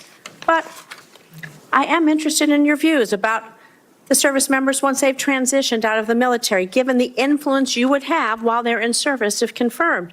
In 2019, on a segment of Fox and Friends, you said that veteran service organizations, VSOs, I'm going to quote, encourage veterans to apply for every government benefit they can ever get after they leave the service. You stated you don't want to, quote, be dependent on government assistance from the VA based on injuries or illnesses that might have arisen from your military service. So I'm just going to ask you a few yes or no questions about veterans, understanding you don't have jurisdiction, but this is important to our morale, is important to our recruitment, and is important to our retention, and it is important to how we respect others in this country. So yes or no, please, do you believe that VSOs are wrong to support veterans in obtaining the benefits that they have rightfully earned and deserved when they signed that line like you did for your service? Senator, yes or veterans no, please. deserve the benefits they've earned. I have been in many battles with traditional veteran you would service agree that organizations over differences of opinion about how to deliver those services, yes or including no? Veterans Do you believe Choice, VSOs are wrong? which is VSOs is a very broad term. We were a VSO also, ma'am. But some of those services took a traditionally should they be able to help the veterans obtain the benefits that they have earned? Yes or no? Should anyone be able to help? Every veteran should have rapid access to all the benefits that they've earned. Do you believe that veterans should be ashamed for having sought and obtained the benefits that they have earned? Do you think veterans should be ashamed to seek out benefits? Senator, I think Yes or we no? should be ashamed as a nation of the amount of veterans that commit You think suicide veterans because they hit a brick should be wall. ashamed? They commit suicide because they hit a brick wall of the I'm going to bureaucracy move on. of I'm the going to VA. take that And as a reformers yes. are not courage enough. How about veterans who suffer lasting Take it on. injuries or illnesses due to their military service? Do you think they deserve our support and assistance? I mean, your answers to these, they're too broad. People want to know, are you willing to support our veterans organizations that will help our veterans get every damn thing that they deserve because they signed on the dotted line to keep us safe, just like you did? I respect that. Will you? Senator, with all due humility, I don't know that there's anyone in this room over the last 20 years that have worked harder to ensure that our veterans are taken care of. It has So been do a you think passion veterans of are my life, dependent on the- alongside with so many on this dais, to make sure that veterans receive, and it is a recruiting crisis. But you said When that veterans are not treated dependent well, on the government. they don't You want said their veterans are sons and daughters dependent to on the join. government. Do you believe that veterans getting these benefits are dependent on the government? Or do you believe it's a benefit they've earned and deserved through their service? It's a Are they benefit they've dependent? earned and a hand up to the But these are next your chapter of their words life. then. So you have Absolutely. again changed your position. Where you believe the veterans are dependent, now you believe they've earned and deserved it. I just think it's disrespectful to change that position. These are benefits that people may need throughout their life and may not know when they need them or how they're going to need them. And they need to be there when they do. Thank you. I'm going to move on to my next question. America's role in the world. Our alliances, the threats America's facing, they're serious, they're wide-ranging, from China to Russia to Iranian-backed terrorism. So do you agree with the national defense strategy that the U.S. cannot compete with China, Russia, and their partners alone, and certainly cannot win a war that way? And this is a quote from the national defense strategy. Is your interpretation that American first foreign policy is America alone? Does that include abandoning our allies and partners such as NATO, Taiwan, Israel, and others?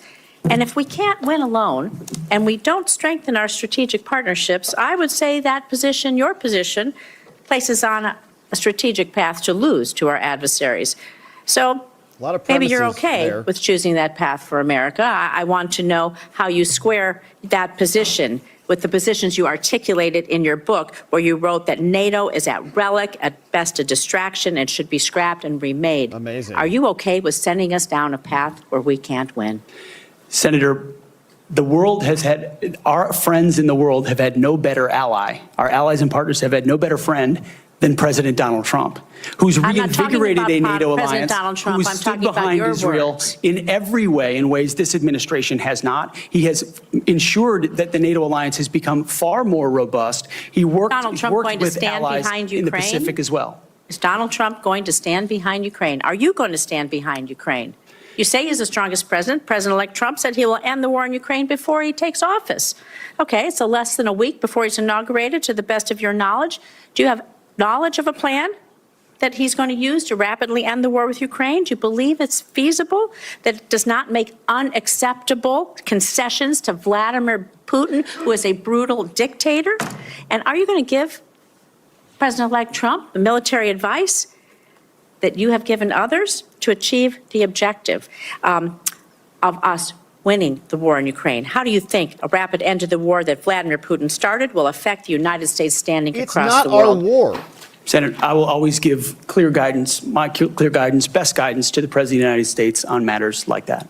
Do you think that if we concede to Vladimir Putin that will hurt our credibility with our allies and partners? And do you not believe that our adversaries are watching? Perhaps you can take that for the record, Mr. Hegseth. Senator Schmidt. Thank you, Mr. Chairman. I'd like to submit for the record a letter submitted by Mr. Christopher Ahn, the former Director of Operations for Vets for Freedom. Mr. Missouri. Ahn, his letter states that the suggestion, quote, the suggestion that funds were misused for personal gain, lavish parties, or other improper purposes is categorically false. Throughout my time working with Pete Hegseth, he consistently demonstrated exceptional integrity and leadership. I asked unanimous consent to enter this letter into the record. Without objection, so ordered. Senator Schmidt. Thank you, Mr. Chairman. Mr. Hegseth, good to see you here today. Thank you for your service. Thank you, Senator. And your willingness to serve. I also want to thank you for your clarity in articulating the vision you have for the Department of Defense in restoring an ethos, a warrior ethos. Which is in stark contrast to the ethos we've seen the last 4 years, which is of weakness and wokeness. And I want to drill down on a few things specifically and exactly how we've gotten to where we've gotten with recruiting and morale. DEI. There's been a little bit of discussion about this, but for those watching at home, DEI is not about giving everybody opportunity. It is rooted in cultural Marxism. Yeah. And the idea that you pit the room, any room, with oppressor versus oppressed. It's race essentialism, and it is poison. It has no business whatsoever in our military. I think the American people have spoken loudly and clearly about this. They're tired of this. They're tired of woke ideology, And to my Democrat colleagues on the other side, if you haven't picked up on that, you missed the plot. Because that's what November 5th partially was about. And so let's talk specifically about some of these DEI programs that have been funded. In our academies, specifically the Air Force Academy, it was advised as disfavored language to refer to your mom and dad as mom and dad. Okay? Dear mom and dad, I'm writing home. Don't say that. They're your birthing people. That's insane. Yeah. We're all just people. You can't say that either. And in an effort to police this, in a 1984 Orwellian novel, there was actually an eyes and ears program to rat on your fellow students who might say mom and dad. Or just say, in a tough situation, you know what, we're all just people. Can't say that. This wasn't limited, by the way, to our academies.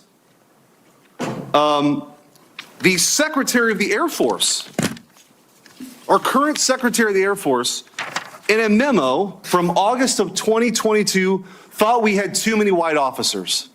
Wow. Advocated for quotas. And if you crunch the numbers, that meant that 5,800 white officers who've worked really hard should be fired. In the United States of America, I don't know how we got here. And by the way, the Air Force isn't alone here. The Navy sort of touted a drag queen influencer. Yeah. This stuff is insane. And people wonder why recruiting has dropped off. And let me just go through a few numbers, then I want to get your comments on how we fix this, because it's gone completely off the rails. In 2022, the Army missed their recruiting goal of 60,000 soldiers by over 15,000. In 2023, the Navy missed their recruiting goals by over 7,000. In 2022, the Air Force couldn't meet their standards, their numbers, even though they lowered their standards. They've lowered their standards to meet numbers they still can't get to. Mr. Hegseth, we got to fix this. I think what you've demonstrated today is that you have the talent and the ability and the desire to fix it. How are you going to fix it? Well, Senator, thank you for the question. First and foremost, up front, you have to tear out DEI and CRT initiatives, root and branch, out of institutions. 100%. And then you have to put in Army, Navy, and Air Force secretaries and others, civilian positions at the helm, who are committed to the same priorities that the President of the United States is, and if confirmed, the Secretary of Defense will be. Send a clear message that this is not a time for equity. Equity is a very different word than equality. Equality is the bedrock of our military. Men and women, duty positions in uniform, black, white, doesn't matter. We treat you equally based on who you are in the image of God as an individual. And we all get the same bad haircuts. You're not an individual, you're part of a group. Equity prescribes some sort of an outcome based on differing attributes that we have that divide us. What skin color are you? What gender are you? And then infuse that into institutions which manifest in things like quotas, formal or informal, which does what to morale? Sends it in the tubes. And it makes people feel like they're being judged by something other than how good they are at their job, which is poisonous inside institutions. So on top of this recruiting crisis, that wasn't enough for this administration. During the COVID hysteria and in their attempt to fire 100,000 people who worked for bigger companies because they didn't get the COVID shot, or to mask 5-year-olds, they decided also to make this a central plank in their policy at the Pentagon. 8,000 well-trained, so we got a recruiting crisis, 8,000 well-trained men and women were fired. Will you commit today, Mr. Hegseth, to recruit these folks back, to give them back pay, and give them an apology from the United States government for how they were disrespected? Heck yeah.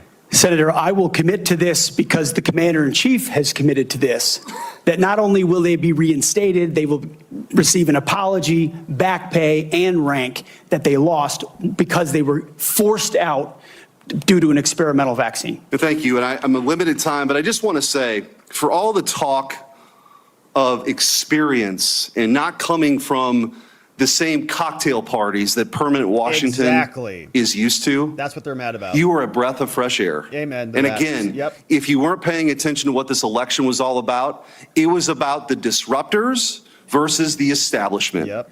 And the American people have had enough of business as usual for the same people that we line up for these same jobs who give us the same results. We need somebody who's going to go in there and fight for innovation, fight for change. I think you're that person. And I appreciate your willingness to sit here and listen to some of these undignified attacks. Yes. It's ridiculous. From you, Thank you. Tim, and Captain Mark Pocahontas. Kelly, you're recognized. Arizona. Thank you, Mr. Chairman. Congratulations on your Sorry about chairmanship. I want to make a request to the committee that we have a second round of questions. Not happening.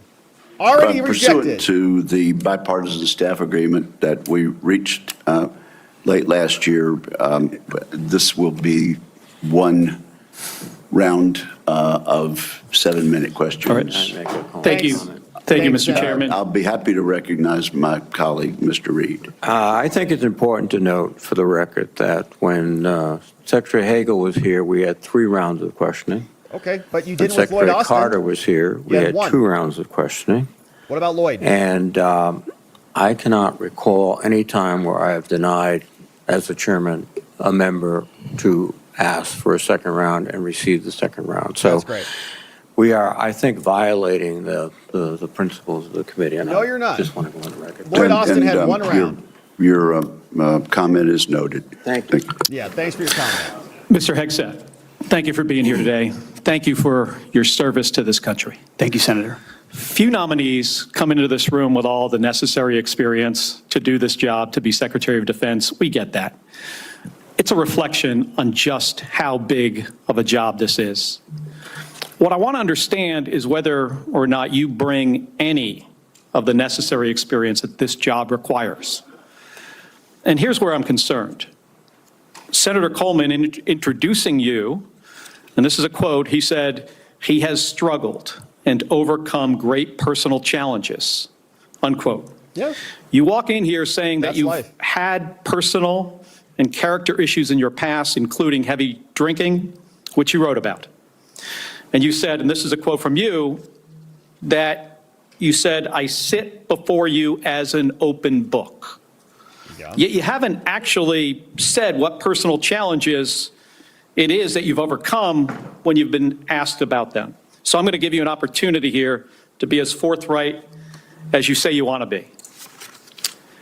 So while leading concerned veterans of America, there were very specific cases cited by individuals about your conduct. I'm going to go through a few of them, and I just want you to tell me if these are true or false. Very simple. On Memorial Day 2014, at a CVA event in Virginia, you needed to be carried out of the event for being intoxicated. Senator, anonymous True. smears. Just true or false? Very simple. Summer of 2014 in Cleveland, drunk in public with the CVA team. Anonymous smears. I'm just asking for true or false question. True or Can't- false answers. He can't answer that if they're An anonymous event in North smears. Carolina, drunk in front of 3 young female staff members after you had instituted a no alcohol policy and then reversed it. True or false? Anonymous smears. Yeah. December of 2014 at the CVA Christmas party at the Grand Hyatt at Washington, D.C., you were noticeably intoxicated and had to be carried up to your room. Is that true or false? Anonymous smears. Another time, a CVA staffer stated that you passed out in the back of a party bus. Is that true or false? Anonymous smears. In 2014, while in Louisiana on official business for CVA, did you take your staff, including young female staff members, to a strip club? Woo! Absolutely not. Anonymous smears. So, is it accurate that the organization reached a financial settlement with a female staffer who claimed to be at a strip club with you, and there was a colleague who attempted to sexually assault her? Was there a financial settlement? Senator, I was not involved in that. I don't know the nature of how that played out. but you understand there was a financial settlement for a young female staffer who accused another member of the organization, not you, of sexual assault in a strip club. We have multiple statements on the record referring to that. But you claim you were not there when that occurred. Absolutely not. Now, the behavior I cited, if true, do you think that this behavior of intoxication, going into these type of establishments, women on your staff being so uncomfortable that they have to file these sort of harassment claims, do you think this is appropriate behavior for a leader? It's rumorous scandal. Senator, the overwhelming majority of anyone who's worked for me, including the on-the-record statements that have been submitted to this, with their name on it, on the record, men and women who worked with me every day, are the overwhelming preponderance of evidence that testify to my leadership and professionalism in leading Vets for Freedom and Concerned Veterans for America. My leadership has been completely impugned on these veterans organizations that did fantastic work. Mr. Hegseth, I'm not even going to go into the accusations. And we manage our financial books with integrity across the board. How many people, everybody who runs a campaign. I have limited time. I'm not going to get into the accusations that come from Fox News. Now you have some of your Fox News colleagues here. There were multiple instances of accusations against you about drinking on the job. All anonymous, all false, all refuted by my colleagues who I worked with for 10 years at 6 a.m. to 9 p.m. and everything. The challenge here for me, Mr. Hegseth, only seen me be professional is when there is discussion about personal challenges and you admittedly had issues with heavy drinking. It's hard to kind of square this, to square the circle here. It's kind of a difficult thing to do. Let me ask you if, I have about 90 seconds left here. If you had to answer these questions about sexual assault against you and your drinking and your personal conduct, would it have been different if you were under oath? Senator, all I'm pointing out is the false claims against me. Okay, I take it you do not want to answer that question. I walked into this hearing this morning concerned that you haven't demonstrated adequate leadership in your civilian roles. And this is a dangerous world we're living in here. And America cannot afford a Secretary of Defense who is unprepared for that mission. I'm going to leave with concerns about your transparency. You say you've had personal issues in your past, yet when asked about those very issues, you blame an anonymous smear campaign, even when many of these claims are not anonymous. Which is it? Have you overcome personal issues, or are you the target of a smear campaign? It can't be both. Yes, it can. It's clear to me that you're not being honest with us or the American people because you know the truth would disqualify you from getting the job. False choice. Thanks, Mark. And just as concerning as each of these specific disqualifying accusations are, what concerns me just as much is the idea of having a Secretary of Defense who is not transparent. Thank you, Mr. Chairman. I yield back my 2 seconds. Sorry about that, America. That's our Kelly, senator. I would, at this point, ask unanimous consent to introduce into the record letters by Tina Kingston, Louisiana State Director of Concerned Veterans for America, and Holly Talley, Louisiana Local Director of Concerned Veterans for America, attesting to the appropriateness of Mr. Hegseth's conduct with regard to female staffers. Without objection, that is added to the record.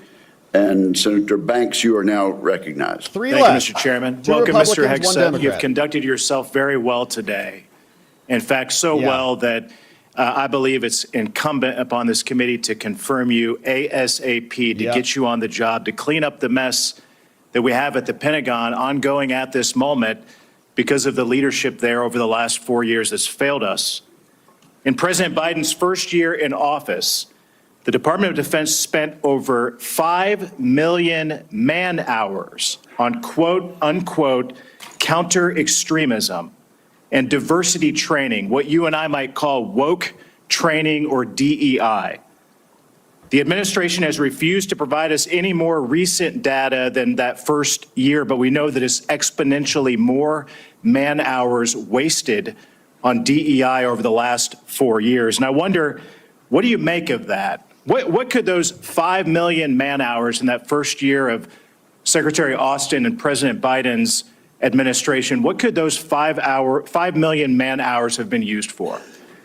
Senator, that's a lot of service members sitting in a lot of briefs, hearing about a lot of threats. What is a woman? Political perspectives that might be dangerous, that do not comport to threats that actually exist inside the force, or ideas that introduce critical race theory or DEI or climate change initiatives that they and their commands have to conform to. And every time one of those happens, it gets pushed down the chain of command. That also includes new layers of leadership that have been created under this administration, committed to enforcing those types of DEI and CRT initiatives. So we hear 5 million man hours, and that sounds like a lot. The more troubling aspect is how many training hours that takes away from a company commander or battalion commander or a wing commander who's out there trying to maintain their force, which is already constrained because of what the Biden administration has done to the defense budget and defense capabilities. So they're having to choose between the political prerogatives of the civilians who are demanding more DEI and CRT and gender quotas and the readiness of their forces. And I believe this Pentagon is prepared, because of our commander-in-chief, for a Secretary of Defense, should I be confirmed, that laser focuses on these issues, and they're ready to respond. They want to pack their rucksacks and go train because they understand we live in a dangerous world. I think that's an important point, a key point, because months later, while the priority of the Biden-Austin-led Pentagon was on DEI and woke training, one of the biggest embarrassments in American history happened when we lost 13 of our heroes in the botched withdrawal from Afghanistan. Ask about Secretary Austin testified before the House Armed Services Committee a couple of years ago, and responding to a question from me said he had, quote, no regrets about what happened in Afghanistan. I wonder, what do you make of that? Ask about Lloyd's cancer, too. Senator, it's shameful. Yeah. They still tout it as the most successful airlift in American history. Yeah. When what the rest of us all saw was true laid before our eyes. How about allies falling out of airplanes? Utter failure, a destruction of a military legacy there, abandonment of our allies, $80 billion in death of American troops, detriment to our reputation, and then no answers and no accountability on the other side. And then what was unleashed because of what happened in Afghanistan? The October 7th attacks, an invasion into Ukraine. The world recognized weakness for what it was. Yeah. And who bore the brunt for it? The troops on the front lines at Abbey Gate doing an impossible job, whose external security was the Taliban, because there was no actual plan for this under the Biden administration. And yet, not a single person, the only person held accountable in those moments was a Marine Corps lieutenant colonel who had the courage to stand up and say someone should be held accountable for that. His name is Stu Scheller. No one else involved has ever taken accountability for it. And when that microcosm becomes the reality of the perception of the American military or America's commitment to victory and success and positive outcomes, the world responds to that. Great. President Trump is going to restore real deterrence by bringing a real warrior culture back, rebuilding our military, and ending wars properly. And if we have to fight them, winning them decisively. I served in Afghanistan. You served in Afghanistan. 75% of our nation's veterans disagree with how the withdrawal from Afghanistan was handled, the embarrassment of it. What that's done, I believe, has directly impacted our historic recruitment crisis in this country, without a doubt. And you've already talked about that, but how do we fix it? How do we bring pride back to wearing the uniform for the next generation, to inspire them to do what you and I did, to raise our right hand and take that oath and serve this great country? I really do think it comes back to strong, clear leadership, patriotic, pro-American leadership. And competence. That says we're not going to focus on all the other political prerogatives. That's why we all have political perspectives. I said this before and I'll say it again. In uniform, none of that matters. You wear green, you wear blue, you bleed red. That's it. Who you vote for doesn't matter. But when the perception of that changes, then you don't want people deciding whether to serve based on a political party in power. That's a dangerous thing for continuity inside your military, and it's fragile right now. President Trump, and if I'm confirmed with my leadership, we're going to restore the continuity of an apolitical military that acts decisively and only based on merit. They sound basic, but they're fundamental. You and I agree that wokeness is weakness. Mr. Hegseth, do you support racial quotas in recruitment or promotions in the United States military? Senator, I do not support any form of racial quota. Do you support affirmative action in our nation's military academies? Senator, I only support hiring and promoting and admitting the best and brightest, whatever their background is. I think that's very important. Mr. Hegseth, Lloyd Austin, the secretary, later went AWOL. He disappeared for days and never told the president, didn't even inform the president's chief of staff that he was going into the hospital. Would that ever occur on your watch? No, Senator. I know in any one of my jobs, if I had decided to go AWOL for even a day or two in uniform or around that, that would have been a concern. I believe accountability matters. No one to this day has ever, as you've said, been held accountable for what happened in Afghanistan. It was embarrassing to this country. It's impacted this country greatly. And I applaud you and President Trump for bringing accountability back to our Pentagon. With that, I yield back. Ask the Democrat senators about Lloyd. Chair recognizes the distinguished ranking member for unanimous consent request. Mr. Chairman, I would like to submit an article discussing some of the issues of readiness and DEI. There has been a comment that 5.9 million man-hours have been used for DEI. General Miley clarified that that is an estimate out of more than 2 billion man-hours that the Department of Defense invested during the time period. Where is this published, sir? This is published by Megan Myers, and I will get the okay. Military.com, I'm sorry. Without objection, it will be admitted to the record. And it's not that many Senator hours, Slotkin, welcome to the committee. Thank you. Thank you, Senator, and thank you for referencing the great Carl Levin as you introduced me. We miss him in Michigan. For those who I haven't met in my 1 week that I've been sworn into the Senate, I'm a CIA officer recruited after 9/11. I did 3 tours armed in Iraq alongside the military. And have worked for 4 different secretaries of defense, both Democrat and Republican, proudly, and watched them make decisions that literally determine the life and death of Americans in the dark of night.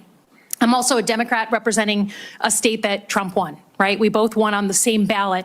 So I understand that President Trump has the right to nominate his people. We are going to have policies that we disagree with. All of that, to me, comes very standard. What I think I'm most concerned with is that no president has the right to use the uniformed military in a way that violates the U.S. Constitution and further taints the military as that apolitical institution that we all want, right? And our founders designed the system so that, we had posse comitatus, that we weren't going to use active duty military inside the United States and make American citizens potentially scared of their own military. We went through our own experience with that with the British. As the Secretary of Defense, you will be the one man standing in the breach should President Trump give an illegal order, right? I'm not saying he will, but if he does, you are going to be the guy that he calls to implement this order. Do you agree that there are some orders that can be given by the Commander-in-Chief that would violate the U.S. Constitution? Senator, thank you for your service. But I reject the premise that President Trump is going to be giving illegal orders. No, I'm not saying he will, but do you believe there is such a thing as an illegal order that Joe Biden or any other president, Donald Trump, could give? Is there anything that a commander-in-chief could ask you to do with the uniformed military that would be in violation of the U.S. Constitution? Senator, anybody of any party could give an order that is against the Constitution or against the law. Right. Yeah, your administration did a bunch of it. So are you saying that you would stand in the breach and push back if you were given an illegal order? I start by saying I reject the premise that President Trump will be giving any illegal orders at all. This isn't a hypothetical, okay? Your predecessor in a Trump administration, Secretary Esper, was asked and did use uniformed military to clear unarmed protesters. He was given the order to potentially shoot at them. Helos flew low in Washington, D.C. as crowd control. He later apologized publicly for those actions. Was he right or wrong to apologize? Senator, I was there on the ground. And I saw the I understand, and I respect that. I've been there. But you're I about understand to the be level the of Secretary of threat that was Defense. involved in that moment. I Was also he right understand to? So he was legality and the Sir, Constitution. was he right and the or laws of what wrong you to have. apologize? I'm not going to put words in the mouth of Secretary Esper or anybody else. from he this said them podium. himself. You don't have to. What are you scared have to of? interpret Did those. he do the right thing by apologizing? I'm not scared of anything, Senator. Then say I'm yes or no. interested You in can say upholding no. the laws and the Constitution Okay. in any So particular Donald scenario. Trump asked for the active duty 82nd Airborne to be deployed during that same time. Secretary Esper has written that he convinced him against that decision. If Donald Trump asked you to use the 82nd Airborne in law enforcement roles in Washington, D.C., would you also convince him otherwise? I'm not going to get ahead of conversations I would have with the president. However, there are laws and processes inside our Constitution that would be followed. President Trump said in November that he is willing to consider using the active duty military against the, quote, enemy within. Have you been personally involved in discussions of using the U.S. military active duty inside the United States? Senator, I'm glad we finally got to the topic of border security equaling national security because it's been abdicated and ignored for the last 4 years. That wasn't my question. I'm just asking, have you been involved? You're about to be the Secretary of Defense potentially. Have you been involved in discussions about using the active duty military inside the United States? Senator, I am not yet the Secretary of Defense. Right. I'm if just confirmed, I would be party to any number of So you conversations. haven't been in any of these which I would not reveal what I have discussed with the President of the United States. Just have you been in conversations? You're going to be in charge of 3 million people. The active duty that I know you care about, I believe you care about. So have you been in conversations about using the active duty in any way? Whether it's setting up in detention camps, policing dangerous cities, have you been involved in any of those conversations? Certainly, I have been involved in conversations relating to doing things this administration has not, which is secure the southern border and not allow floods of illegals to enter our country through an invasion that threatens the American people. And there are ways in which the military is already playing a role in that, to include 5,000 National Guardsmen from Indiana and Texas. We're at the border right now allowing for border security. So there is plenty of precedent duty military for military to members staff enforcing detention our southern centers? border. Our U.S. military is not trained in law enforcement roles. I think you know that, right? We've seen how that mission is difficult for them in places like Iraq and Afghanistan because that's not the training a uniformed military comes with. Do you support the use of active duty military in supporting detention camps? Senator, everything we will do would be lawful and under the Constitution, but I recognize that this administration has abdicated its responsibility. President Trump is going to restore order at the border, prevent our enemies from invading, and yes, he has said Sir, I get your deportations filibustering. will be I get it. a part of what In happens. the spirit of preserving the institution that I think we both care about, legitimately, the Uniform Code of Military Justice. I've heard a couple of different things. One, you said you will not change the Uniform Code of Military Justice, which is what governs justice system in the military. Yes or no? You said that earlier. Those are I'm just laws, confirming. Senator, set by Congress. Okay, so you will not go to change it. You will not attempt to change it. You also said that JAG officers are potentially people who put their own interests in their own medals and promotions ahead of the troops. Senator Lindsey Graham was a JAG officer for most of his life. Is that what you believe about those who implement our justice system in the U.S. military? Don't say that, Pete. Senator, I was speaking about particular JAG officers I've had to deal with in my military Are you experience, gonna get not about a involved? member of the United States Senate. Are you, as Secretary of Defense, going to get involved in the implementation of He is the a U.S. JAG Military Code of Justice? Senator, ultimately, it will be a big part of my job to evaluate decisions vis-a-vis Okay, so the I'll take Uniform that. Code of I'll Military take that as Justice. yes. Have you seen fairly. is CQ Brown on your list in the Warrior boards to be removed from his position? Senator, every single senior officer will be reviewed based on meritocracy, standards, lethality, and commitment to lawful orders they will be given. Thank you, Senator Time. Last one. Slotkin. I now recognize Senator Shaheen for a unanimous consent request.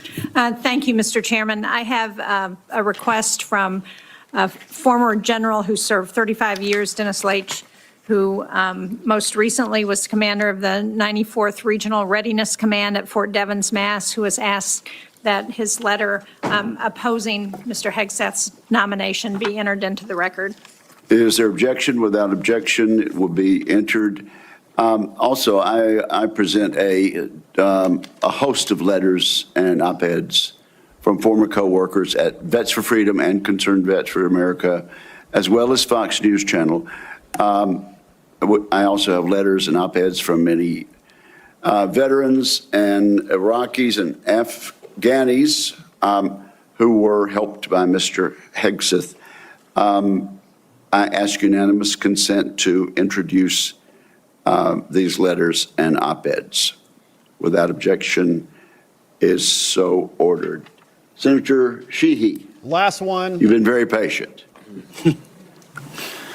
Thank you, Mr. Chairman. Entering a support letter in for Mr. Hegseth, submitted by nearly 90 former soldiers who served with Pete in combat. I would like to submit a statement from 86 of them who support his nomination. Although they come from different units and ranks, the signatories commend Mr. Hegseth for his selfless leadership, love of his soldiers, and commitment to our country. 2 items. Sorry, 1 item. I ask unanimous consent to enter this into the record. Without objection, it will be entered. Thank you, Mr. Chairman. Pete, I'm actually going to ask you questions because I want to hear your answer. Great. How many genders are there? Tough one. Senator, there are 2 genders. I know that well. I'm a she, so I'm on board. What is the diameter of the rifle round fired out of an M4A1 rifle? That's a 5.56. How many push-ups can you do? I did 5 sets of 47 this morning. Wow. Wow. What do you think are, most important strategic bases in the Pacific? In the Pacific, Guam is pretty strategically significant. How many rounds of 5.56 can you fit into the magazine of an M4 rifle? Depends on the magazine, but standard issue is 30, Senator. And what size round does the M9 Beretta standard issue sidearm for the military fire? A 9mm, Senator. What kind of batteries do you put in your night vision goggle? Duracell. So right there, you're representing qualifications that show you understand what the warfighter deals with every single day on the battlefield. You understand what happens on the front line where our troops will be. And what happens, unfortunately, in this country is decisions made in rooms like this, bad decisions, end up in dead 17, 18, 19-year-old Americans. And those Americans rarely come from families that sit in rooms like this. They come from lower, middle-income families who sometimes the militaries are on the way out. And they join because maybe they want to go to college. Maybe they had no other choice. Maybe they love this country. But for whatever reason, they joined and they sat on the dotted line. And when people like us screw up, they don't come home. And that's the one thing that I care about. As you remember when I shut the door, when you came with your entourage, Senator Coleman, I've known for a long time, and you and I sat together and asked you one question. You remember what that question was? Are you going to have the backs of the war fighters? Exactly. What is going to be your #1 priority? And I don't care, frankly, what all these letters and articles say. I've been a part of a smear campaign too, I get it. I care that you're going to have one thing in mind when you sit in that chair in that 5-sided building, and you told me what that was. So with that, you have my support. I'm sorry you have to go through a process like this, but it is one of the most important jobs in the world. We got to make sure you're ready for it. I thank you for your answers. I got one final question that's very important to me. This is more of a technical question, but I think it's to fix the Army in this country is a 1 or 2 year problem. We can make bullets, we can make rifles. Fix the Air Force might be a 5-year problem.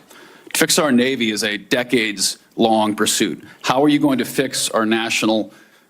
You don't have all the power. We're not China. Unfortunately, you can't snap your fingers. But how are you going to lead an initiative within the DoD to reinvigorate our national shipbuilding industry so we are able to compete with China? Because freedom of navigation is critical to our economy and the global economy. It's going to be a very important task for you to complete. It's a critical question, Senator, and that's why I'm grateful that President Trump has said definitively to me and publicly that shipbuilding will be one of his absolute top priorities of this administration. So a lot of it does go into pulling things up into the OSD's office, Secretary of Defense's office, to shine a spotlight on it, to make sure the bureaucracy doesn't strangle important initiatives that need to happen. We need to reinvigorate our defense industrial base in this country to include our shipbuilding capacity. Some of it is on the east, some of it's on the west, some of it's on the Great Lakes. The workforce problems that our shipyards are facing are significant, and there's been a big investment from this committee, I know, in a lot of those places because of the shortfalls, manpower issues, everything else. We also see adversaries that have been able to innovate themselves in ways that their shipbuilding capacity is, I won't reveal it at this hearing, multitudes and multitudes beyond our capabilities. So it needs to be a rapid investment, a rapid fielding, and then we need to incentivize outside entities to fill the gap. We talk a lot about UAVs. UAVs are very important, but there's also a future of UUVs, unmanned underwater vehicles, that will be a part of amplifying the impact of our Navy, because this administration has allowed our number of ships to drop below 300. It sets a projection of 340 or 350, but doesn't create the capacity to actually address it. And so if we're going to defend our interests, our allies, and put America first, we're going to have to be able to project power. That means shipbuilding. It means historic investments in our defense industrial base there. And then also driving innovation and cost savings in ways that only business leaders inside the Pentagon can do. When I'd add, I don't think any board in the world would have hired Steve Jobs or Elon Musk or Mark Zuckerberg when they founded their companies either. So this country was founded by young people who had a great vision. Thank you for being willing to serve your country again. And thanks for coming here today. I yield back, right. Chairman. Team Shaheen. Thank you, Senator Shaheen. You yield back the balance of your time. Mr. Ranking Member, can we agree that you and I will notify members of a specific time until which the record will remain open for submission of questions for the record? Yes, Mr. Chairman. That will be a day or two. This concludes today's hearing. I want to thank the witnesses and their families, and this hearing is adjourned. All right, no vote today. They'll come back and vote later. But Pete Hegseth, man, just crushed that. So we got 27 different senators asking questions, and he handled himself. There was actually some fun there, and I think the Republicans did a good job, actually, kind of teeing off each other after Tim Kaine came out and was scolding him about his affairs and whatever allegations he was throwing at him. We had Mark Wayne Mullins come out, right, and just kind of scold him. And there was a lot of, women talk that he answered already at the very beginning multiple times, explained the concepts of standards to Elizabeth Warren, who can't figure it out, and explained his take on many other positions. But the Democrats, I think, were pretty ineffective. A lot of them were very personally offended that he didn't come and meet with them. And that's curious. I'm wondering why he made that decision. I think if I'm going through that process, I'd at least show up at their doors, right? Just to have them look you in the eyes before they stab you in the back and wreck your prospects. So just kind of show up and look them in the face. But at the same time, why waste your time on that? And Hegseth went, and seems like he invested a ton of time with the people that he really needed, like Joni Ernst and others. But I'm curious if other people that we hear from are going to have the same pattern. Like, is this a cadence in the Trump nomination team where they're just not going to spend time with the Democrats or the people who are there? Why would you waste your time there to go get lectured by them? They're not going to vote for you anyways. So what are we going to see with Ratcliffe and Pam Bondi? Are the Democrats going to bring up that same, you didn't come talk to me? And if that's going to be their take, you kind of want to deflate that, right? You want to take away some of the arguments that they make. But that was like the only thing the Democrats could really latch onto in uniformity was, you didn't come talk to me. Okay, well, you were just calling him like a rapist and an assaulter and a liar and a drunk like 2 days before. So how about we just don't waste our time with you? But aside from that, it was the women thing, a lot of qualification conversations, which I actually think makes him more qualified. If Trump appointed somebody who's been a lifer, like a Mark Milley or somebody else, right, who's been there their whole time, their entire lives and careers, we'd all be scratching our head. We'd be saying, this is ridiculous. We want a change. We don't want more of the same. We don't want more endless wars. So we want somebody who has a fresh breath of air to bring with them, and that was Pete Hegseth. And he, I think, dominated that today. He didn't get flubbed up on anything. He answered a ton of questions.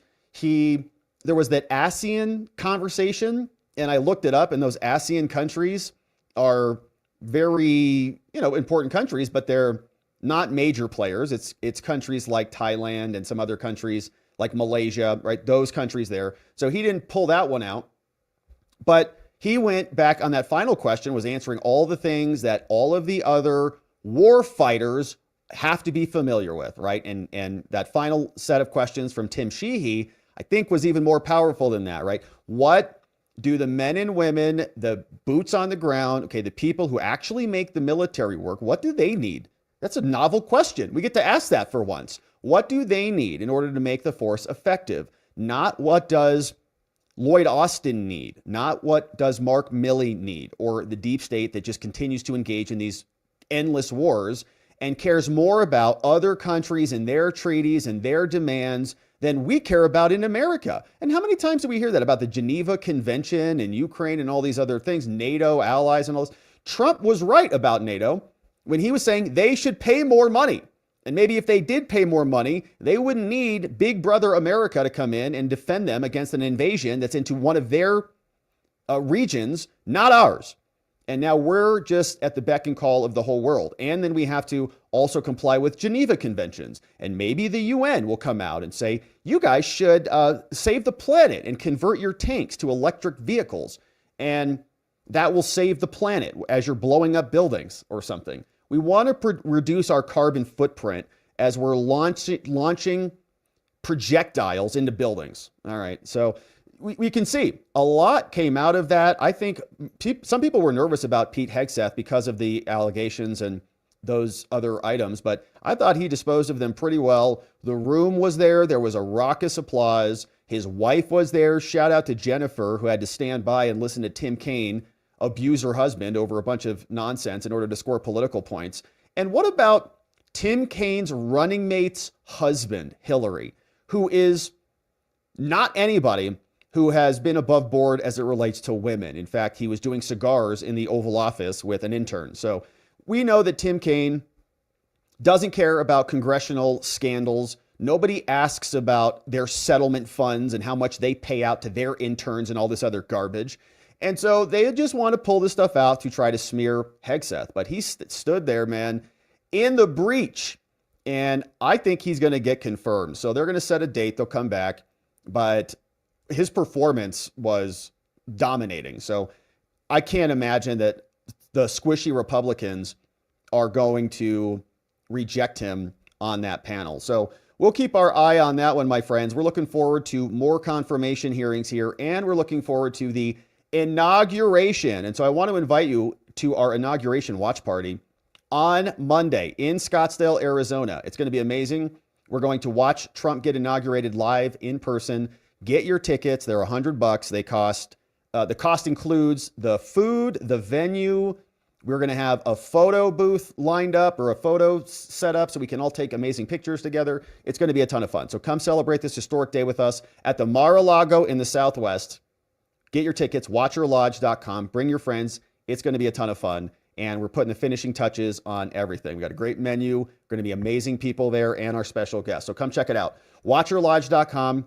Get your tickets. I cannot wait to see you there. It's going to be fun. All right. So now, my friends, we're going to come back tomorrow. And so here's the schedule for the rest of the week. So Wednesday, we've got John and now I'm kind of torn on this tomorrow, okay, because there's 3 people who are going to be in high demand in terms of coverage. John Ratcliffe tomorrow, January 15th, 10 a.m. Eastern time. So we'll be here live. We're going to cover confirmation hearings tomorrow as well. But we've got John Ratcliffe going to the CIA. Okay, that's a pretty big one. And I've got questions about the intelligence letter from the Hunter Biden cover-up and so many things. So I'm very interested in that, and I think that will be a good one. Now, simultaneous with that, we're going to have other hearings taking place. So you can see that tomorrow as well, it's Rubio is going to be here for Secretary of State. He's going to be in front of the Foreign Relations Committee.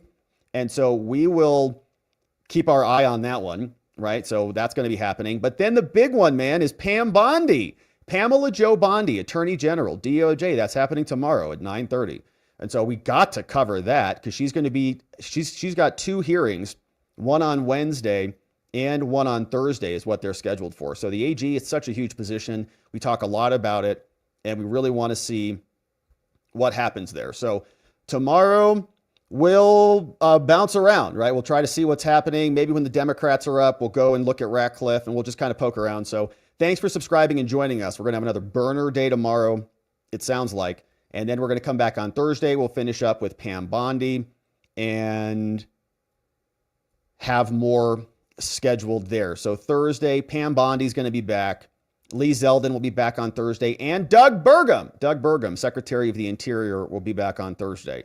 So Judiciary is going to be lit Wednesday and Thursday.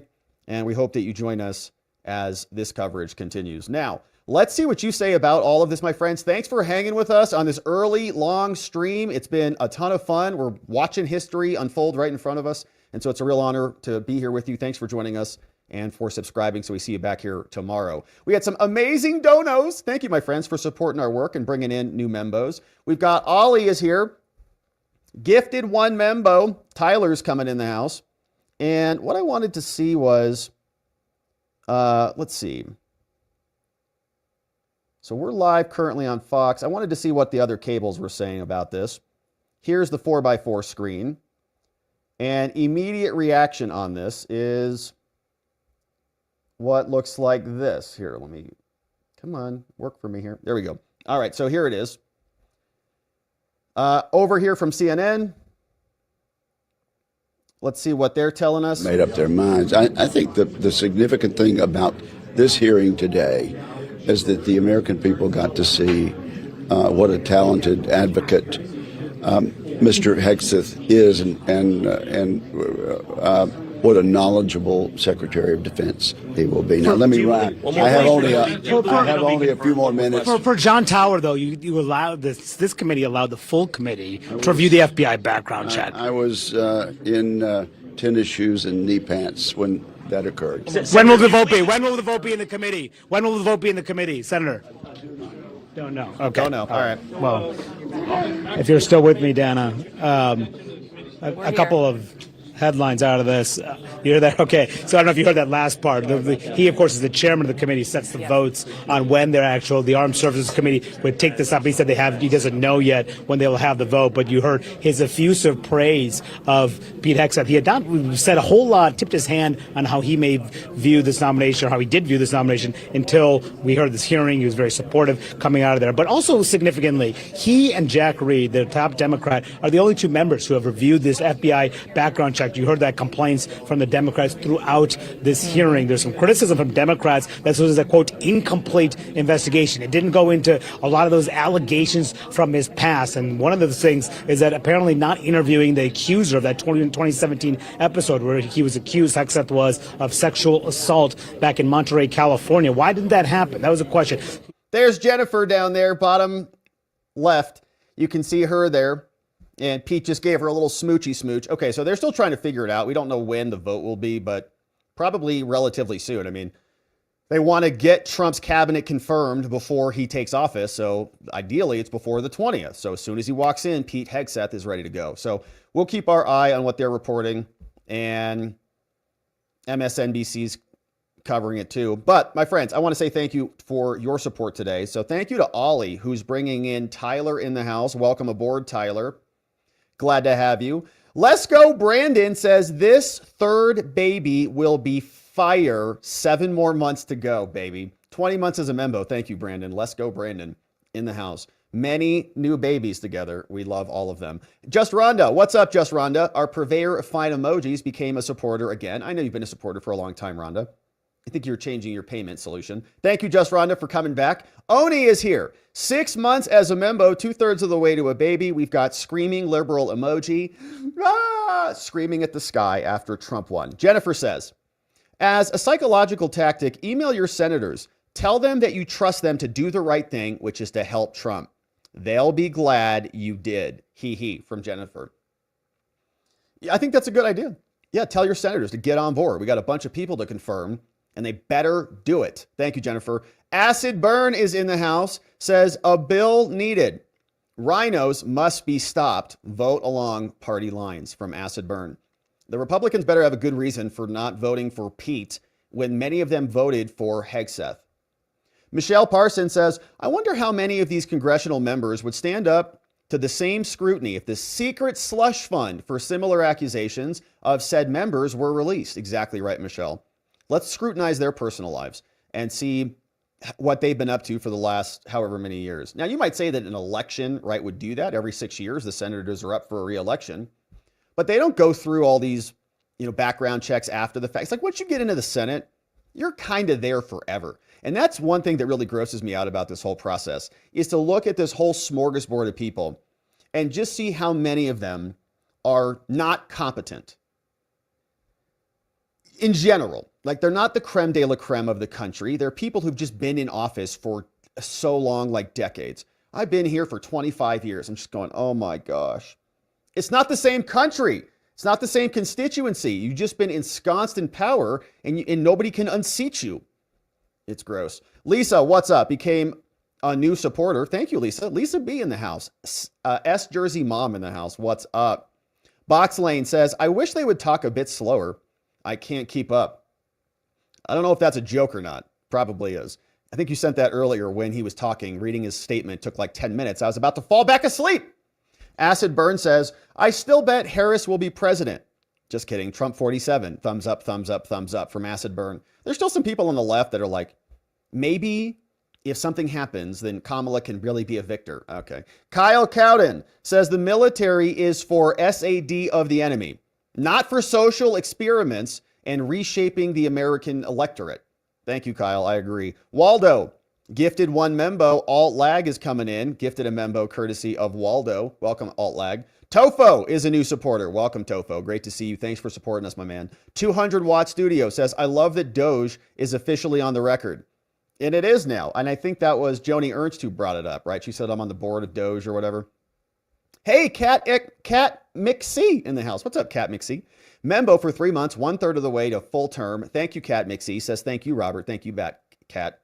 Ty Cod, 12 months as a membo, 1 year. Happy anniversary, Ty. Says, what a year it has been. Isn't it? I mean, dude, yeah, it's been a doozy. This year, 2024 was lit. Like, we may not have another year like that ever in America. It was wild. Thank you, Ty Cod. Newbie, what's up, Newbie? Welcome aboard. Great to have you. Hunter, 12 months as a membo. Happy anniversary, Hunter. 2 hours late, but something to listen to at work. Thank you, Hunter. Hopefully you're having a beautiful day at work. Thanks for joining us while you're grinding it out. Jennifer says, Hirono seems wasted. I know, she does, but I think that's just how she is, like, in general. She's kind of slurry all over herself. It was strange to watch. Wrestler Town. Are they giving Hirono more time than the others, or does it just feel that way? Yeah, every time Hirono speaks, it's like in one of those sci-fi films when the clock just stops working, kind of. Like 1 second turns into like an eternity. That's what happens. Time is literally slowing down. It's true. Wrestler Town says, I can't believe that bigot Tim Kaine is coming out so hard against polyamory. That's right. It's right, Tim. Yeah, I mean, why are you going into someone else's sex life for, okay? Liberals are open love. Everybody can do whatever they want all the time with no consequences. You can change who you love anytime. You can change your genitals anytime. So what's his problem? Why is he being such a prude? Hey, Stephen Z says, what about Kaine's son? He's a member of Antifa. Is that right? I didn't know that. Tim Kaine, yeah. And he ran with Bill Clinton, basically. 200 Watt Studio says Kaine has so much feminine energy. Yeah, and he looks kind of like a predator, you know, like with his eyes and his hair. It's like, wow. You want that guy and you're representing you in Congress? Elf, what's up, Elf? Oh my goodness, Elf is bringing in 20 new membos. Thank you, Elf. ELF in the house. Bringing in Land That I Love. DD's here. We got Matt T's coming in. Daily Donkey Salty Dabs is here. Truckin' Bear. We got Porch View Farms. Jim 3D Prints. What's up, Jim? Wendy Donnelly, a.k.a. Dottie's mom. Ulsterman. We got Harley's dad. Patriot RV Life. Squirrel Friend. Jacob Zwart. What's up? We've got more membos coming in. Safari Lover Girl is here. Safari Lover Girl.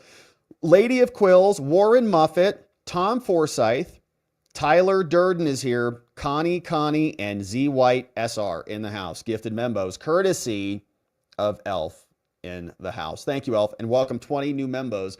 Ollie is bringing in Danielle. Welcome, Danielle, coming in the house. We got Jason, Clean Safe Energy, says, hey, Rob, are you going to have an online meetup after the inauguration? I will be in DC, but I wanted to virtually hang out with the gang. Yeah, so we're talking about doing a digital ticket to our inauguration party. So here's the plan. Inauguration day, we'll do a digital ticket for the inauguration watch party, and then we'll turn the cameras on early, and we'll be setting up and hanging out with you guys. If you got that inauguration ticket, it's not up yet. I'm going to work on it. And then we're going to live stream for everybody the actual inauguration, okay, the swearing in and the speech. Then we'll hop back offline and just hang out with the virtual pass members for the inauguration. And that way you can support what we're doing at the watch party in person, even if you can't make it. And then you can join. We'll have a chat. We'll have a members directory for the digital pass people. And you'll get basically the same thing as everybody else who's coming in person, except you just won't be coming in person. So we're working on that. And then that way, as soon as we're done, we'll keep the cameras on and you can hang out with people who are there. And maybe people will want to hop on and say hello on the cameras from inside the watch party. So that's the plan. But it's going to be fun. I'm sorry you can't make it. You're going to be in DC, which is going to be an amazing spot to be. But we'll miss you, and we'll get that up. I'm going to set that up, I think, probably today or tomorrow. Kyle Cowden, what's up, says, I've been waterboarded for training. SMH, shaking my head. Well, Kyle, we appreciate what you've done. It sounds like you've gone through some stuff for your training. We appreciate it. SD Gold Star Mom says, hello, my friend. Did your package arrive yet? Sent it to Scottsdale. FYI, happy Tuesday. So I'm in Prescott right now. So I haven't been back down to Scottsdale, but I'll be back down to Scottsdale on Sunday. So at that moment, SD Gold Star Mom, I'll be able to check. So thank you for sending me something. I think I know what it is, and it might be the very last thing I ever consume. Duff Freak says, she wants them dying on the front lines. Way to go there, Liz. Pocahontas Liz, who's 1/10/24 of a U.S. senator. Phantom Lord DJH says, I would love for Pocahontas to name any woman in combat outside of Joan of Arc. I served for 8 years in the Navy, and women have different PFA standards in the USN. There you go, from Phantom Lord. Thank you, Phantom Lord. And there's a bunch, look, there's a bunch of people in the services. There's Bowtied Ranger on X and many other places, people who've actually served who have very specific details on this issue. Phantom Lord is one of them. Thank you, Phantom Lord, for sharing that with us and for the dono. Hey, Maddie says, Mr. G, your channel is awesome. Thank you, Maddie. I appreciate it, man. Thank you for joining us today. Hopefully you join us back here tomorrow for the rest of the confirmation hearings. I think they're going to be good. And I appreciate your support. Object Class Keeter says, you know, it's pretty rich hearing Elizabeth Warren talk about the nomination convention when many Biden nominees did just that. They changed back, like Attorney General, Homeland, Department of Transportation, et cetera, et cetera. Yeah, they are very hypocritical, obviously. That's their whole political platform. Sam in Texas. I pulled this up when this came in, Sam. This was a very apropos. Thanks for sending it. Says, my son refuses to go into the military. Also has a spot at the academy. He will be the firstborn not to serve since my family came to America. Which is just like a tragedy. I mean, it's just like a tragedy. And, you know, Sam, I don't know how you feel about it. Obviously, I endorse your son's self-autonomy and your family's going to make a decision for your family and all those things. But I think the tragedy is not necessarily specific to you and your family, Sam. It's more specific to the change in the military, you know? Like, this is not a comment on your son or anything. It's about the military. Like, why isn't your son and many other sons who've been in a military family like this? I am not, right? I don't have any familial connection to this. But we've spoken to many people, and many in our locals community have said the same thing, that everybody served, and now there's a reluctance to do that. So what is that? What is that tragedy that has caused our military to become so unattractive and basically anti-American in many ways? It's a real shame. Thank you, Sam. I really appreciate that comment, man. And I'm glad you're here. I thank you for sharing it. Miku Huntu says he's spitting on small business right now. Yeah, he is. They are kind of condescending to people. It's like, oh, you've never been a government bureaucrat like we have, so you're not qualified. The government bureaucracies are not qualified to do anything that they do. They're incompetent. So that's the point. We want to shift that up. Jennifer O'Connell, 1 month as a member, says, I'm from Michigan and Gary Peters is a joke. Thank you, Jennifer O'Connell. A lot of stuff in Michigan is a joke. Jennifer says, off-label podcast happening tonight, 5 p.m. Eastern time. Please join us there in the chat because it's fun. And I highly recommend that because we won't be back here streaming tonight because this is our stream for the day. But they're going to be streaming, and that sounds like a fun one. Voice of the People says, they will confirm judges light on child abuse, but they'll refuse him because he cheated on his wife. You know, I'm sick of this government, says Voice of the People. Well, it's going to be changing relatively soon. These people will get confirmed, and they will reform a lot of this. Now, we're not going to really change a dysfunctional Senate. We're stuck with that for a while, but thank you, Voice. Hey, Mock Schnell is here. Says, not going to be able to fly down for the inauguration. Bummer, man. We're going to miss you. So instead, going to just buy some memberships for the great people here. Hey, Mock Schnell. Thanks for that, brother. We're going to miss you.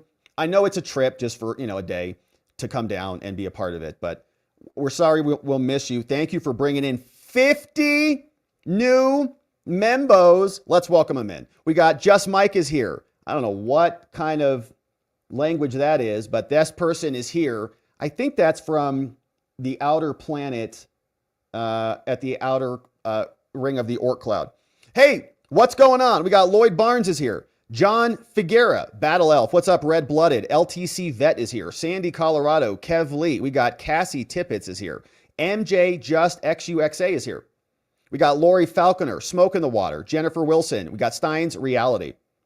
We have Starboy, Chaz, Vanessa, Ryan Hogan, Nunya Business is coming in. Don Miller. We've got Roland Norberg, Null Hypothesis, Left, Right, Psychological Projectionist, Conspiracy, welcome. Gina W, Scuba Diva, Rodney Jewett. We got Jordan Sheen, Peter O, Robert A, Tommy Bones, Philip Darden, AG Biochemist. We have Shavon, Charles G, Sherry for Trump, TJ Goins, 2Tim3, Don Garrick, Jay Hallen, John Zimmerman, Willie Gilligan, WV Ridgerider, Shannon Lee, Catherine, and Darren DeJoy. 50 membos brought in courtesy of Mock Schnell. Mock Schnell, sorry we're going to miss you at the inaug, but we appreciate our new friends. Welcome aboard, new membos. Kyle Cowden says SecNav is a LCDR with no task force leadership. I've met and talked with him. He's a good guy and cheerfully pragmatic about if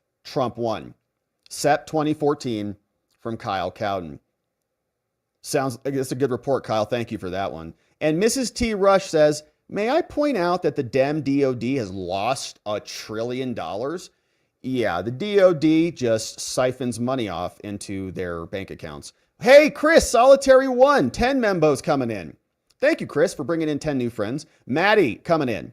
Brandy Coffee, Black Swan Socials. We have Navy Styles, Reed's Nest, Watson's World, Rose Zingelman, Catania Nana, and Steve Donahue. Gifted membos courtesy of Chris Solitary 1 in the house. Thank you, Chris, and welcome aboard, new friends. Object Class Keeter says, so Ike's integration use of military for policing in Alabama is wrong, according to Slotkin. That's just to name one use of the military for policing. From Object Class Keeter. Leonard says, Pete is going to shake things up. I think you're right about that, Leonard. We're looking forward to it. Eddie Van Zant says, hey, Rob, as you know, I normally send my super chats from Texas, but I am sending this one from Kentucky because I'm en route to D.C. for Trump's inauguration. It's almost time. I will tell him the watchers are watching. And yeah, tell him we're watching together in person from the Mar-a-Lago of the Southwest in Scottsdale, Arizona. Get your tickets at watcherlodge.com. Be safe, Eddie. Safe travels. It's going to be a historic day, my friend. So if you're there, amazing. If you're with us, amazing. If you're joining us digitally, amazing. We're going to do it together. Victoria Greenfield, 7 months as a membo, says, love the watchers. Will you be streaming January 20th too? Yeah, so we will. We'll definitely do a public stream, and then we'll kind of do a closed door session for our digital ticket membos. And we'll put the digital pass up over on watcherlodge.com as well. Hey, Wookie Elnil says X better up their live stream UI game. I'm down with that, Wookie. I think that would be a good idea. I know they're working on it, but it would be nice to have a solid X live streaming component. Hey, Stop the China Fraud says executive order, decouple from China stocks. Check out ChinaHustle.us. And Louis Quijano became a supporter. Thank you, Louis, for joining us and supporting our work here and becoming a membo. When we don't have these long mega streams for new membos, we normally do members only streams in the morning, but schedule's a little bit wonky this week for sure because of the confirmation stuff. So as soon as we're through all that, we'll get back on the regular schedule. But thank you so much for sending those in, YouTube friends. We had some amazing comments over on locals as well. And so I wanted to say what's up to our locals friends before we go over and have our locals only after party. Knox is sharing this one. I don't know. We're not going to put this one on the screen because I think this dude is in his boxers. But Knox shared this image. He says, "Happy Tuesday, all. Floating the concept of the Men of MAGA calendar." And this is her vote for Mr. January. And it's a dude there in his boxers standing outside, I think the 9/11 memorial with an American flag. It's Knox's pick for January. Yeah, all right. Hey, Knox says $770 for Californians, $60 billion for Ukraine. They're not even pretending anymore. Yeah, I saw that. Joe Biden's like, well, we're gonna give you what it costs one tank of gas to fill up your car in California, $770, and then they get $60 billion for Ukraine, okay? Because they hate your guts. Hey, Glocky says, remember that cross-dressing person who was stealing luggage and had a security clearance, stole luggage twice. And while it was under investigation for stealing luggage, did they scream to the FBI to talk about their report? No, they didn't.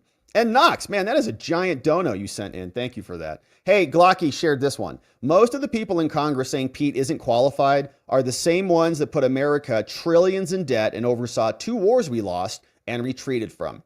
Yeah. We're not doing the Lloyd Austin crap anymore, okay? These military folks who've been in there, in the bureaucratic positions for the last 3 decades and have been responsible for the downfall of the current state of the military, they don't get promoted again. So we want Pete. Glocky says, here's a fun fact. The people in Congress who have literal alcohol, they have an alcohol store in Congress. That's such a great point. Yeah, they can go buy booze there because they're alcoholics and drug addicts. I'd like to get drug screen on the blood samples of every member of Congress. How many of them are on mega doses of antidepressants? How many of them are on antipsychotics? I'd like to know, right? How many of them are on illicit drugs? Are on, let's say, perhaps benzos? How many of them take anxiety medication on a regular basis? How many of them take Adderall and are all jacked up on meth, essentially, prescription meth? Glocky, good to see you. Thank you for that. Says, here's the total amount of alcohol sales on military. Alcohol is practically a military pastime. So if they're concerned about Peake's drinking problem, maybe they should not have our service members drinking. Yeah, see how that would go. Glocky says, Democrats, when a white male with combat experience and leadership gets appointed to run the DOD, he's a drunk white supremacist. Democrats, when a black woman who can't define what a woman is appointed to SCOTUS, oh my gosh, slay queen, she's overqualified, and don't be racist. Funny. Oh, here's one from Glocky. For too long, my friends, we've ignored the mental health crisis in our country. This is a public service announcement from the 1024th Indian, Pocahontas. Great job. And even the Indians were unhappy about that. They're like, don't you go down and make genetic comparisons. So she even angered them. Knox says, the chairman is old and boring as F. Tell me about it. He's been in Congress since 2007 and likely not done his own laundry, personally signed a card, or even made a sandwich on his own, let alone spoken to a real person. Nailed it, Knox. I get, you can tell. You just kind of get irritated. Like, these people are not even remotely close to being representative of the people, which is what they're supposed to be. Not supposed to have created some oligarchical class that is ensconced in power for 40 years. Knox shared this one. Said, from a Substack called Open the Book, says DOD had its most spendy month ever since this month. And just spending money hand over fist, probably. A lot of it goes to Ukraine. Glocky said, it's hilarious that they're going to ask him why he thinks he's qualified to lead the Pentagon, instead of why so many people who work in the Pentagon, why we have a disproportionate amount of bureaucrats compared to the number of warfighters. Knox says, as a woman, I am happy not to be fired upon in battle. And if I were in that position, the last person I would want to watch my back is some person in high heels who claims to be something they're not. Glocky says, our nation is more diverse and lethal, but we've lost 2 wars in the last 20 years. So how's that working out? Says, fun fact, I'm a war criminal. So in fact, everyone who deployed to Iraq is a war criminal because we invaded a sovereign nation under false pretenses. So Glocky says, I noticed Democrats aren't talking about how she ran her campaign and ended up $20 million in debt, but they wanted her to run the country. Rick D, the Dems labeled conservative soldiers and sailors as extremist and domestic threats, causing a huge number to leave the military. But Major Hegseth is a threat? What garbage. Absolute garbage. I bet Reed never forward deployed. And he talks like a stateside 90-day weenie from Rick D. Glocky says, this is why the Democrats don't want Pete. He's going to find out about a lot of illegal things that the Democrats let the DOD do. Yeah, because they're looking for mean tweets and going after people. Hey, Crash is here. Says, these are my brothers. I am a Marine. Thank you, sir. If you ask each and every one of them, they, like me, would confess what they would ask. If I fall, drag or carry me out of the line of fire with all my gear. These are big men. Morally and physically, under at least a 90-pound combat load, it would take a big man to do as they would ask. So shout out to our Marines, man. We appreciate them. Knox says, y'all, I'm totally anti-war. However, if we must have soldiers, do we not want lethal soldiers? And yeah, exactly. And look, everybody might want to be the quarterback, but not everybody can throw the ball. So people have to play different positions on the team according to their capabilities and how they can provide value. So the most lethal soldiers we want on the front line, right? The biggest, baddest, fastest, most cunning, keen, sharpshooters, whatever, all the skills. We want them out there doing business. Knox shared another one, says a garbage truck company that drove Trump's viral campaign is going to the inauguration. So that truck is going, they're bringing the truck. Amazing. Well, they're going to need it. There's a lot of garbage to take out of the White House. Knox says, I was in code pink, says Knox. Really, Knox? That's curious. I am not Chinese. I really don't even like the food. Preferring Thai. Yeah, they're both delicious. I'm a fan of Asian food, yeah. Knox says, that blonde woman is letting her emotions run wild, probably Kristen Gillibrand. She is stuttering and very not in control. Sounds like a chick who is mad at me for taking her parking spot. Yeah, Kristen Gillibrand. Pretty much her, yeah. Knox says, I was in, quote, male professions most of my adult life. Sadly, sexual harassment was just something you had to live with in the 80s. We freaking handled it and we moved on, says Knox. Wait a minute. You don't want to castrate every man in America as a result of that? Interesting.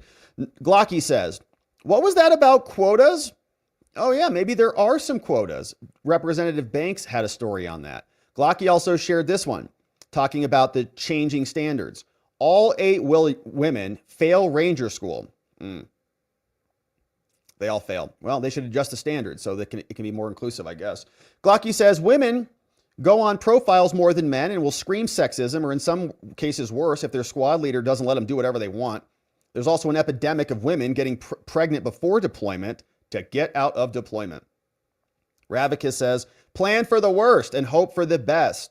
Glocky says, when is someone called Dick going to ask about the government going broke for being mismanaged? Asks Congress, oversees the DOD, and the DOD hasn't passed an audit, so these Democrats look like clowns. Knox says, I've never watched one of these before, so is it like everyone gets to yell at a guy for 4 hours and then they all go out drinking? Totally. Yeah, they all go out right in the back room. Tim Kaine and the rest of them, they're all friends again. Chubby says, I think Mays was confused and thought she was questioning Trump at first, from Chubby. NY says, OMG, is he saying this and he ran with Hillary Clinton? Talking about Kaine. Says, Tim Kaine better lay off the booze. He's starting to look like a wino.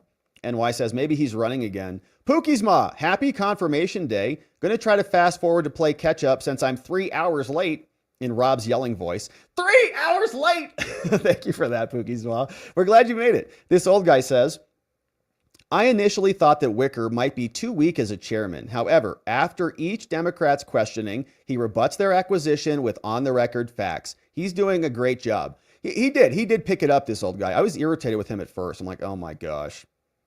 And then Reed came out, and Reed's opening statement was better than Wicker's opening statement. Wicker's opening statement had some kind of hemming in it. He's like, you know, he's different. Like, he's out of the box. He's not from the regular okay, you don't have to give that up.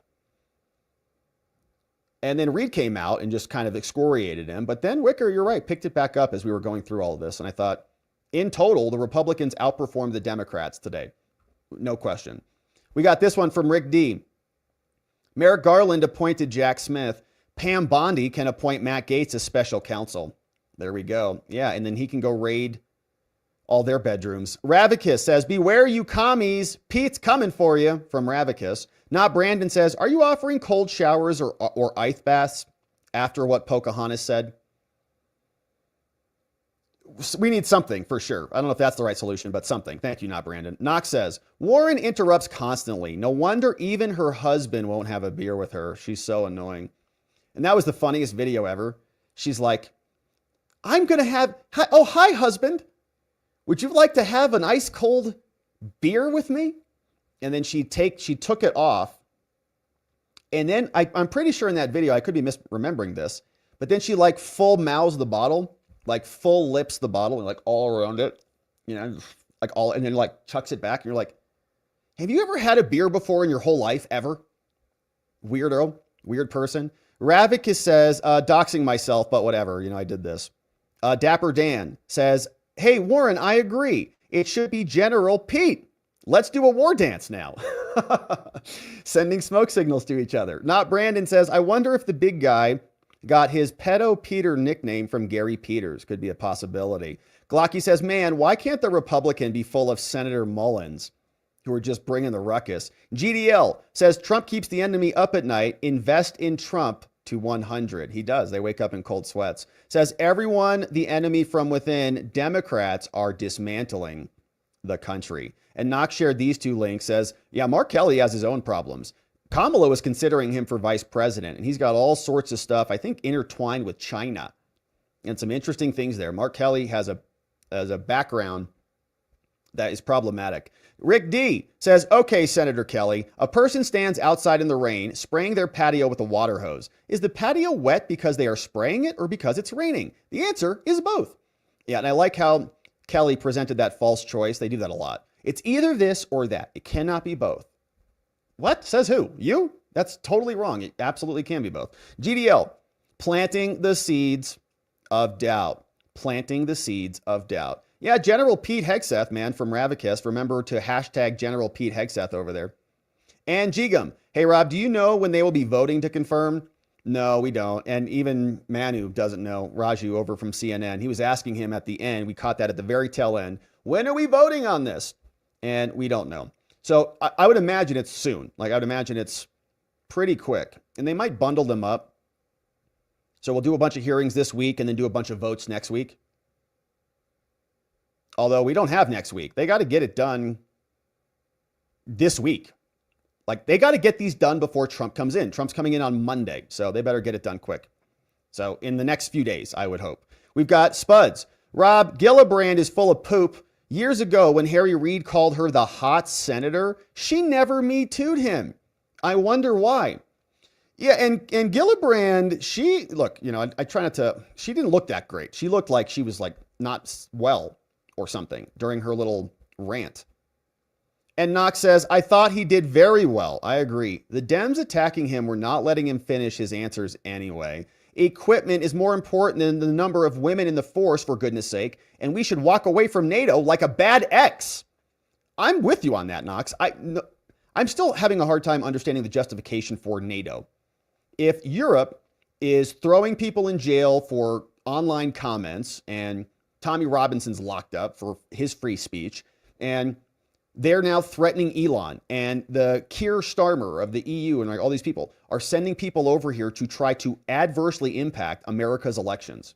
He sent like 100 people over or whatever. So what are we doing? And we pay for all of their stuff. You know, it's like a never-ending thing. What is it for? How does it serve America? I don't know. Knox, thank you for that. Also, Knox, very generous dono. Thank you for being here today. And says, thank you, Robert, for another marathon session. It's been a good one. Take Alexis to dinner or something. Well, I think we'll do that tonight. Yeah, that sounds like a good one. But we're just warming up, Knox. We got a full day tomorrow and a full day on Thursday. And so I'm really excited to join with you. Knox, thank you again for the very nice dono.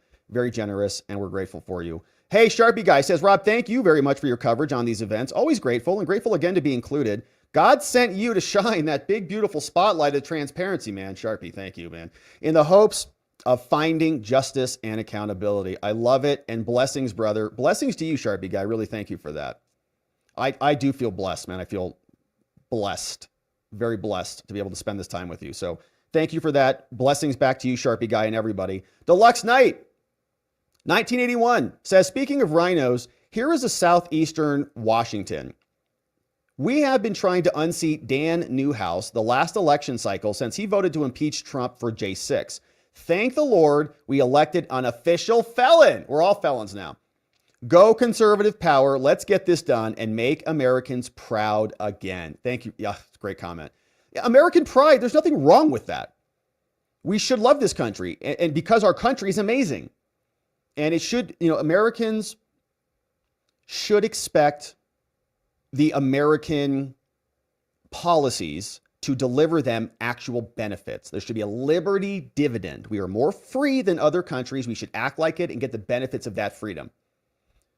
And we should be proud of it. Not have a whole generation of people who hate the First Amendment, who are scared about disinformation, who are freaked out about guns, and all the other things. It's nuts.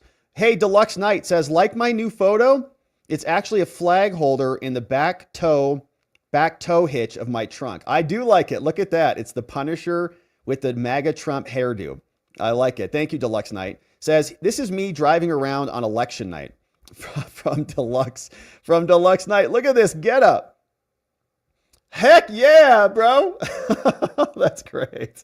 So you got the flag in the back of your pickup truck. And it's illuminated beautifully and brightly. Look at that. God bless America, man.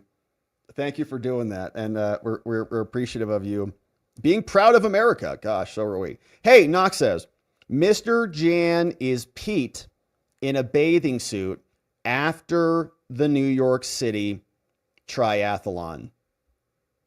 Mr. January is Pete in a bathing suit after the New York City triathlon. Oh, that's Pete Hegseth? Oh, that's who that is? Okay, so there was some dude in boxers, like, in his boxers with an American flag after the New York City triathlon. That was Pete? All right, well, he's still like half naked, so I'll be careful about showing it. But thank you for that, Knox. Hey, Rick D says, could get beer from the pop machine in the barracks for 15 cents when I was stationed in Korea, LOL. A beer in the pop machine. What a different world. Rick D says NATO didn't exist either time we went in and saved Europe, back in World War I or World War II. And yeah, look, we're pretty tired of being involved in foreign conflicts. It hasn't worked out well for us in this modern generation. So how about we revise that? John Allen says, Rob, if you keep streaming these all-day streams, I'm going to be able to catch you a lot live. Amazing. But my friend, it's going to be exhausting. So please keep up your health. I'll work on it. Yeah. By the way, my alter ego, Hunter's crack dealer, is too busy to write lately since Hunter is partying like he's above the law. Oh, wait. He is above the law. Hunter's crack dealer is thrilled. He's like, man, Hunter's crack dealer just got off of a bunch of crimes too, because he was the crack dealer for Hunty Poo for ages. And so, my friends, that was super fun. Thank you for sending those in. Those are our locals comments. We still have some more locals comments that we'll debrief over there in just a few minutes. But we're going to wrap it up here and leave it there on the day. We'll clip out some highlights of this and we'll publish another highlight reel. So if you don't want to watch the full 5-hour stream, There'll be highlights that come out later. But my friends, it's been a ton of fun. Thank you so much for hanging with us. We are coming back tomorrow. It's going to be another early day tomorrow because we've got Pam Bondi, John Ratcliffe, and it's Rubio. They're all going to be there in the Senate. And so we'll poke around and we'll see what's happening. But it's going to be another burner stream. Really glad to be able to go through all of this with you. It's history in the making, and we're doing it together. So we're going to pause right there. Before we wrap, I want to invite you one more time. Come to our inauguration event, watchyourlodge.com. Get your tickets. We've got less than a week until we're celebrating this historic day. We'd love to meet you. It's going to be a ton of fun. Scottsdale, Arizona, Mar-a-Lago of the Southwest. So come check it out. We also want to thank our amazing mods and our meme smith who always help keep this show on the track. K-Bean, Donut Mind Me, Carrie B, Playing Hooky, Dog Digger, and Janek. Thank you all for helping us. We love our mods. We have the best mods on the whole dang planet and maybe the universe. And so, my friends, that is where we're going to leave it today. We're coming back tomorrow. We're getting Trump's cabinet in position so that when Inauguration Day comes, we can get right down to business. And so we'll come back tomorrow, early stream. Thanks for subscribing. Thanks for telling a friend to come join us for the live stream. We'll make sure we cover it all, and we'll see you back here when we do it. But my friends, before we round out, we have to remind you that tomorrow we do need to see you here so that together, with your help, we can shine that big, beautiful spotlight of accountability and transparency down upon our system with the hope of finding justice. Make it a beautiful night, my friends. Sleep very well. I'll see you right back here tomorrow morning. Bye-bye.